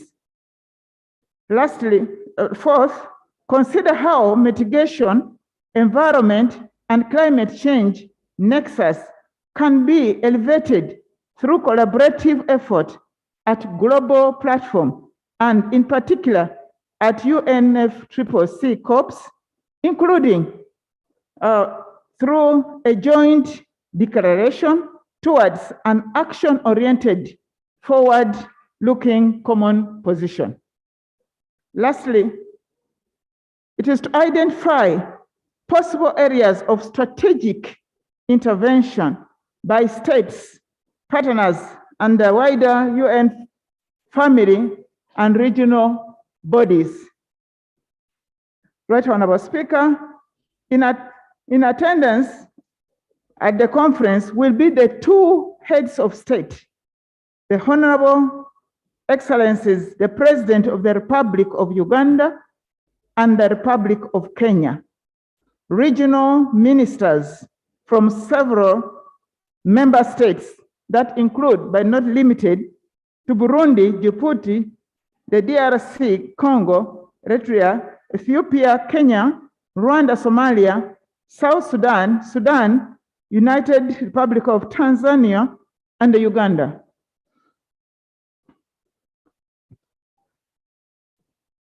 The regional bodies will be also in attendance, the UN agencies that will include the IOM, the UNCCC, and others, high-level technical experts, government technical representatives, the non-state actors, private sector, the youth representatives, academia and researchers, media, and expected to pull over 1,000 participants from around the world at dedicated hybrid sessions. So Speaker, sir, the conference will run for about 4 days, and it will focus on technical discussion among member states and resource persons acquainted with the subject matter. There will be official closing at the end of all these discussions. Also, we intend to have an outdoor activity for the international delegation that might include visiting the Mabira forest and visiting the source of the Nile in Jinja. Mr. Speaker, all delegates attending the conference will follow the SOPs issued by the Minister of Health in Uganda. And Honorable Speaker and colleagues, the conference will take place at the Munyonyo Commonwealth Resort Hotel in Kampala, Uganda, from the 27th to the 29th July, which is just a few days away this year. And the government of Uganda and the Ministry of Water and Environment, we are already in high gear, prepared and committed to ensure that this historical event has an impactful and expectations of participants are met. Thank you, Honorable Minister. I conclude by saying, Right Honorable Speaker and Honorable colleagues, that a few members of Parliament, heads of committees, especially the Natural Resource Committee, and some ministers to represent our country are expected to join us at Munyonyo. I thank you, Right Honorable Speaker. Thank you, Honorable Minister. This statement was for information purposes. Thank you, so we take note. Next item. Item number 9 on the order paper. Response by the Honorable Attorney General on the status of the prosecution of the incarcerated royal guards of Businga Rwenzururu, noting that many of them are critically ill and require urgent medical attention, which cannot be obtained in the detention centers. Honorable Attorney General. Thank you very much, Right Honorable Speaker. I have a brief statement. I believe it has been uploaded. Right Honorable Speaker, I'm making this presentation in relation to a matter that was raised by Honorable Atkins, a Member of Parliament for Bukonzo West. The Honorable Member of Parliament sought for information on the status of the prosecution of persons commonly referred to as royal guards or the Obusinga wa Rwenzururu. He also stated that some of them require urgent medical attention that cannot be provided within the prison facilities. Right Honorable Speaker, this is the status report. It will be recalled that in December 2016, 168 accused persons were charged before a magistrate's court in Jinja with the offenses of treason, terrorism, murder, attempted murder, and aggravated robbery. These offenses, as is well known, relate and still relate to criminal activities carried out by the accused persons prior to or in the context of the uprising that was centered around the Obusinga's Palace in Kasese on or before the night of the 26th of November 2016. The case was moved to Jinja due to the tense security situation in the Rwenzori sub-region at the time. As the investigations progressed, more arrests were made, and the total number of those charged increased to 221. These were all committed to High Court for trial in 2017. Out of the 221 accused persons, 11 were released on bail in 2017, and another 143 were released in January 2021. These returned to their respective homes in the Rwenzori sub-region. They report regularly to the High Court and the Chief Magistrate's Court within the jurisdiction of their residence. But they are expected to report to the International Crimes Division, Kololo, for trial, for pre-trial hearing. The rest of the accused persons were denied bail for various reasons and are still remanded in Luzira. The case commenced in December 2020, but was constantly interrupted by the COVID-19 restrictions. Nonetheless, when the restrictions were lifted, the process resumed in earnest. A number of pre-trial conferences have been held to deal with the preliminary issues before the actual pre-trial hearing commences, considering the large number of the accused persons and the complexity of the case. The last pre-trial status conference was held on the 23rd of May 2022 at the International Crimes Division, Kololo. The next hearing will be on the 26th of July 2022 at 9 a.m. at Kololo at the International Crimes Division. Prosecution has substantially disclosed the evidence and materials that they intend to present at the trial as required by law. Prosecution has also made an application for the protection of 70 witnesses for a proper hearing to protect them from the public. When the above application is disposed of, prosecution is prepared to set to commence the hearing of the case.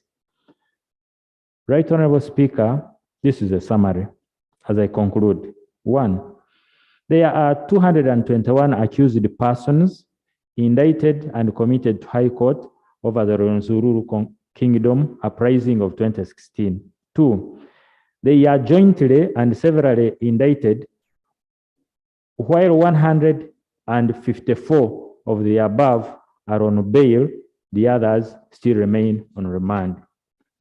3, the case is for pretrial hearing in accordance with the rules of procedure of the International Criminal Division.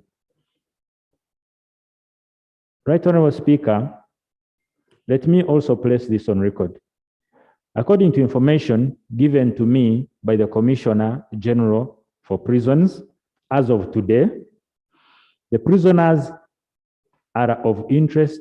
The prisoners that are of interest to Kapsabe look well kept and nutritionally fit. They receive regular medical consultation from the prison's health team on the ground and receive frequent outreach services delivered both at Murchison Bay health facilities and other government referral hospitals.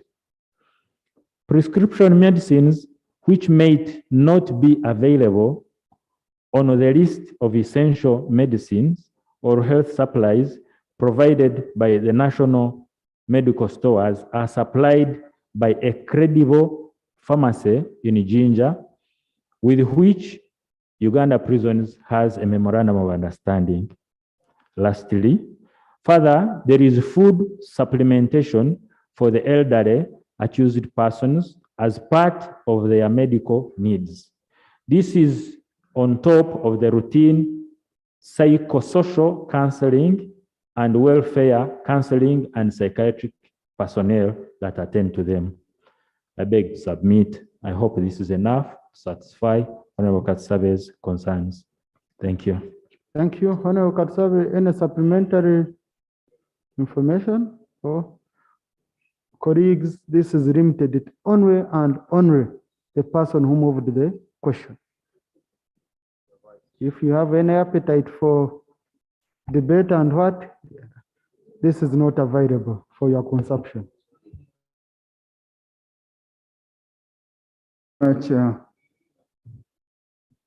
Mr. Speaker, sir. I always allow you to remove your mask, Honorable, and you have 2 minutes. Thank you very much, Mr. Speaker, sir. And I want to thank my honorable brother, Attorney General, for his presentation. Mr. Attorney, sir, Attorney General, what you've just presented does not relate with the tragedy that we as a community is confronted with. Understand that we have, I think last Thursday, we have up to 11 of our community members that have perished in prison. Mr. Attorney General, through you, Mr. Speaker, we are people's representatives. The people in the prison are our constituents. They come from our community. And we have taken the duty to check on them. So, Mr. Attorney General, sir, I think your submission would have merit if we had not lost a member from our community. And if we as leaders have not made visits to the prisons. And as a matter of fact, we are in touch with prison authorities.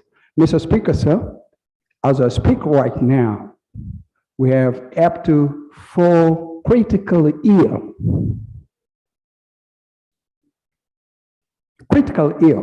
And this is information that we're getting from prison authorities.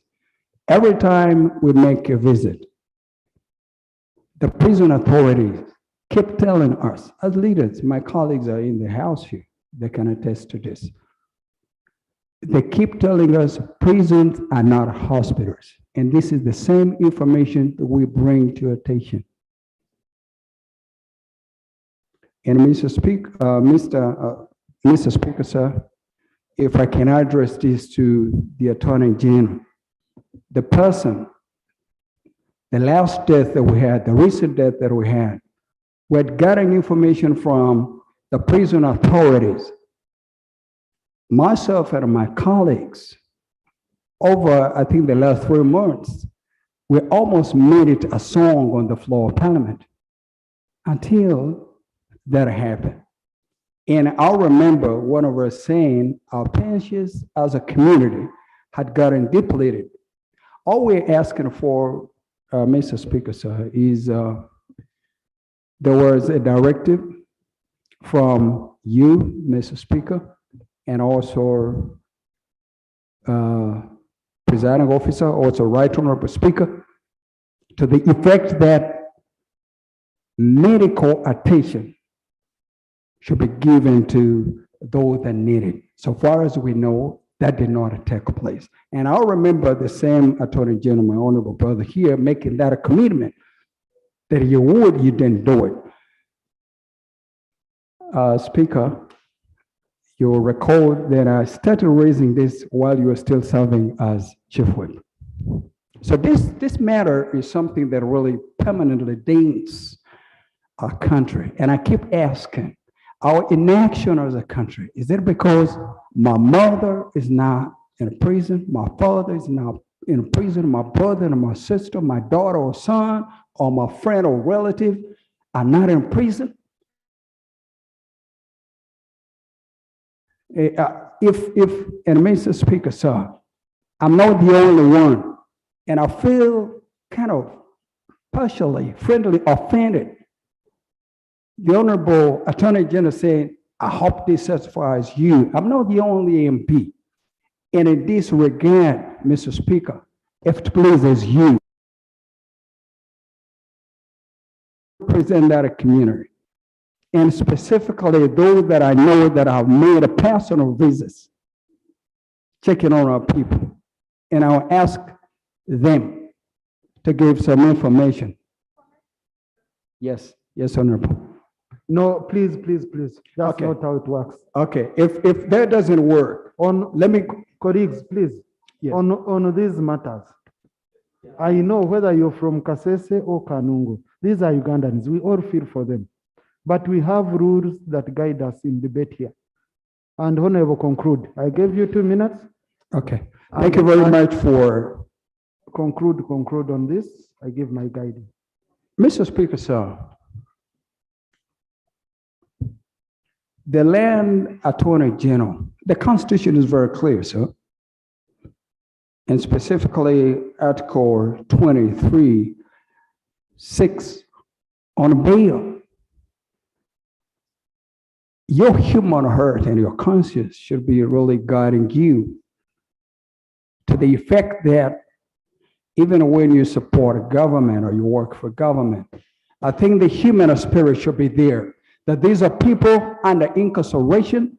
They've not been in prison yesterday. They've been in prison the last 6 years. That did not future. 6 years, Mr. Speaker, sir. 6 years. And since November 26, 2016.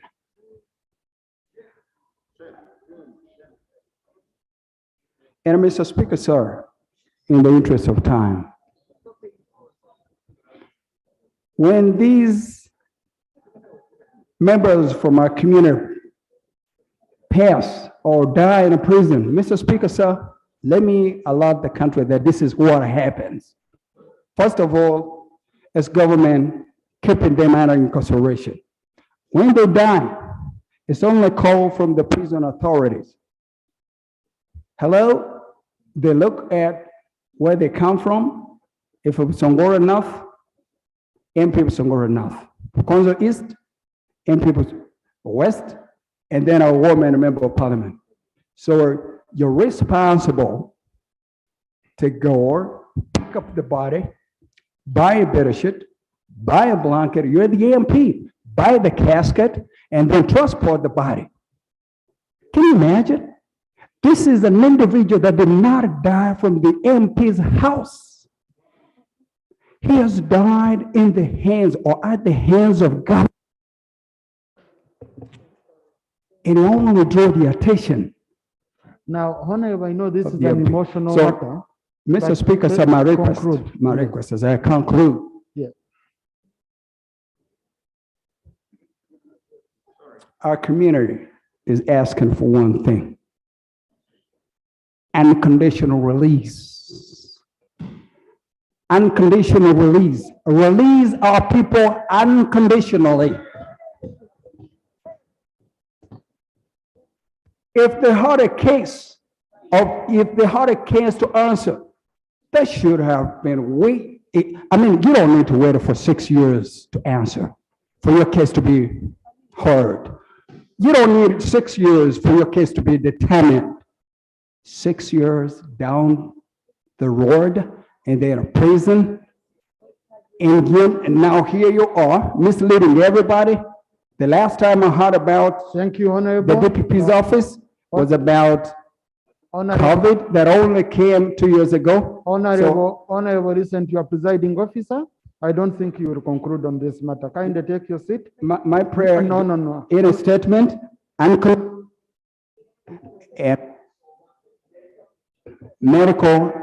urgent medical attention, Mr. Speaker. Thank you. Thank you. The murderer sits in this house. No. Please, no, please, Honorable, please.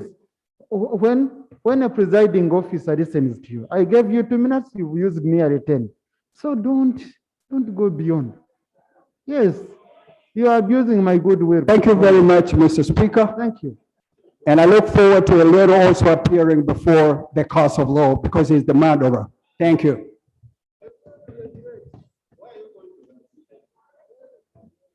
No, please. Honorable Speaker. Please, no. I'm finishing. No, Attorney General, please. Please. Attorney General.